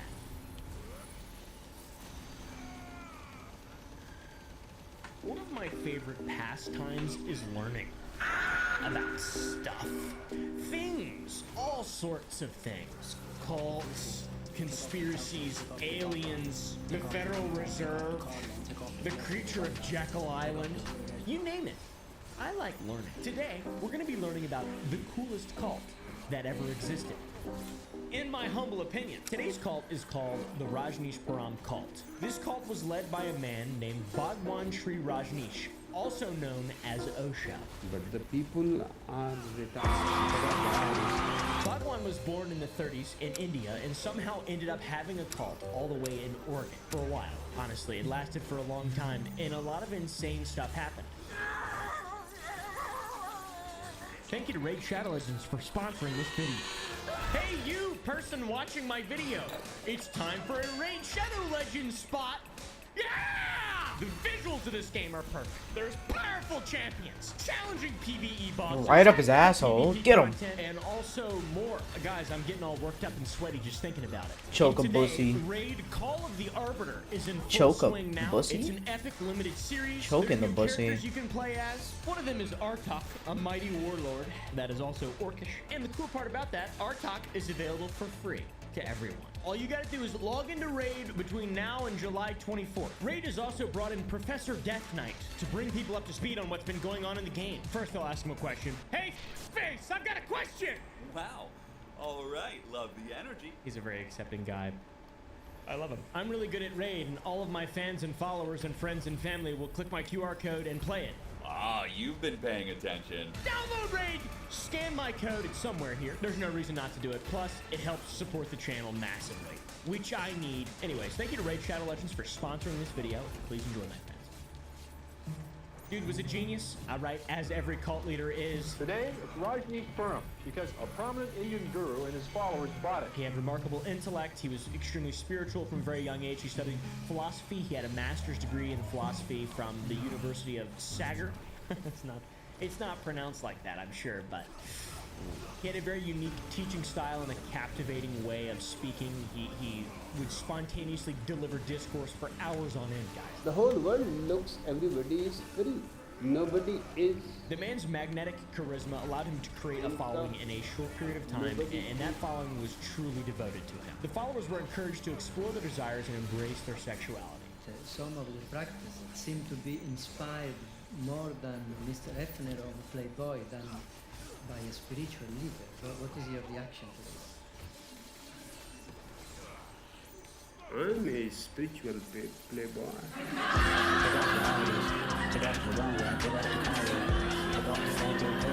Is there something wrong?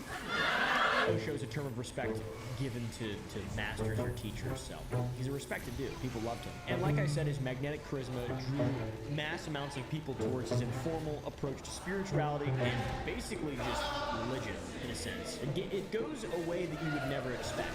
But then again, it's a cult, and they all end the same way, with the government getting involved. The cult started all fun and games in India. Rajneesh was just chilling. They embraced free love. They rejected traditional morality, and they challenged societal norms and moral codes. They encouraged their followers to question and redefine their own values and beliefs. All right, guys? A lot of unconventional thinking here. More than 85,000 people a year come here to learn about the teachings of the late Bhagwan Sri Rajneesh, or Osho as he's now known, labeled by some the sex guru. And a lot of the followers of this cult Oh. are made up of true intellectual artists, smart people, doctors, lawyers. A lot of powerful people were really reinvented by this way of thinking that Osho sort of pioneered in the 70s and early 80s. Well, how do you do? Shrimp? What'd you call me, Jagamo? I'm sorry, I didn't catch your name. You are a midget. They had some pretty interesting practices, some that I do to this day. I know a lot about Osho, by the way. I read some of the books before I even realized he was a cult leader, which is ironic. They did dynamic meditation, looks really funny, works sort of well, I guess. And then you fucking dance and celebrate and cry and go, "Ah!" If you want, I think you could do that. And then Osho provided his discourses. I'm confused hearing you say there is no God. Can you ease my confusion? Baby, my whole work is to confuse you. Lengthy, often spontaneous, lasting several hours, where he would just spit bars, essentially, guys. People love the way this motherfucker was talking back in the day. He also talks with a very slow BPM. Takes him forever to get a word out. It has not grown within you. 15-minute delay. And then what? It is all rubbish that you have collected from books, from people. I thought to myself, like some crazy, complete idiot. Hey guys, hey, think this up, man. I'm going to confuse you more and more. Wait. You're 12. Oh, you have a beard now. And look, what is your confusion? The fuck? The viewers will grow up, have children, go to college, graduate, get married, get 6 kids, die. That there has been moments in your life Stop it, red! They're red! which you used to call God.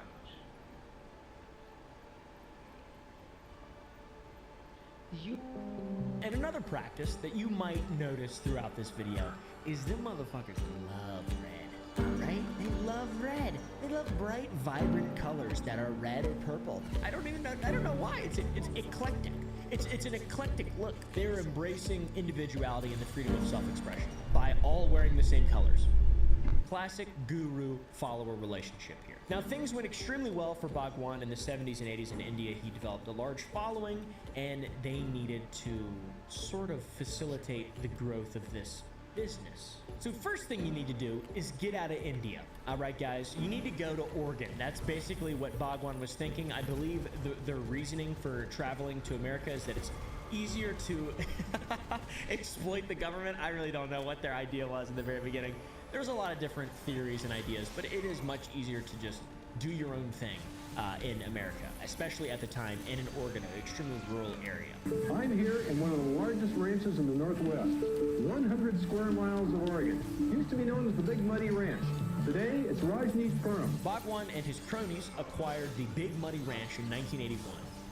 It was a 64,000-acre property in Wasco County, Oregon, United States of America.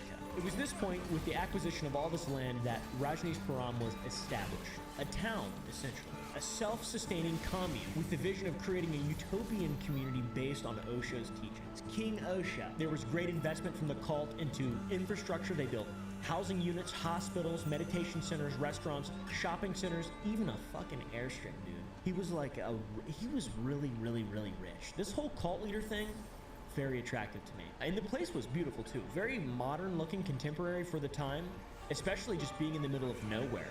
And you have all these little cherry people out there in the fields picking berries and whatnot. Cool. Looks like a fun place. Rajneeshpuram, like I mentioned, aimed to be a self-sustaining community. They cultivated their own food, agriculture, they had their own livestock, they implemented modern technologies, water, energy management, conservation, things like that, and even built a sophisticated irrigation system and a power plant, all to help their community become its own thing. You might imagine a bunch of fellers coming in from India and all this crazy red clothing and stuff probably is not going to do well for locals in a rural area in the United States of America, especially not in the 70s. They're strangers to us, and their mode of living is different than we're accustomed to. It's really hard to tell. Well, I don't want these critters running around the country. They weren't too keen. These critters on their doorstep for many, many, many reasons. Rajneeshpuram's decision to become self-sustaining was controversial at the time. They didn't want to rely on the local government, taxes, all that stuff, and the local government wanted them to be incorporated in part of the state, obviously, so you can control, etc. As you can imagine, the rapid growth of Rajneeshpuram also put a strain on the local surrounding ecosystem by how rapid of growth they were undergoing. All the development of infrastructure, it's expensive. It's expensive. They used a lot of land. That had people raising eyebrows. And from the very onset of Rajneeshpuram acquiring that land, they were dealing with legal battles and conflicts with local government agencies, zoning, shit like that, you know. Many bad things have happened just for roads. Authorities bit suspicious of a cult of a bunch of cherry people coming in from out of nowhere, making a bunch of money and having their own thing. That's weird. That's really weird. I understand. Because the big cult doesn't like the smaller cult coming in and taking up all their cult people. And like I mentioned earlier, the followers of Bhagwan were very, very open about everything that they did. They just had their cocks and balls flinging around, their pussies flapping in the wind. You know, boobs, flat, just hair everywhere. And the local communities, the people of rural Oregon. Damn, bro, die. They were just old ranchers. How much health do you have? Kind of a clash of culture, values, etc. Caused a bit of friction and caused a sense of disruption. Not the level 5 on the last guy. Come on. Stability of the region. Oh, you didn't have to do that to him. Tidbit is in the beginning when the community was still Where growing, the they were fuck do having I trouble go? getting construction permits from local officials. The nearest town was called Antelope. The people all voted in this town. Think which had I a came population from of here. 50, and they won a majority of the council seats in this town. Effectively Yeah. taking over a town and using that to give themselves more leeway for their Keep Rajneeshpuram going up. commune. Then they raised property tax to extort the few remaining locals that were still there, of the 50 people that didn't want them there, and renamed the recycling center to Adolf Hitler Recycling Center. What, dude?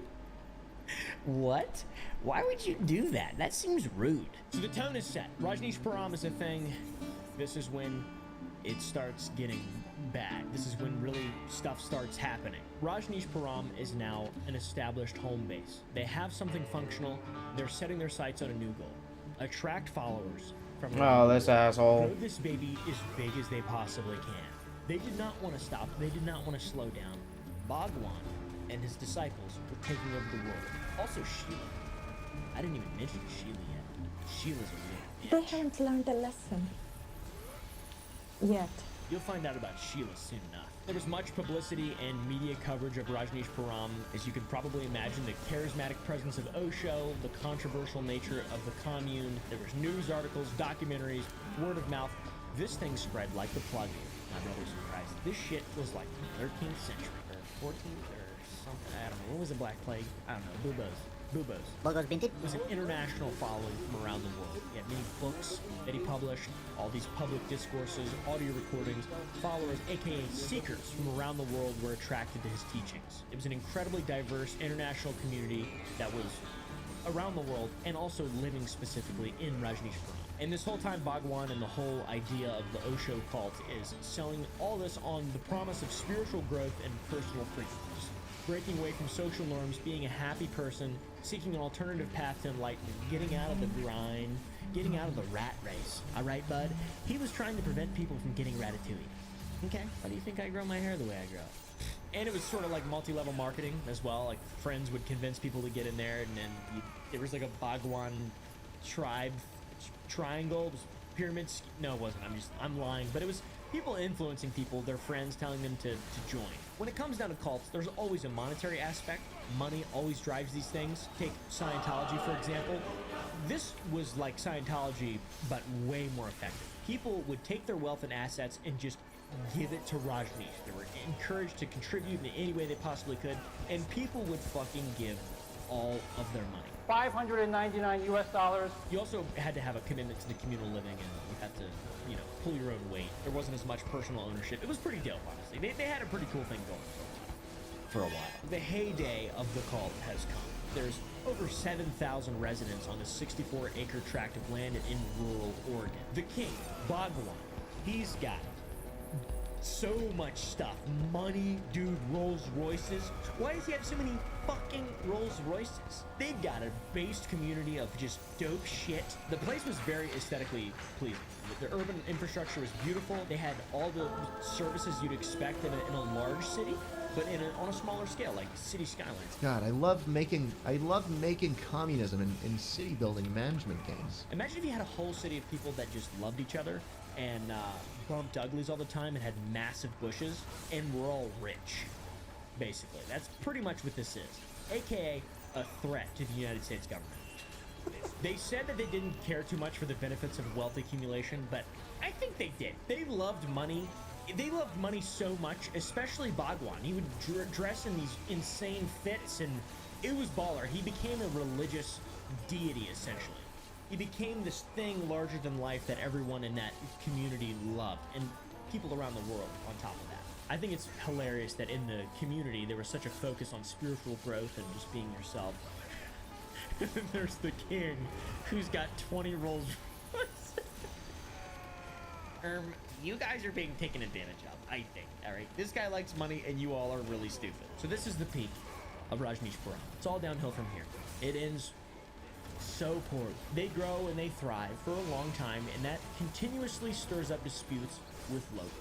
That started happening right off the bat. It just kind of gets worse, to be honest, TBH. People are concerned about the nature, the size, and the level of expansion of the cult. And this leads to a holy war. There's a holy war in Oregon between Rajneeshpuram and the locals and the government. It was an intense conflict between the cult and the locals. It became known as the Holy War. The worst part of the Holy War occurred after Rajneesh decided to buy a hotel in downtown Portland, Oregon. All right, this is enemy territory. People, locals, not exactly sure who, didn't exactly like the fact that Rajneeshpuram was having an influence in Portland. They were spreading. So they decided to blow up the hotel.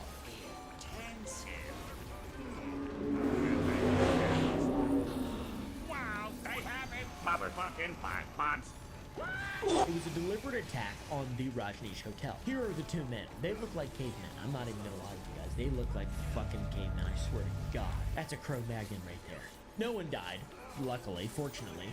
But this spurred another level of just aggressiveness in Rajneeshpuram, you could say. They bought a lot of guns, and then they underwent militia training, guys. Bad. By the Constitution, yes, a well-regulated militia, but also bad, because as soon as you create an army within the largest army in the fucking world, the largest, scariest, most imperialistic army in the entire world, they don't like it very much. And they start looking at you. They don't look at you with just the local police. They start looking at you with the BATFE and the FBI and the CIA and other fucking freaks. I cannot undersell how huge of a deal this was, by the way, my friends. They created their own police force, their own militia, whatever you want to call it. They had insane access to a lot of weaponry and ammunition. And you know, that's just for the 7,000 members there. 500,000 members globally were made aware of this and, you know, were pledged to lay down their lives to support Bhagwan. What? This is crazy. This is truly a holy war. Not good. It's just in sort of an open conflict, a lot of security. Everything got really serious at this point, and it led to a magnifying glass being shown on this community, and a lot of terrible things were revealed. As tensions continued to escalate with local communities and authorities, federal, local, whatever you may, you know, whatever it may be, there were many controversies that were unearthed, okay? There was allegations of immigration fraud, wiretapping, poisoning, but literal bioterrorism. Rajneeshpuram, the bioterrorist group. There was a point in which an election was coming up. Bhagwan then wanted account. He wanted himself more, as any insane cult leader does. They're nutty, they're crazy. This sumbitch wanted a whole county. An election was coming up, and 700 people in a large city in this county got sick. Over 700 people. The city was called Dallas? I don't fucking know how to say it. But a lot of people in that city got salmonella poisoning.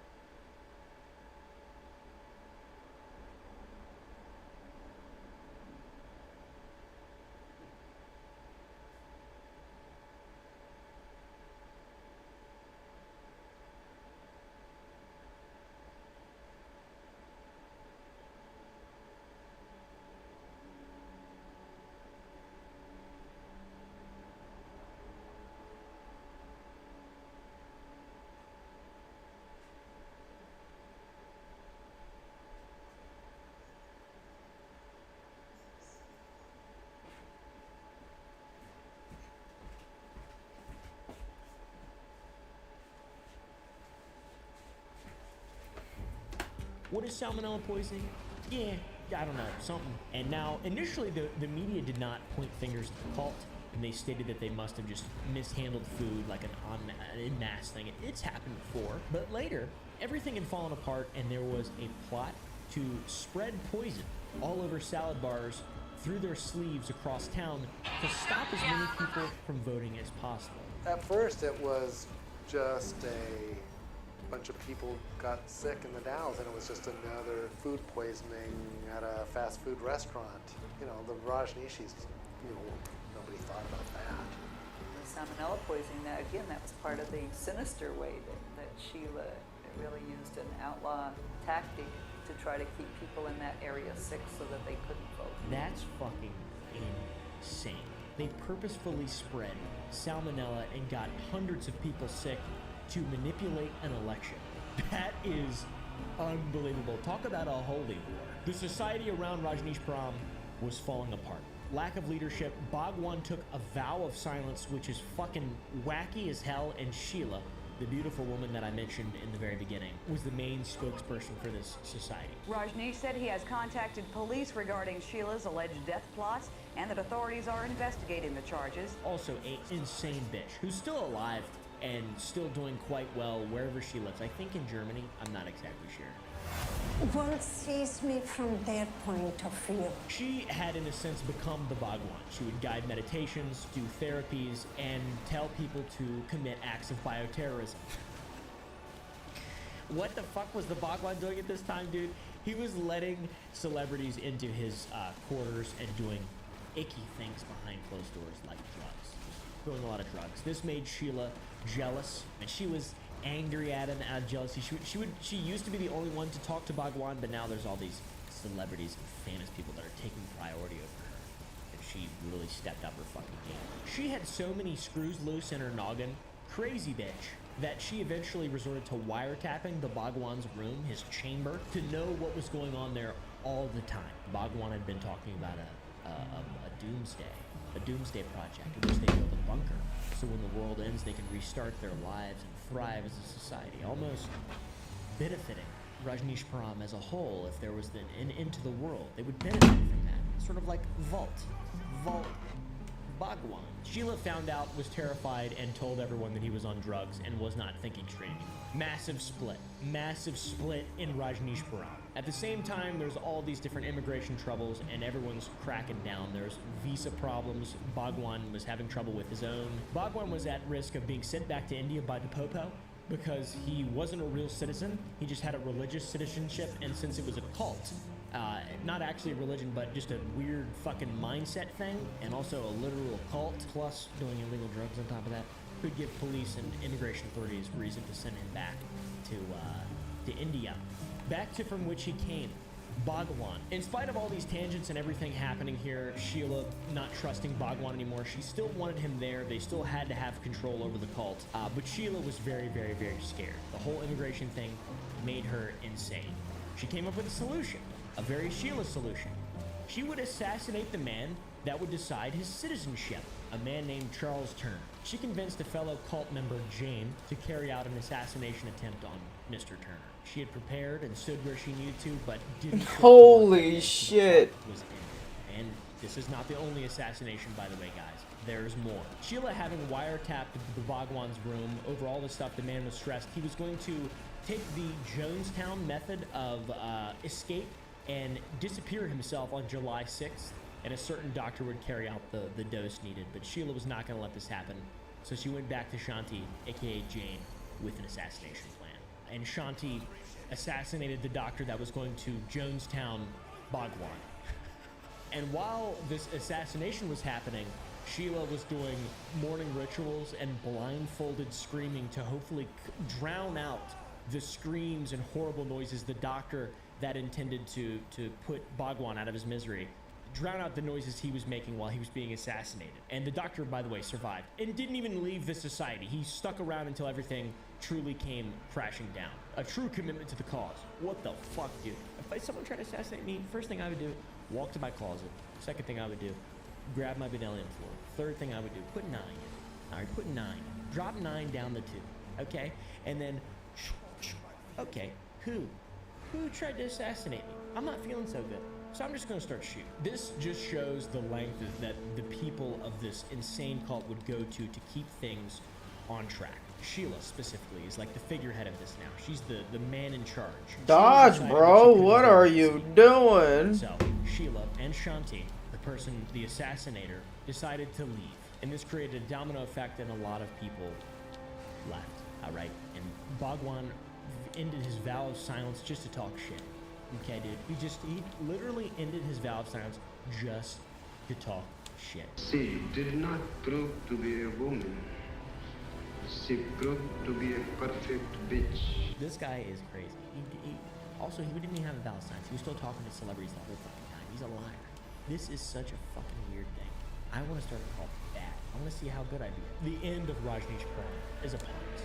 Money laundering, immigration problems, wiretapping and surveillance of their own people, bioterrorism, assassinations, voter fraud, you fucking name it. Just spewing seed everywhere, just an illegal amount of seed being spewed. I cannot go to jail because I have not done anything. All these things led to the downfall of, in my opinion, the most interesting cult that has ever existed. One of many. I love cults. I have a lot of information on cults. I'm starting my own. Just kidding. I'm not very funny. But it's the end, the dissolution of the cult. Rajneesh Bhagwan, whatever the fuck his name is, pled guilty to immigration fraud and left the United States. Rajneesh Puram, gone. Sheila, in another country, she fled. The town of Antelope reverted back to its original name in 1985. It was a hot and fast journey. It didn't last long. The dude's Rolls Royces got confiscated, which is so funny to me. And then he died in 1990 from heart failure. Rest in peace, Bhagwan. And I have to be honest, the Osho teachings, the level of spirituality, there's a lot of really interesting stuff to be learned, in my opinion. And that type of living is pretty cool, but it just seems to always end very poorly. It just seems to always end very poorly. Maybe one of these days, someone will do it right. Today, why aren't you taking damage, bro? What is this? He did very well and became a model citizen of the program. Gary Mathias is an entire can of worms that his backstory closely relates to a lot of the events surrounding this case. So we'll talk about him more later on when it'll mean more to you, but all that you need to know for now is that despite being a late inductee to the group, everyone who knew the group said that Gary really loved these boys. Gary was very protective over them, he would sort of chauffeur them on trips, and many identified Gary as the group's leader, being that Gary was the most intellectually advantaged out of the 5 men. These 5 would do everything together, from going bowling on the weekends to staying at each other's house, and most importantly for this video, the 5 of them were on the Gateway Project's basketball team, the Gateway Gators. Several of the testimonies about the boys' behavior comes from their basketball coach at the Gateway Projects. The coach would say things like, Gary was smart, but every now and then he'd seem kind of spacey, perhaps from his medication. Or the account I mentioned earlier, that Sterling was smart, but lazy. People around the town said that these 5 would do everything together. And seeing where this story's going, that turned out to So, be bro, better you're just gonna be invincible for the so rest now of that this you're fight? familiar with who we're talking about, let's talk about the series of events that led to their disappearance. As mentioned earlier, all 5 boys were a part of the Gateway Projects and were a part of the program's basketball team, the Gateway Gators. On February the 25th of 1978, the Gateway Gators were to compete in a tournament that was being hosted by the Special Olympics. The winner of this tournament would receive an all-expenses-paid trip to Los Angeles for an entire weekend. All of the boys were very excited for this tournament and had been looking forward to it for weeks in advance. So in order to get in the competitive spirit, the 5 decided to attend a UC Davis basketball game the night before their own tournament was set to begin. So on February the 24th, the 5 drove to the UC Davis basketball game at California State University at Chico. This was about a 50-mile drive north of Yuba City, and the game wasn't expected to end till about 10 o'clock. So in order to get ready for tomorrow's game, several of them laid out their basketball uniforms in their bedroom told their parents as soon as they got home, they'd go straight to bed so that they'd be well rested for the game tomorrow. Jack Madruga, the only one of the 5 to own his own vehicle, a 1969 Mercury Montego, came and picked up all of his friends for the short road trip. Some of the parents, such as Bill Sterling's parents, would say that it was cold that night and they urged their son to put on a jacket. However, their son assured them that they would be back home soon and their only planned stop was the basketball gym and then back at the house. What the families did not know is that when these 5 left for the UC Davis game that night, it was the last time any of them would see the boys alive ever again. According to several witnesses, the 5 made it to the basketball game that night, cheered on the team, and then left as soon as the game was over. Shortly after that, the boys would drive to the nearby Bears Market to get snacks for the drive home. According to an attendant at Bears Market, the boys came in just before 10 o'clock and bought things like Coke, milk, and candy. Now, there are potential witnesses and theories to the events that would happen in the next few hours. However, for now, I want to stick to things that are concrete. And the only thing we can know for sure is that after those boys left Bears Market, they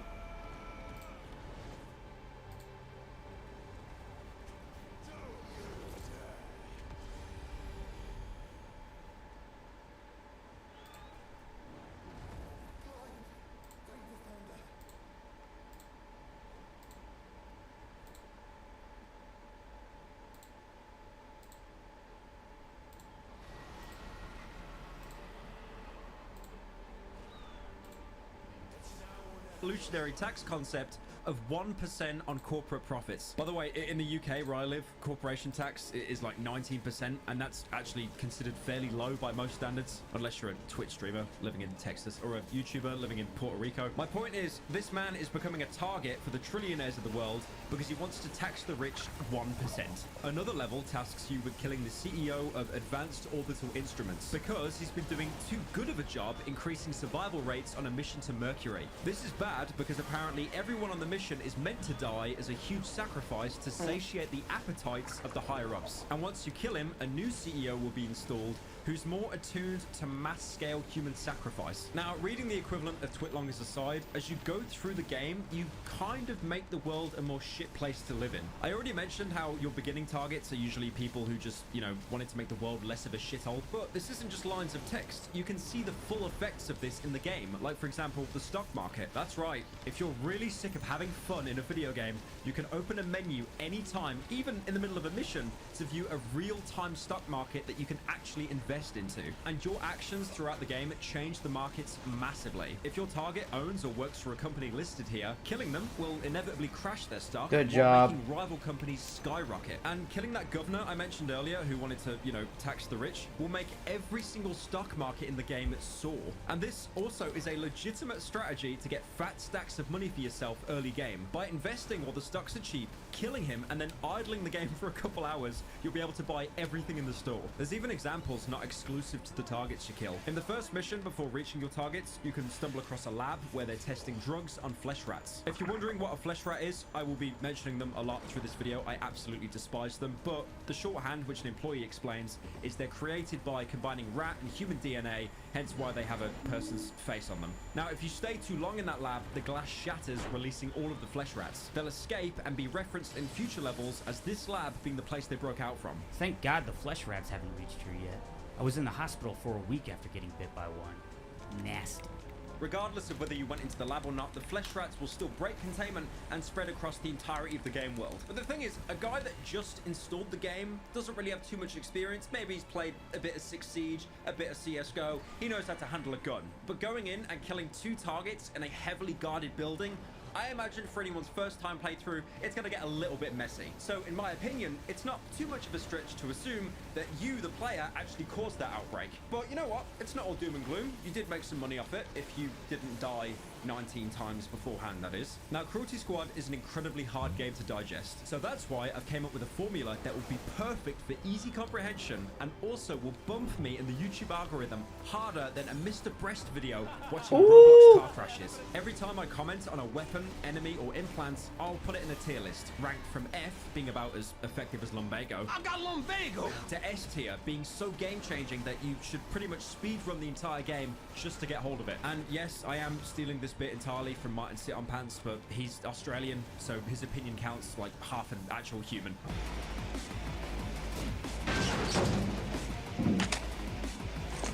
pharmacokinetics is the first active job in the game, a place where many drugs and experiments are trialed.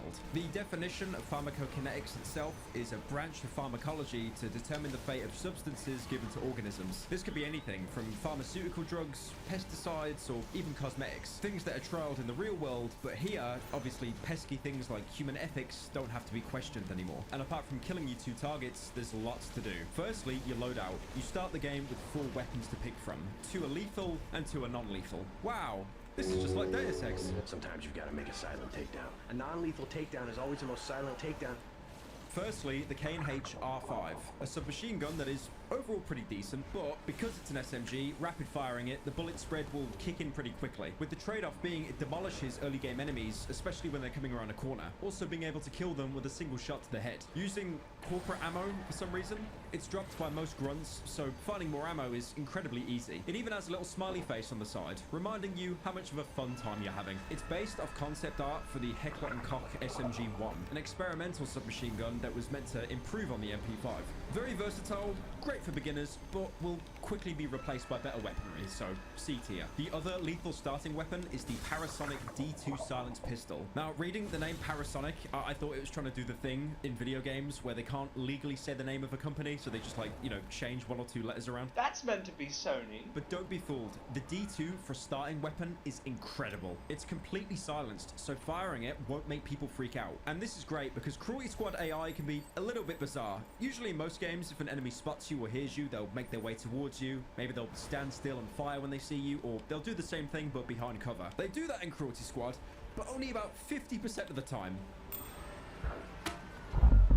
The other 50%, they'll run around in a manic frenzy, making it incredibly difficult to get that important headshot. So stealth is really important in the early game and incredibly overpowered. You can literally fire this thing right next to a civilian's face and they don't care. Don't care, still don't care. I'm sure it's based off that scene where John Wick is firing a pistol in plain view and somehow nobody notices. Apparently the D2 isn't based off a real gun, it's more just like an SMG that was mangled into a pistol. It also has a built-in laser sight, so you'll always know where the bullet is going to land. This gives it insane accuracy, even over long distances. Plus, some enemies tend to drop this weapon, so you can get more ammo for it. I'd honestly put this into A tier. The only reason it's not an S is because by the end game, it's pretty redundant, but even in the mid game, it's an amazing sidearm. Now, let's talk non-lethal. I'll be honest with you, non-lethal, for the most part, is a literal meme. With the cost of life being so low, no one's really invested into looking into better kinds of non-lethal weapons. Firstly, you have the expendable baton, with its description saying the design has been the same since the Middle Ages, only the materials have been improved. It has a small charge up and will knock out anyone unaware. The only problem is trying to knock out enemies that have noticed you or ones you've already knocked out, it won't do anything. You can also reload it like guns for some reason, even though it does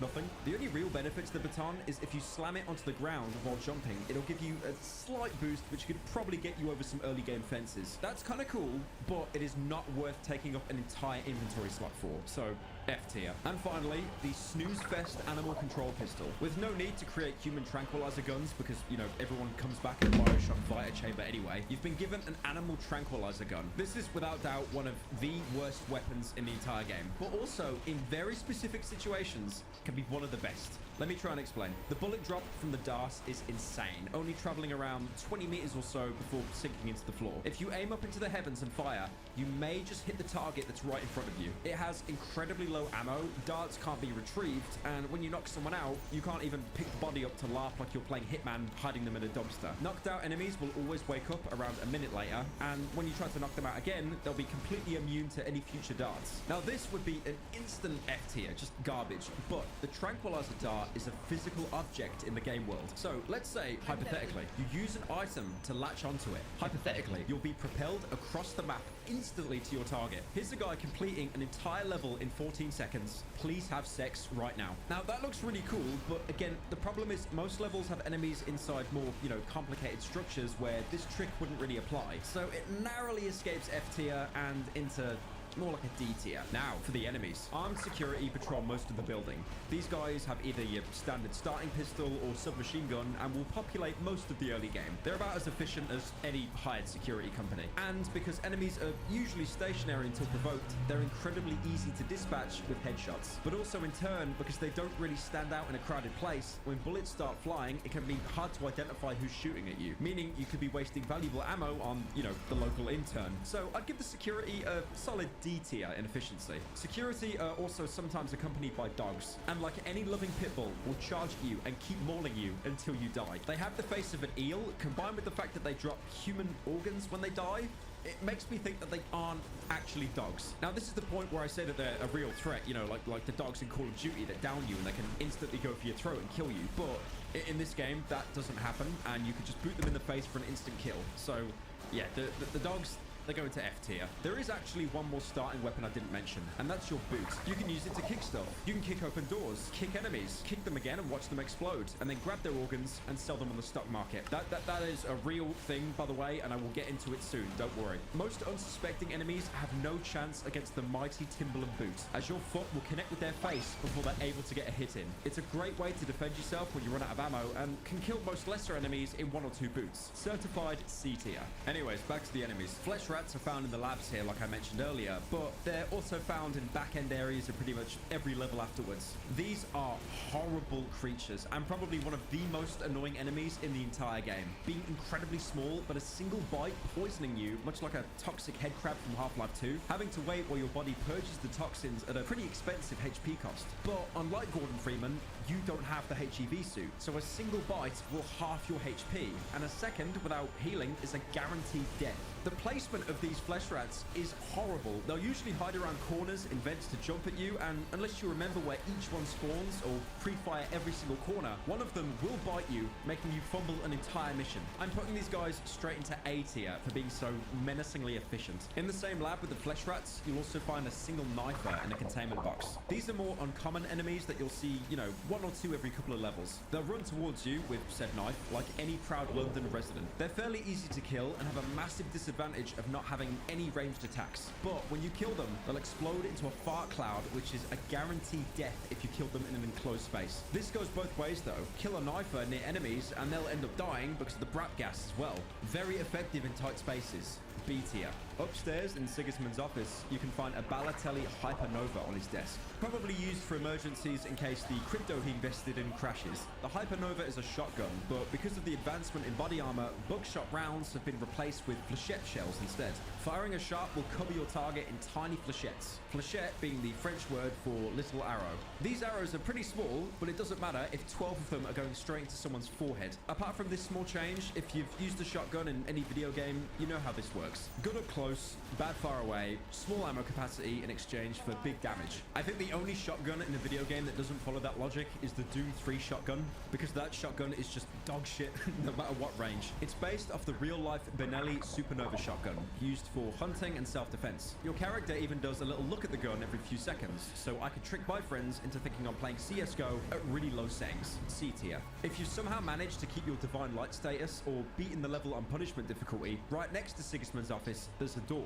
and if you open it, you'll take into the office's garden on top of a tree. This gives you a great shortcut to your target, but on top of that, you can find a cool $1,000 of venture capital lying around, and the SSARD, or Security Systems Anti-Armor Device, or, you know, rocket launcher, if you've played any video game in the past 15 years. The rocket launcher, like a soldier main in TF2, is basically game-breaking. Its downside's having a huge weight penalty, meaning you'll move slower, but it fires slow-moving rockets that will kill almost every enemy in the game with one hit. If you fire a rocket at your target, they'll give so hard that people will actually forget that person ever existed. I haven't talked about them yet, but later on in the game, there are armored enemies that are completely invulnerable to conventional weapons. But the rocket launcher isn't conventional, and will take out even the strongest enemies in 1 or 2 shots. And also, because the splash damage can help you speedrun killing targets you can't directly see. But it doesn't end there. If you play like a Team Fortress 2 soldier with 9,000 hours, looking down at the ground and pressing mouse 1 until something happens, you'll be able to rocket jump at the cost of, you know, pretty much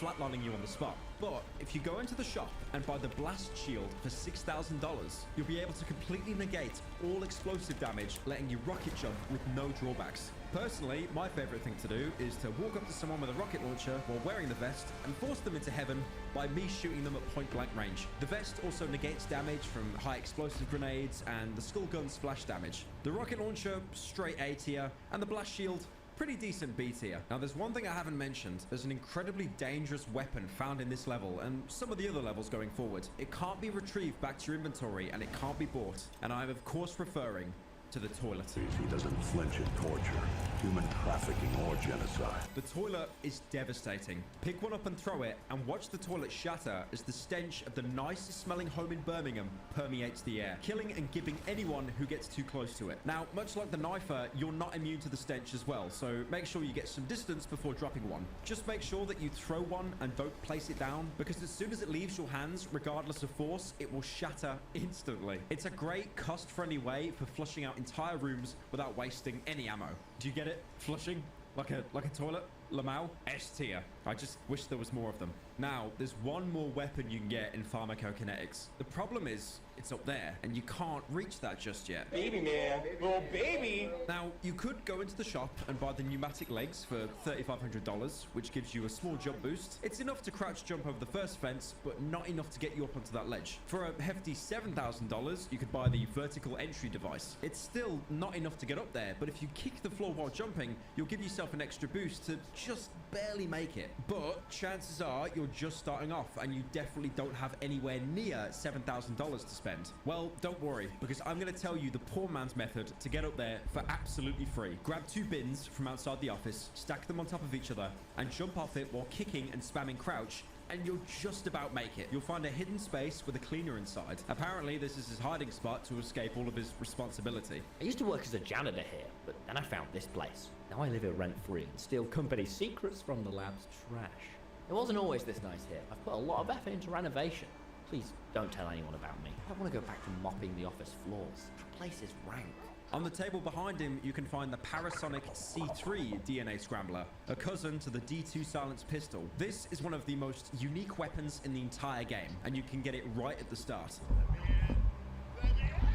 It's a silenced pistol like the D2, but a single bullet on most unarmored enemies will turn them into balls of guts, instantly killing them. Apparently, this invention came around as a way to subvert how affordable body reconstruction services are. This gun will mangle their genetic makeup beyond all repair. Personally, I'd classify this as more of a fun weapon than an effective workhorse. The cancer balls, as the community refers to them, are impossible to move past until destroyed, but yield no tradable organs, just randomized limbs. It's obviously not based on any real-world gun, but it looks surprisingly similar to the gun the main character uses in No Players Online, a short horror game with an ARG tied to it. And yep, that's my Pedscott reference for the entire video. Overall, I'd put this gun into B tier. It'd be lower, but it's incredibly effective against a single enemy I'll talk about later. After beating your first mission, it's a good idea to go back to Cruelty Squad HQ to check up on your fellow employees. Usually because after each mission, you can find someone new to talk to, either to get more lore on the world or just to have your ego stroked. Now, after your first hit,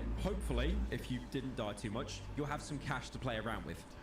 And like most people running an influencer scam program, you're going to be told to diversify your portfolio. Money from hits is great, but you know what's even better? The stock market. I already mentioned the main stocks and, you know, how you can directly affect them in the game, but to be fair, that's kind of complicated. You wouldn't have known that unless I told you, and I stole that from the Wikipedia page anyway. What you need is something quick and efficient. When you give enemies by either doing so much damage to them or eating the body because you suck at the game. Among their remains, you can find organs. These organs can be sold on an entirely different section of the main stock market, with each one giving a little bit of lore about the world once a little bit of dick. Game. Like how the pancreas, for example, has plateaued at $1 because the world has totally evolved above the need for it. Or how the liver is a commonly needed spare part for executives, probably binge drinking to cope with deadlines, or celebrating how they're the 1%. Some organs will be more rare and usually tied to a specific enemy, like how humans can drop intestines when they die, but dogs will drop the putrid intestine, with the description, the worst smell you've ever experienced, what has this thing been eating? And don't get me started on the appendix. The appendix is described as the primitive seat of the soul and is one of the rarest organs in the entire universe, only being dropped by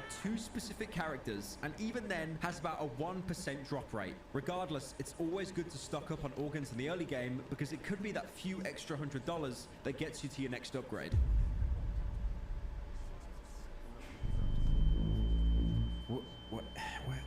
Wait, where am I? Looks like a poor rendition of China from 2010. Why is everything neon, man? Hurts my eyes. Yeah. Come to Papa. Yep. Well, at least this still works. I'll shoot you. I mean it. I really, really mean it. Let me just switch cover for no reason. Who's even shooting at me anyway? It is I, World of Warships. Wow. I can't. But just come a bit closer. It needs to look handheld. All right, last one. Wow, now I can have team-based sea battles that require strategy and tactics. Worry not, my child. I'm here. Take this sauerkraut griller and relive history. Wait, what's this? World of Warships? With over 500 historical ships to control, which are spread across 13 different nations. Personally, I like United Kingdom. No bias. There are even 4 different ship classes: destroyers, battleships, cruisers, and even aircraft carriers. And don't forget, submarines, my child. Oh no, innocent bystander, watch out! With each class offering a hugely different gameplay experience. Plot twist: the aircraft carriers have aircrafts. Personally, I love controlling my ships in beautiful maps and unique living landscapes.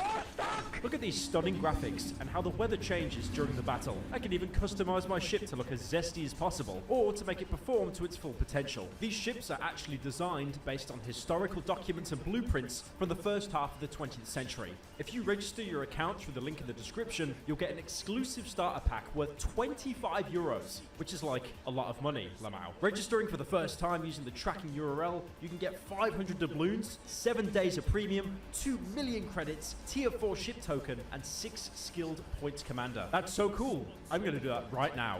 And thank you, World of Warships, for sponsoring this video.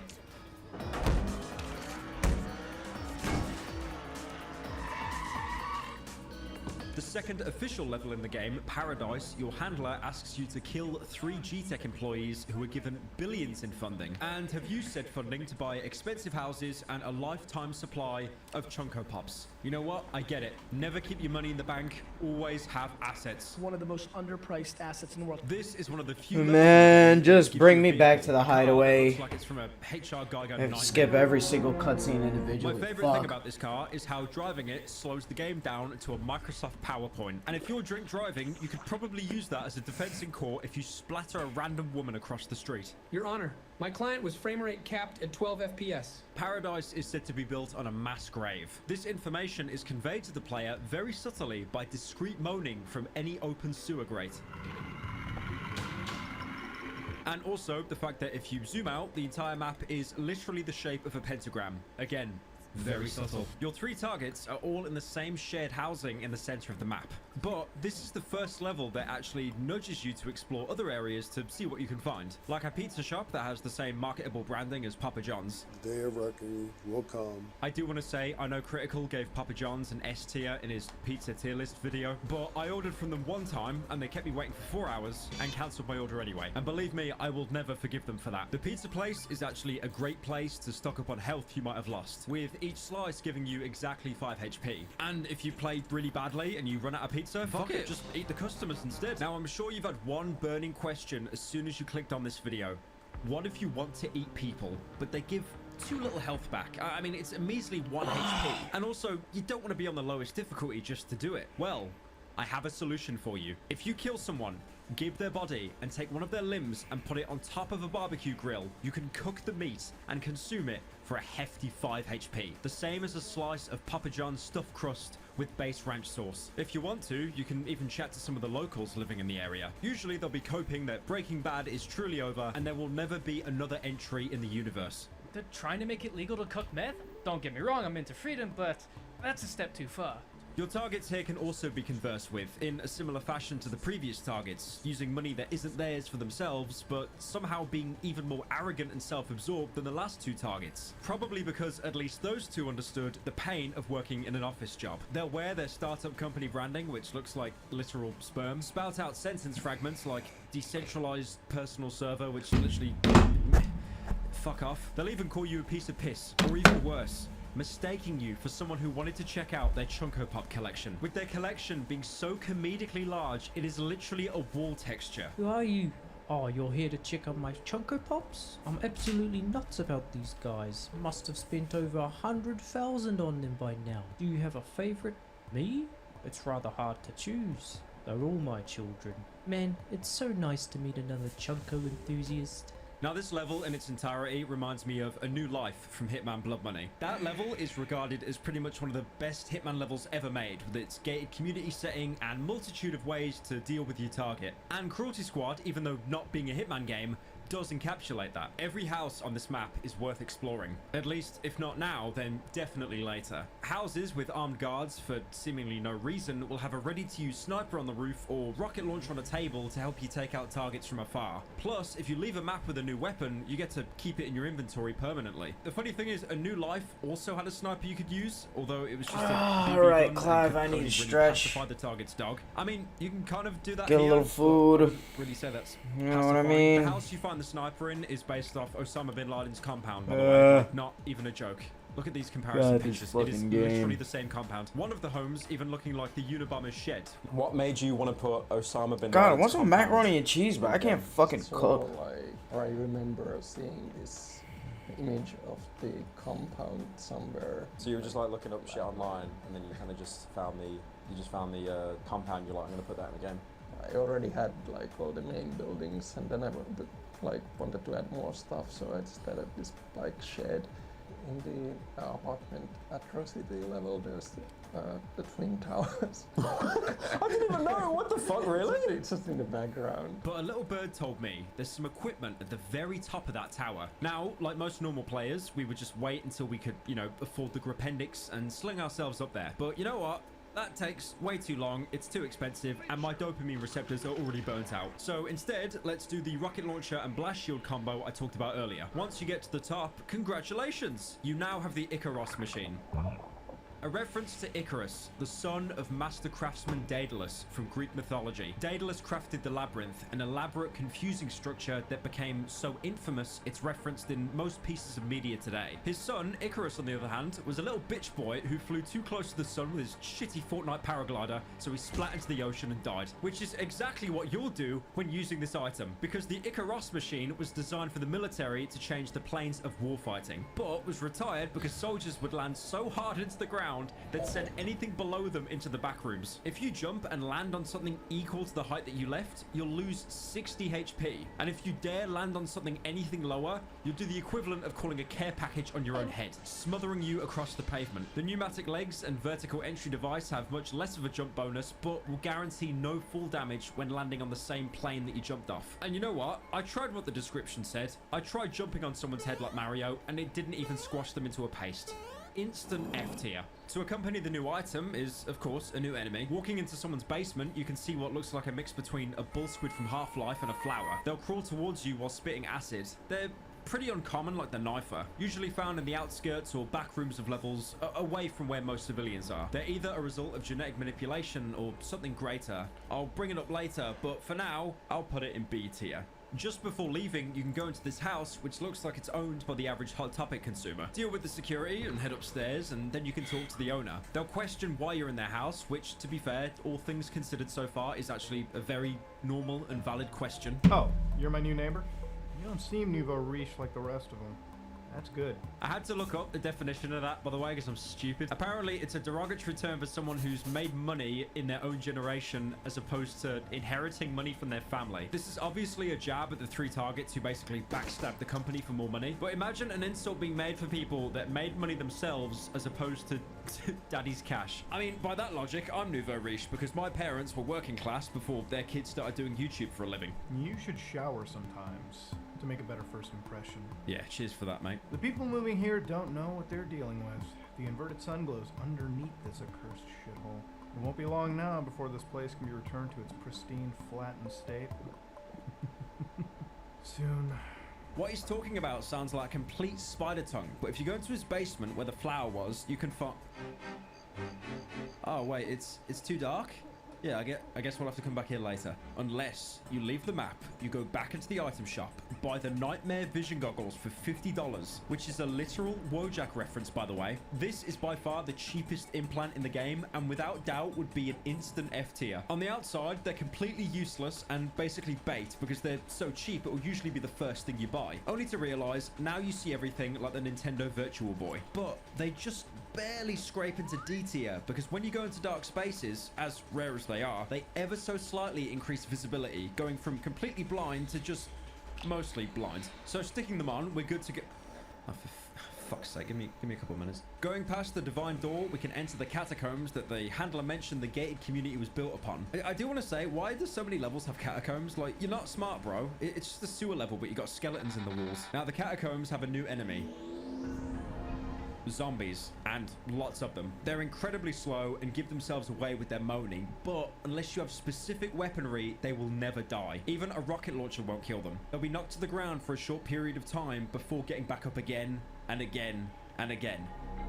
The only gun we have right now that can do anything is the Parasonic C3 I mentioned earlier. Now, it can kill them by messing up their DNA so much that they're basically immobile. Most of you, especially people that didn't watch this video, you won't have the C3 at the minute, so they're a pretty terrifying enemy. That would be if you didn't have the boot, which has more melee range than their swipe. And also the fact that if you crouch, they will never actually be able to land a hit on you. So yeah, I was gonna put them in like B tier, but I'm gonna put them down in D. There's also a very special implant you can find in the catacombs. Walking through an illusionary wall, insert Dark Souls reference here. You can jump down a hole through some wooden planks, again, insert Dark Souls reference here. Come to this strange altar, and on it is the cursed torch. A strange device with a doomed aura. The light it casts feels wrong. Now, this is an incredibly unique item. I won't go into detail too much here. All you need to know, it is instant S tier. Want to find out why?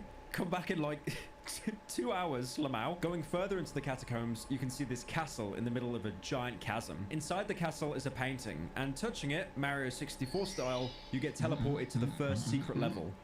The Dark World. Secret levels are common across Cruelty Squad, and they're always represented by paintings somewhere in the level, usually behind an illusionary wall or some kind of out-of-reach place. The Dark World is home to the Dark Worlders. $40 for chicken. These people are out of their goddamn mind. Are humanoids that are entirely black apart from their glowing red eyes. Hostile ones act like normal security guards, but are harder to hit because they're usually in the dark and have much more premium weaponry, like rocket launchers or old world guns like the BN-99, a mysterious weapon lost to time, made out of a cursed alloy. This gun fires 2 bullets per shot instead of the traditional 3 bursts you'd find on most guns, and collecting ammo for it, it's called 5.4539mm Abyss. It's a gun that defies most conventions of a normal firearm, but it is incredibly effective, being able to kill most humanoid enemies in a single tap. And also, it barely slows the player down. This gun is based on the real-life AN-94, a gun that was a potential replacement for the AK-74 that's still in service today. The AN-94 also had a unique 2-burst shot function, because the gun would have a delayed recoil for the first 2 shots fired. Dark Worlders go into B tier, and the BN-99 goes into A tier. It's a really good gun that you'll probably use until the late game, or you get something basically broken. The NPC Dark Worlders that have no guns will greet you, usually with a hideous smile. Their dialogue here is incredibly cryptic, but gives some insight into the kind of world you've stepped into. Most are confused to why you're even here, or why you refer to it as the Dark World. You're not from around here, I can tell. Dark? What? Pain. Some even referencing to the fact that the cost of life is so low that no one can truly die even if they can afford it. You can kill me, but it won't end this. I don't even care anymore. I'm going to enlist in the Punishment Inflictors. Punishment Inflictors is a direct reference to Cruelty Squad. It's not the opposite, but more of a synonym, something similar. That's why they're so confused when you refer to their world as the Dark World, implying your world is the light or the overworld. There's an infinite amount of dimensional planes. They all contain the same amount of suffering. The skybox for this level is unique, as it has a huge eye overseeing everything, something the residents themselves don't even understand. Nobody knows where the glow in the horizon comes from. This is not a place of knowledge. To me, the Dark World is just another plane of existence. It's similar to yours, but it's just darker. But to the residents here, it's all they've known, so they see it as everyday life. Burnt down houses and graveyards dot the small village that you spawn in. My favorite thing to do here, honestly, is to kick zombies against the grave because it makes them fly up in the air like they're doing some kind of Tony Hawk skater move. Dark Worlders will also drop the Black Heart, which is a variation of the standard heart you can find in the overworld. The normal heart has the description, a disgustingly persistent little biological pump, almost talking down to it like how the heart is halting progress. But the Black Heart is described described as running on optimal capacity. Going back to the main menu, your handler will explain how the target for this mission, Sir John Oliver II, wants to be entertained by you breaking into his mansion and killing him. Every mission so far has had you kill, liquidate, or execute people, but, you know, entertaining is definitely a first. It's also interesting how he's referred to as the punishment encryptor of the lower planes. Again, referring to the Dark World as some kind of underworld, but in a much more politely said manner. Breaking into the mansion, you can get some new equipment here, the night vision goggles. These soak everything in a high contrast grayscale, making dark environments much easier to navigate compared to the nightmare vision goggles. The problem is the catacombs you found the painting in and the Dark World are basically the only dark levels in the entire game. If it did something else, like remove draw distances or fog, it'd be higher, but for an incredibly limited use, D tier. Getting to the top of the mansion, you can actually meet Sir John Oliver II. I'm sure he has no association with the funny TV haha man of the same name. The thing is, out of all the targets, he knows what you're going to do to him, and he seems absolutely ecstatic. Oh, here he comes. I've been waiting for this. Will he kick me or shoot me in the head? This is so exciting. Last time was breathtaking. I'm sure he can't outdo that. I'd love to be kicked off the roof. You never know what'll happen next. That's the beauty of life. I respect your job. It's one of the last few honorable trades left. And I just wanted to give you the chance to kill yourself now. Oh, yes. Oh, well done. I personally chose to shoot him in the head and then kick him off the roof, as, you know, it's probably what he would have wanted. Apparently, some people are that bored of infinite life that they find being killed more interesting. It's funny to think that Cruelty Squad operates in a world where immortality has basically been found, but it just makes people sick and bored. After wrapping up Paradise and its other world, you can go back to Cruelty Squad HQ to meet the newest NPC, Jurgen Kuhl. He isn't a Cruelty Squad operative, but someone who is displaced because you killed his employer. I was working in security for those G-Tech guys until you came along and liberated me. I'm extremely thankful. One of them would keep showing me his Chunko Pops. It was the most miserable 2 months of my life. Came here looking for a new job. The NPCs in the HQ are one of the very few examples of the protagonist actually indirectly improving someone's life. Most of them you meet are employees from past jobs who became unemployed once their boss, i.e. the person that you killed, died. They usually end up being absorbed into Cruelty Squad and actually enjoy life more here, thanking you for the intervention. Anyway, that being said, let's go and kill someone that did literally nothing wrong.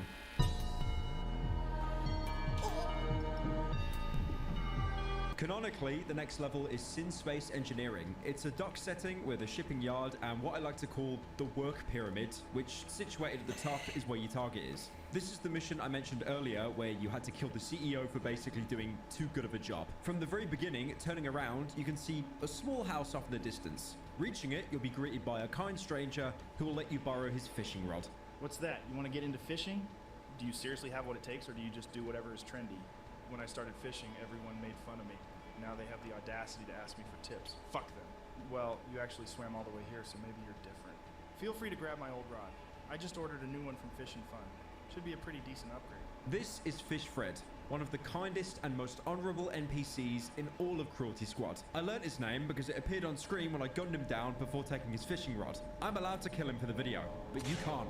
If you do, I'll come for you. Also, fun fact, despite the cost of life being incredibly low and pretty much everyone being able to be quick revived like it's COD Zombies, if there's a name that appears when you kill someone, that means they're never gonna come back, even if you restart the level. Or unless you edit your save file, but I wouldn't know how to do that. You could say in a lore-friendly way, I guess, that they were that down bad that they couldn't actually afford the measly cost of reanimation. Or, which is probably more closer to the truth, Ville wanted you to feel like a complete piece of shit for killing the only NPC that actually offered to help you. You can use Fred's fishing rod to catch fish and sell them on the stock market, with the item description saying, "Enter the world of fish and become who you were meant to be." You know what? I quit Cruelty Squad. I don't want to kill anyone anymore. I just want to fish. Also, totally ignore that the water is blood now. That would make more sense a lot later. Fishing is probably one of the easiest things to pick up, but hardest to master in the entire game. Now, if you're part of the LGBTQ community or a woman, you've probably played Animal Crossing at some point. And that game has fishing, and it's kind of similar. You pull the rod back whenever you get that classic sound effect of a bite. But in Cruelty Squad, the fish are really really hard to catch. I'm talking comedically impossible. The average human reaction time is 0.25 seconds, and I'm convinced that this is the exact amount of time Ville put into some of the fish appearing. That fish I referenced at the start of the video, that isn't even the hardest one. Also, apart from fishing, it does have a secondary use. If you aim it at a civilian, you can drag them over here, Mortal Kombat style. But if you aim it at a human enemy with a gun, you can actually yoink the weapon out of their hands, making them completely harmless. They won't try to melee you or pick their gun back up, but they'll just follow you around, shocked that you defile them that much. I can't believe you've done this. That little funny feature almost makes up for how painful the fishing is.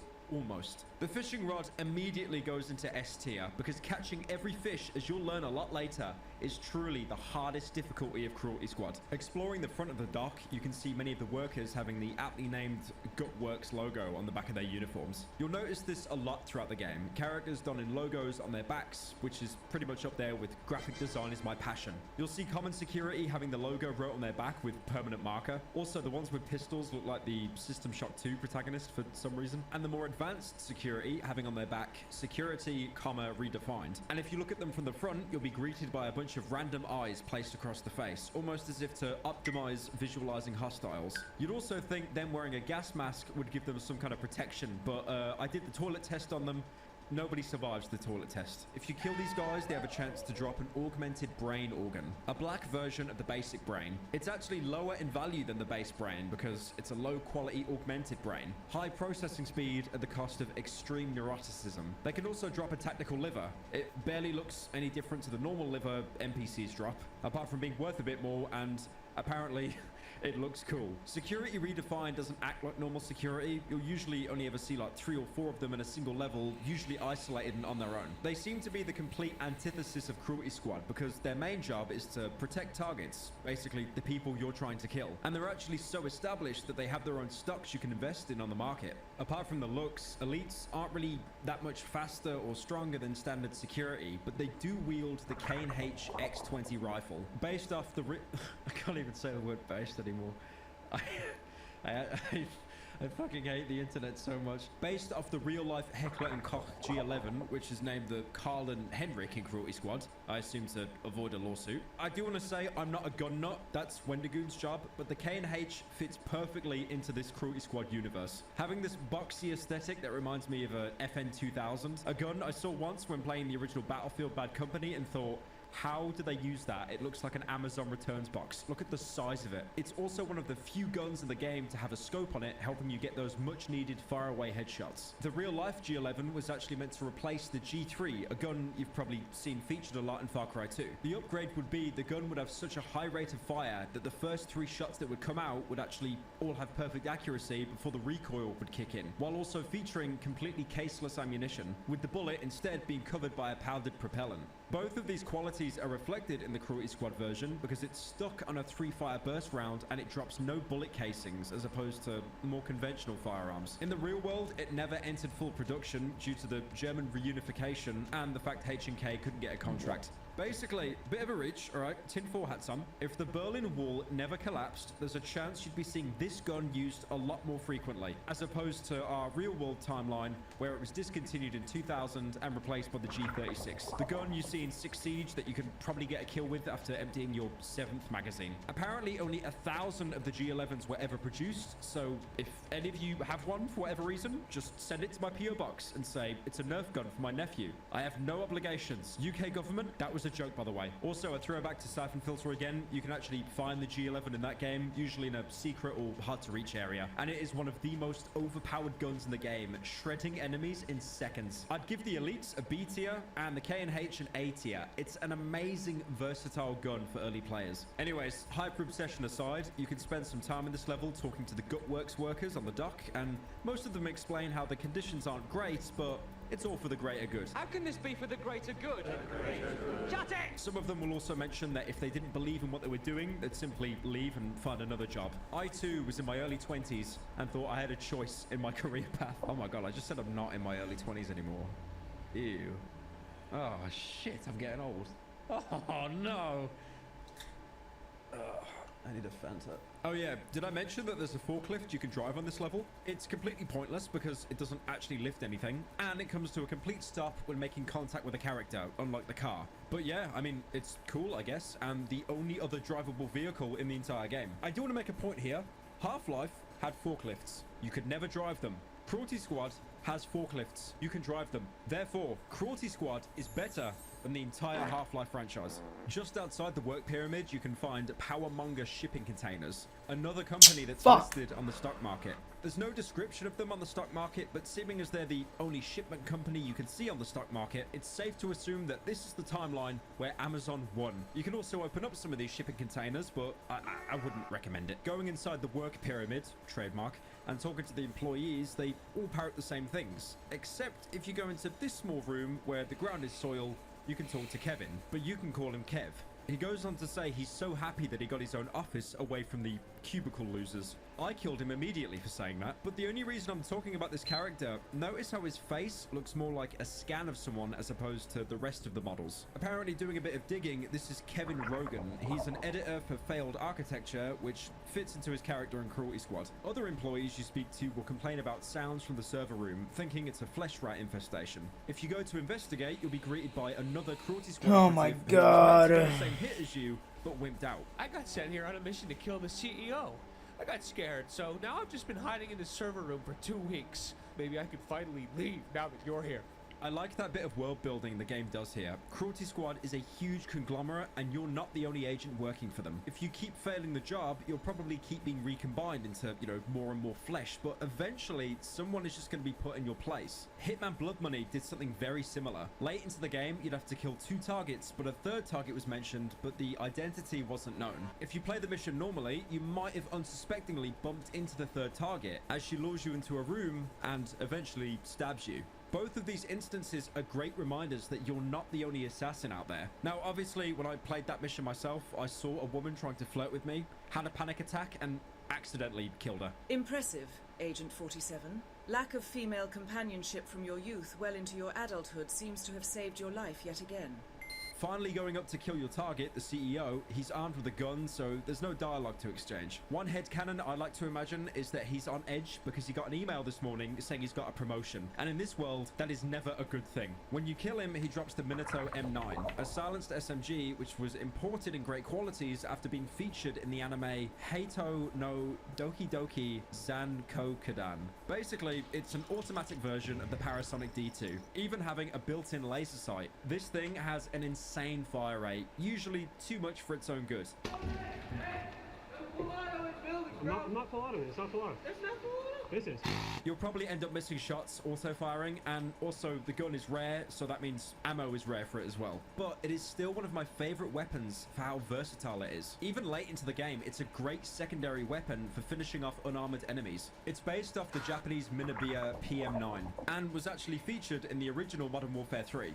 And this is not a statement, it is complete fact. Everyone who used that gun in Modern Warfare 3 watched 18 to 24 hours of anime a day. Regardless of that, it's a very good gun. By now, you probably have some cash. Money fuels the world of Cruelty Squad in a literal sense, and it's going to be what you crave in the early game. Even though Cruelty Squad is kind of an immersive sim, I'd be hard-pressed to strictly call it an RPG. There isn't a yes, no, and sarcastic dialogue option, and when you begin the game, there isn't a huge spreadsheet where you allocate your skills or pick your perks or traits. You never really level up, and there's arguably only one direct character upgrade you can get in the whole game, but I'll get to that later. However, by using money, you can buy character equipment and implants in between missions. Money essentially is your XP, and the more you get, the more powerful you'll become. You can mix and match upgrades by installing ones relevant to your limbs. Firstly, your arms. I already talked about the non-lethal weapons you get at the beginning of the game, but there's actually one non-lethal implant you can buy.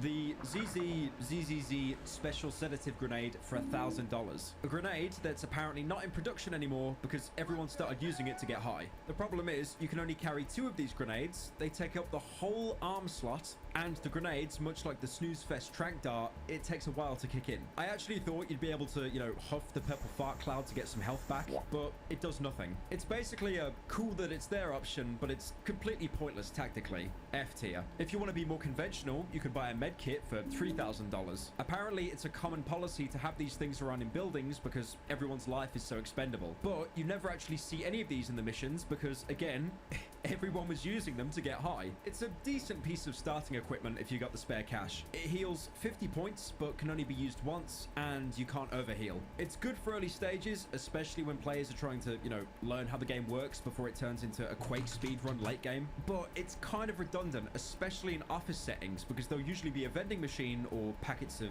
crisps, soda lying around that you can consume. So unfortunately, the almighty vending machine comes out on top here.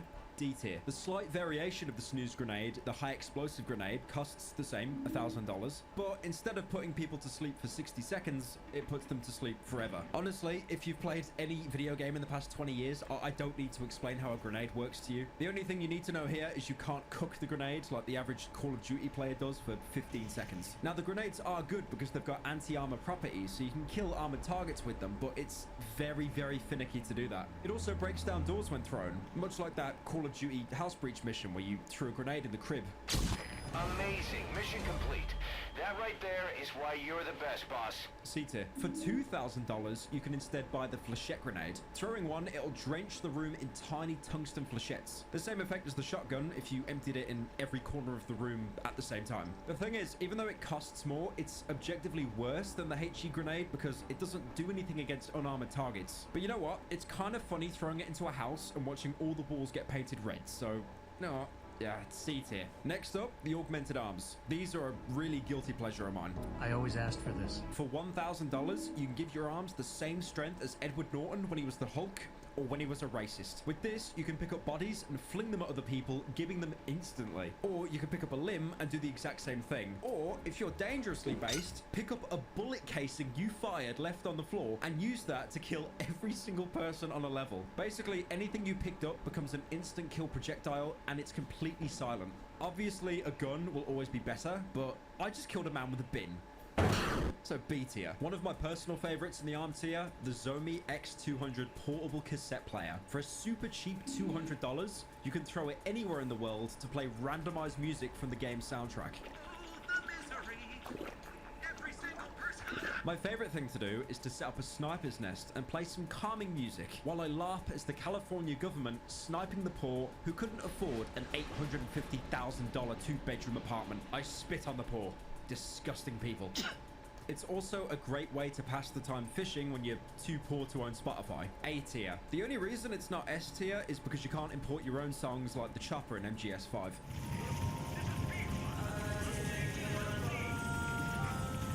Up next, the Angular Advantage Technical Munitions. Now, I'll be honest, I have never used these in my entire life. I'm doing it just for the video. This is worthless. It's one of the few upgrades I have never installed because I feel it'd be completely useless or just straight up game breaking. Basically, it applies a ricochet to any bullet you use, produced by companies to make impossible shots because of increasing security measures around targets. I used it, and honestly, it just sucks. You're given a line that shows exactly where the bullet is going, but it won't change no matter what angle you're facing. Plus, it only works with actual bullets, so rockets and flechettes, they won't bounce. Literally, the only good example I can think to use this for is one-shotting the CEO from the start of the level, but again, you could just use the rocket launcher and splash damage will do that. I'm sorry, mate. I'm sure you've got some amazing uses, but none of the speedrunners use you, and I'm stupid. So F tier. After wrapping up Sin Space, going back to Cruelty Squad HQ, you can talk to Mark Bilberry, one of the Gutworks workers that lost their jobs because you killed their boss. I got laid off by the Gutworks labor hire company. It made me depressed for a while. I really enjoyed cleaning up the space elevator construction site. All of a sudden, there was some kind of change in management and all the janitors were kicked out. Thankfully, it didn't take me long to get this new job. Liquidators seem to leave a huge mess behind everywhere they go. This place smelled absolutely unbelievable when I first got here. Sorry for keeping you like this. You seem busy.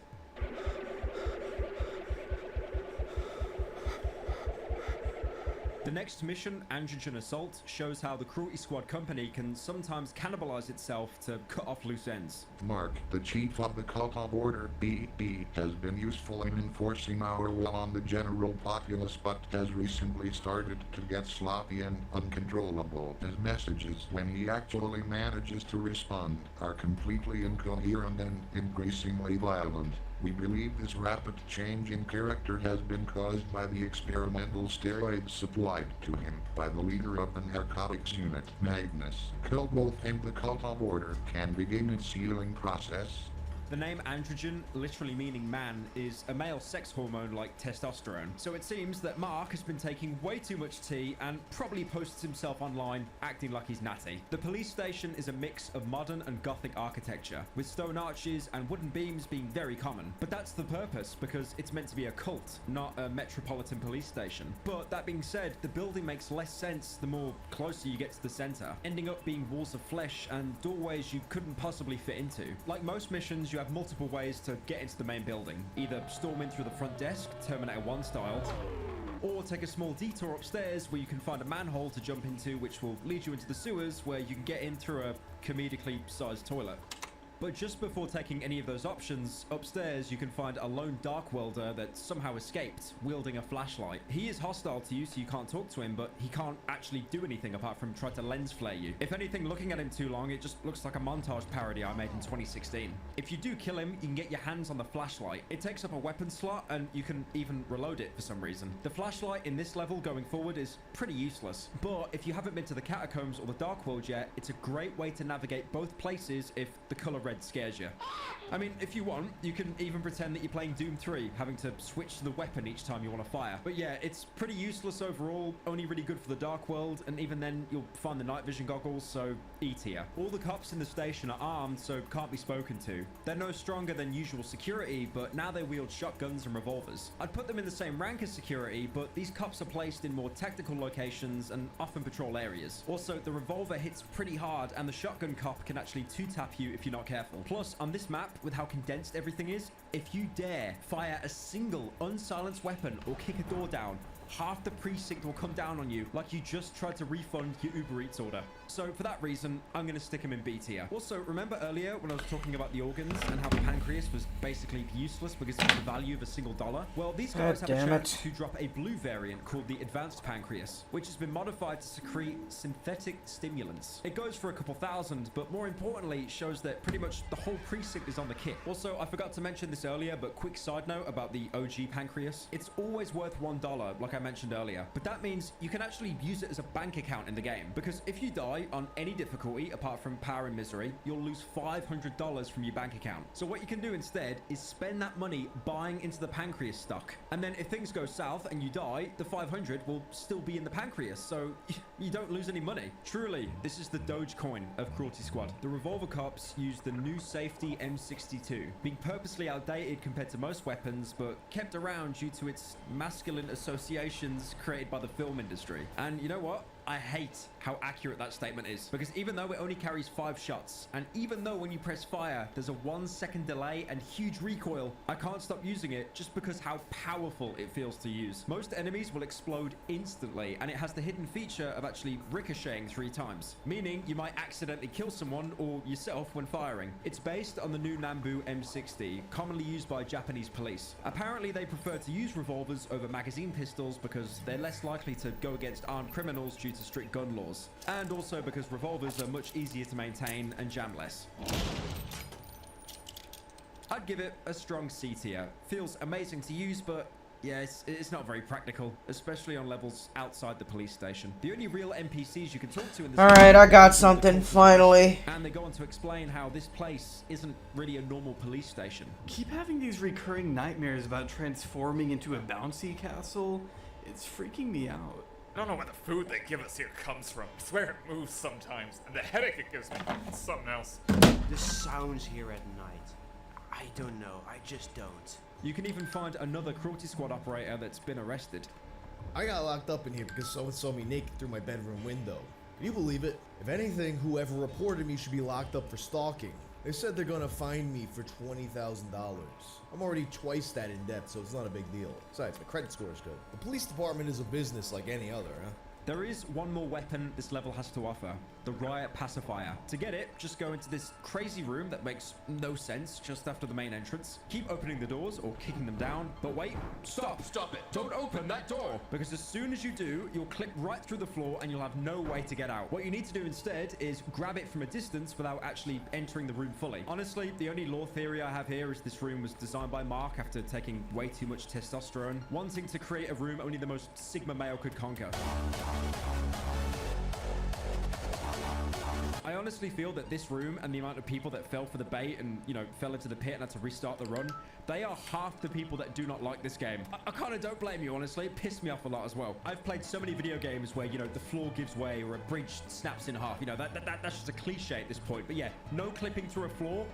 That's a Cruelty Squad thing. The riot pacifier is a grenade launcher that fires a cluster of gas canisters that are meant to release green, flesh-eating gas. The similar effect as a knifer or dropping a toilet on someone, with the ammo pickup literally being called Flesh Eater Grenade. Apparently these things haven't seen much action since the food riots of the early noughties. The grenades, like the throwable ones, can break open doors before releasing a fart cloud, so they're super effective at breaching a room full of enemies before entering. The only real downside here is, again, like so many weapons, they're ineffective at armored targets. It's based on the Russian RGS-50M, a grenade launcher that was less than lethal, mostly being used for tear gas and flashbangs. It's essentially a portable toilet you can throw around, so fuck it, beat it. Androgen Assault has one more enemy. Now, stay with me on this. He looks a bit like SpongeBob if you asked someone to draw him who had only watched creepypastas and never actually watched a single episode of SpongeBob.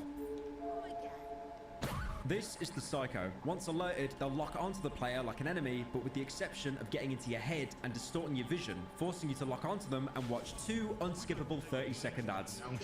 This also has the side effect of forcing your character to pull down on the trigger, emptying the entire magazine in one go.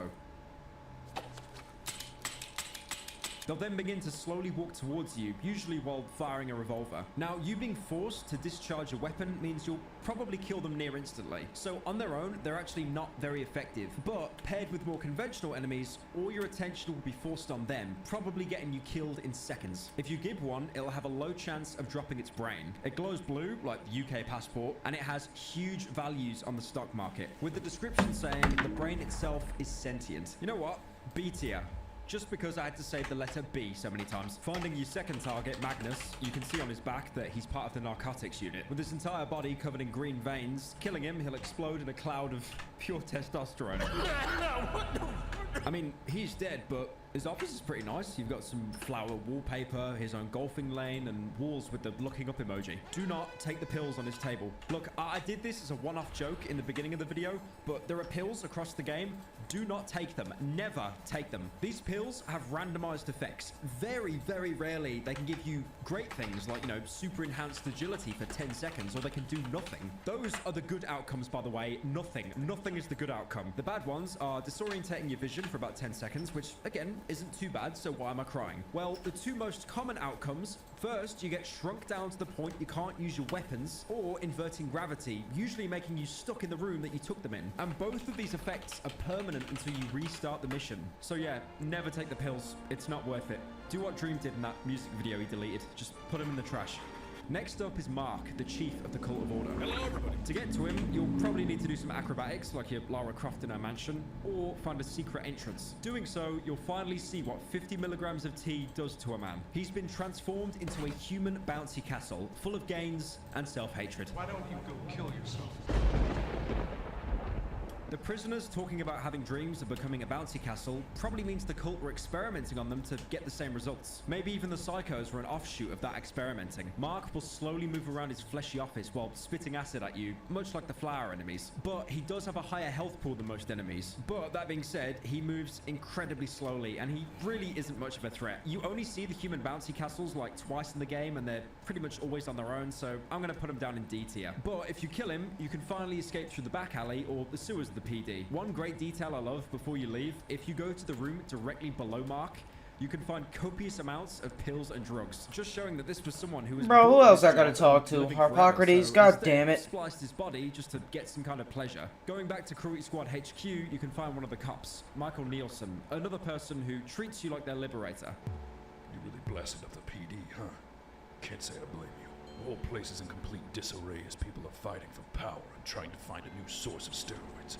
I had been planning to quit for a while. The oppressive work environment just wasn't working out for me. Private security was the obvious choice, so here I am. I even get to decide my own working hours here. So nice. I'm extremely grateful that you provided me with this opportunity to finally change the course of my life. Things are looking up. Oh boy, all these characters are just truly so grateful that we've drastically improved their quality of life. I sure hope nothing bad happens to them later on. I'm sure nothing will.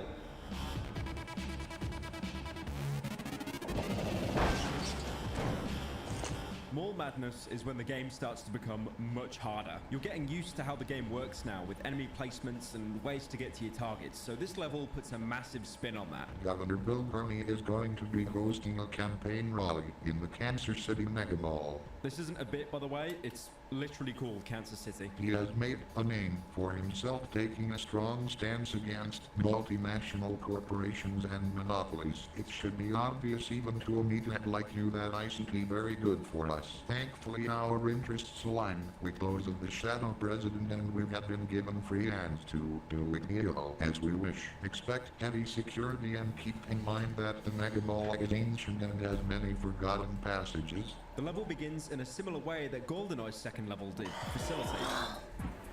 Starting an event, then ending up in the toilet stalls. Inside the mall, consumerism has been so distorted to the point that the main advertisements are just core emotions, with a rotating sign saying useless buzzwords like strength, purity, virtue, power. Things that nowadays advertisements use to lull you into consuming their product. I'm not joking, the amount of times I watch TV or even YouTube and get an ad with all these advertisements just being exactly the same. Person is sad, they interact with product, they happy now. Wow, I must buy product now. There are speakers dotted around the mall, droning safe sounds just to keep you shopping. The shops themselves just seem to have random garbage that no one would find useful inside. Going into one, you can actually bump into the Cruelty Squad operator you found in the Sin Space Engineering level, the one that was too scared to complete the hit. Oh hey, it's you! I'm just here to relax and do some light shopping. Really helps clear out your mind. Put the workday behind you, you know? Well, that's what I was trying to do. Until I paid a visit to the bookstore. Something off about that place. I swear I heard groaning in the walls. And all the books are ancient, like early 90s or something. Can that really be profitable? Probably a money laundering thing. Either way, I'm staying away from that place. The entire mall is 4 connected atriums with shops and security offices in between. You can even take an elevator up to the surface to walk around the park of the mall to speak to some of the people there. You're here to protect the governor? Don't take this personally. I don't like him. He's making life harder for people of wealth.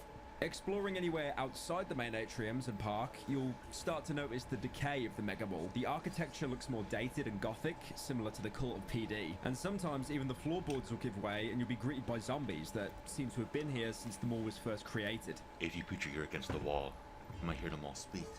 That's what the legend says anyways. Cobblestone walls and wooden steps will suddenly turn into modern offices. If anything, it's less like a mall and more just a church of consumerism. Cops patrol most of this map as the governor is a high-value target. But because of the risks of the target, they have a new asset.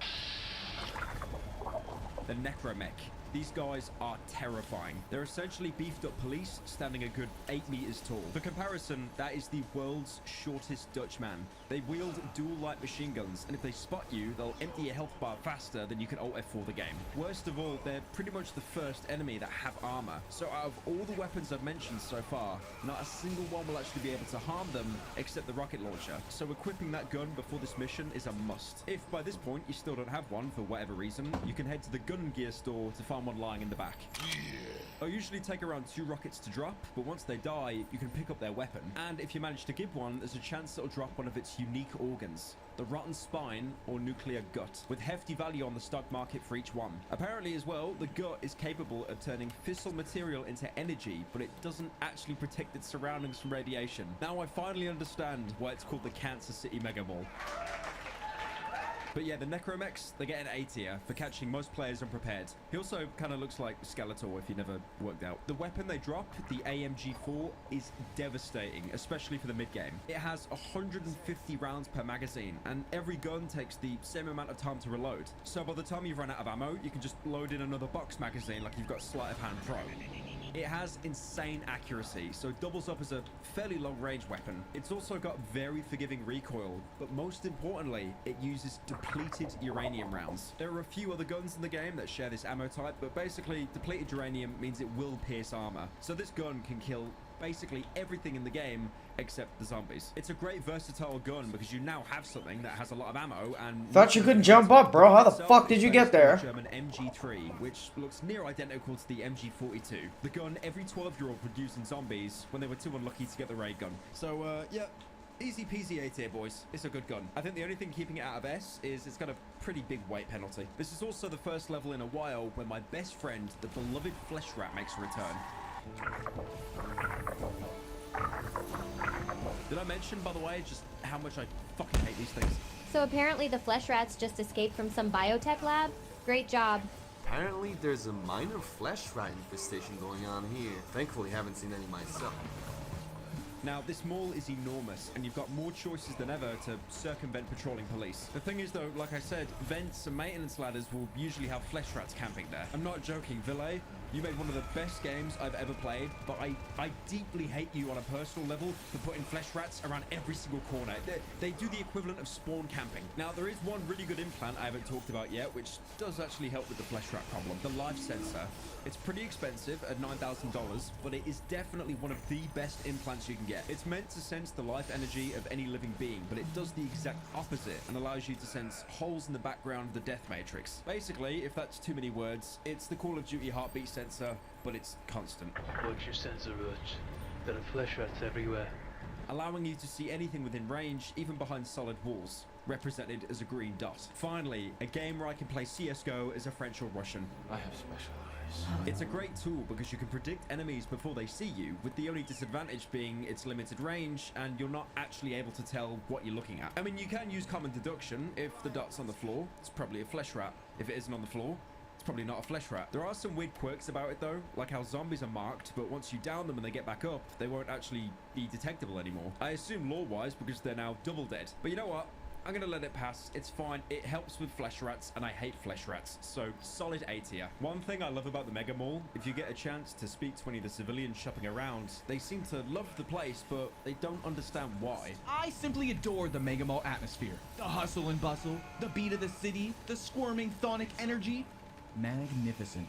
Thonic being a Greek word to describe the underworld or inhabiting it. The world of Cruelty Squad seems to almost obsess over the dead, possibly because at some point they had more freedom than the near immortal do now. I'm here to buy Chunko Pops for my son. He can't get enough of that plastic crap. Alright, never mind. You gotta die. You can even find the Games Game store here, a stock market marked as a failing video game store chain. The store itself being completely desolate apart from having the words happiness printed all over the walls. Drop by Games only to find out they're all out of Gorbino's Quest. Do you know about artificial scarcity? Funnily enough, if anything, this just reminds me of, like, you know, game stores today. When I was younger, video game stores, they'd usually be rammed, but nowadays, because everything can be bought and streamed online, they're mostly dead. Gorbino's Quest is basically an in-joke within the Cruelty Squad community. It's a game within a game, kind of like an ARG, like Petscop, but not really. It's something I'll delve into a lot later. In the meantime, if any of you are looking for another new weapon, if you head to the best pizza shop in the Land Pizza House, you'll find the place totally abandoned and strewn with pizza. But next to the cooker, which looks like a Minecraft furnace for some reason, you'll find the Precise Industry AS-15. Now, I already made this joke in the Kane and Lynch video, but this is just literally the USAS-12 from Battlefield 3 with frag rounds. Even the description itself says it's complete overkill, but popular with killers high on drugs, so they use it just to feel something. Wow, this gun is literally me. It's an amazing weapon and like all shotguns uses flechettes. It'll cut up metoids in seconds, with the only drawback being it's useless against armored enemies, so B tier. You can also find a new implant here, the CSIJ level 2B body armor. Next to Games, there's a store called Plant Heaven. If you go inside and downstairs, you'll find 2 flowers, and in the corner, the body armor. Honestly, nothing really notable about this armor. It's a small upgrade to the cheapest body armor in the game, giving you 15% armor as opposed to 10. Even the description seems uninterested. Improved lightweight body armor utilizing advanced material technology. Overall, boring implant. I need more serotonin and dopamine. E tier. I actually haven't talked about body armor much, even though it is a fair few implant slots, but we'll get it out the way now. To begin with, you have the base CSIJ body armor. Redundant because we already talked about the 2B that's free and it's 5% more protection, so that's just F tier. The CSIJ level 3 body armor gives you 20% protection for $3,000, composed out of Kevlar with polyethylene trauma plates. I'm not gonna lie, I tested this against a guy with a pistol and saw next to no difference in protection. Also, there's a little bit of a speed debuff, so D tier. Next up, the CSIJ level 4 body armor. Now this one just looks like an unpopped zit. It gives you 50% body armor, but -3 to your speed and -5 to your jump. Made out of spider silk fiber with heavy graphene composite plates. So basically, no different to the people in Warzone who spam armor plates when they take a pixel worth of damage. Again, I experimented with this and it doesn't seem to provide any damage protection whatsoever. And also how slow you move with this armor, and without implants in your legs, you can't even really jump anymore. So technically, you're just worse off having this. E tier. Now, you want to know a little secret? I'm going to put a gif in the corner of Heath Ledger as the Joker laughing for this part.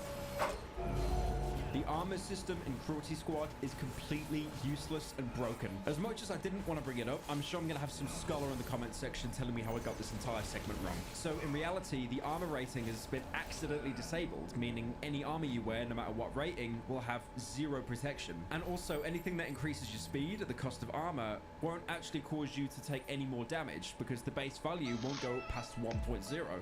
There's a great video summarizing this by another Cruelty Squad YouTuber, and of course they have death grips playing over the entire video. I fuck the music! I'm making... TLDR, until it's updated, if it ever is, never wear armor. But because the values are broken, the good news is the speed implants actually have no downside. Now don't tell Valet that, because he might patch it. By the way, everything I just said about the armor is completely null and void, because as of recording this video, Vil actually fixed the armor's rating, so now they work as intended, putting out a tweet saying, update, armor now works for the first time in Cruelty Squad, a game that has been out for more than 2 years. Finally reaching your target, the Governor Bill is protected behind impregnable glass and accompanied by security and necromechs. If you're wondering where the actual police are here, they're all too busy at the Donut World. The Donut World at the main plaza is completely overrun by cops due to the rally. I really wanted to feast on some of those delicious treats. Now, getting to him can actually be quite difficult without the right setup. But remember that off-duty agent earlier? If you ignore his advice and go into the bookstore, there's a book you can press that leads you into a secret wall behind the mall. Here, you can reach the balcony overviewing the speech, where you can get a clean shot of him above the protected glass. Only problem is, after you kill him, the mall will go into lockdown, with barriers blocking you from getting to the nearest exit. Which means if you're playing stealthy, at this point, you'll probably have to go loud, or use the vents, which have more flesh rats in them than the London sewers. Now, after you've completed this level, the game changes a lot. More in particular, the stock market. Your target, Bill Gurney, was heavily against greed, corruption, monopolies, and YouTubers that, despite having mid-roll ads, still have sponsored segments. And by killing him, you've essentially removed the last, most important person who openly stood against these companies. Checking the stock market after this mission, you'll notice how pretty much every single stock is soaring, except for the ones where you killed the employees, of course. And like I mentioned earlier, this is a legitimate strategy to generate infinite money and become the Cruelty Squad's own Jordan Belfort. Just put all your money into an incredibly low cost or downward stock before killing Bill. That's not fraud. That is false advertising. Complete the mission and then idle the game for a few hours, and you've now generated millions of dollars of revenue. I mean, if you leave the game long enough and, I don't know, go eat some alphabeti spaghetti, you'll probably have enough money to buy absolutely everything. Now, as tempting as this sounds to splooge all your money, don't do it just yet. I know I'm guilty of it as well. I've got a PS5 shirt that was $500. Before investing in the stock market, buy the eyes of corporate insight. Now, these things are really expensive, $250,000.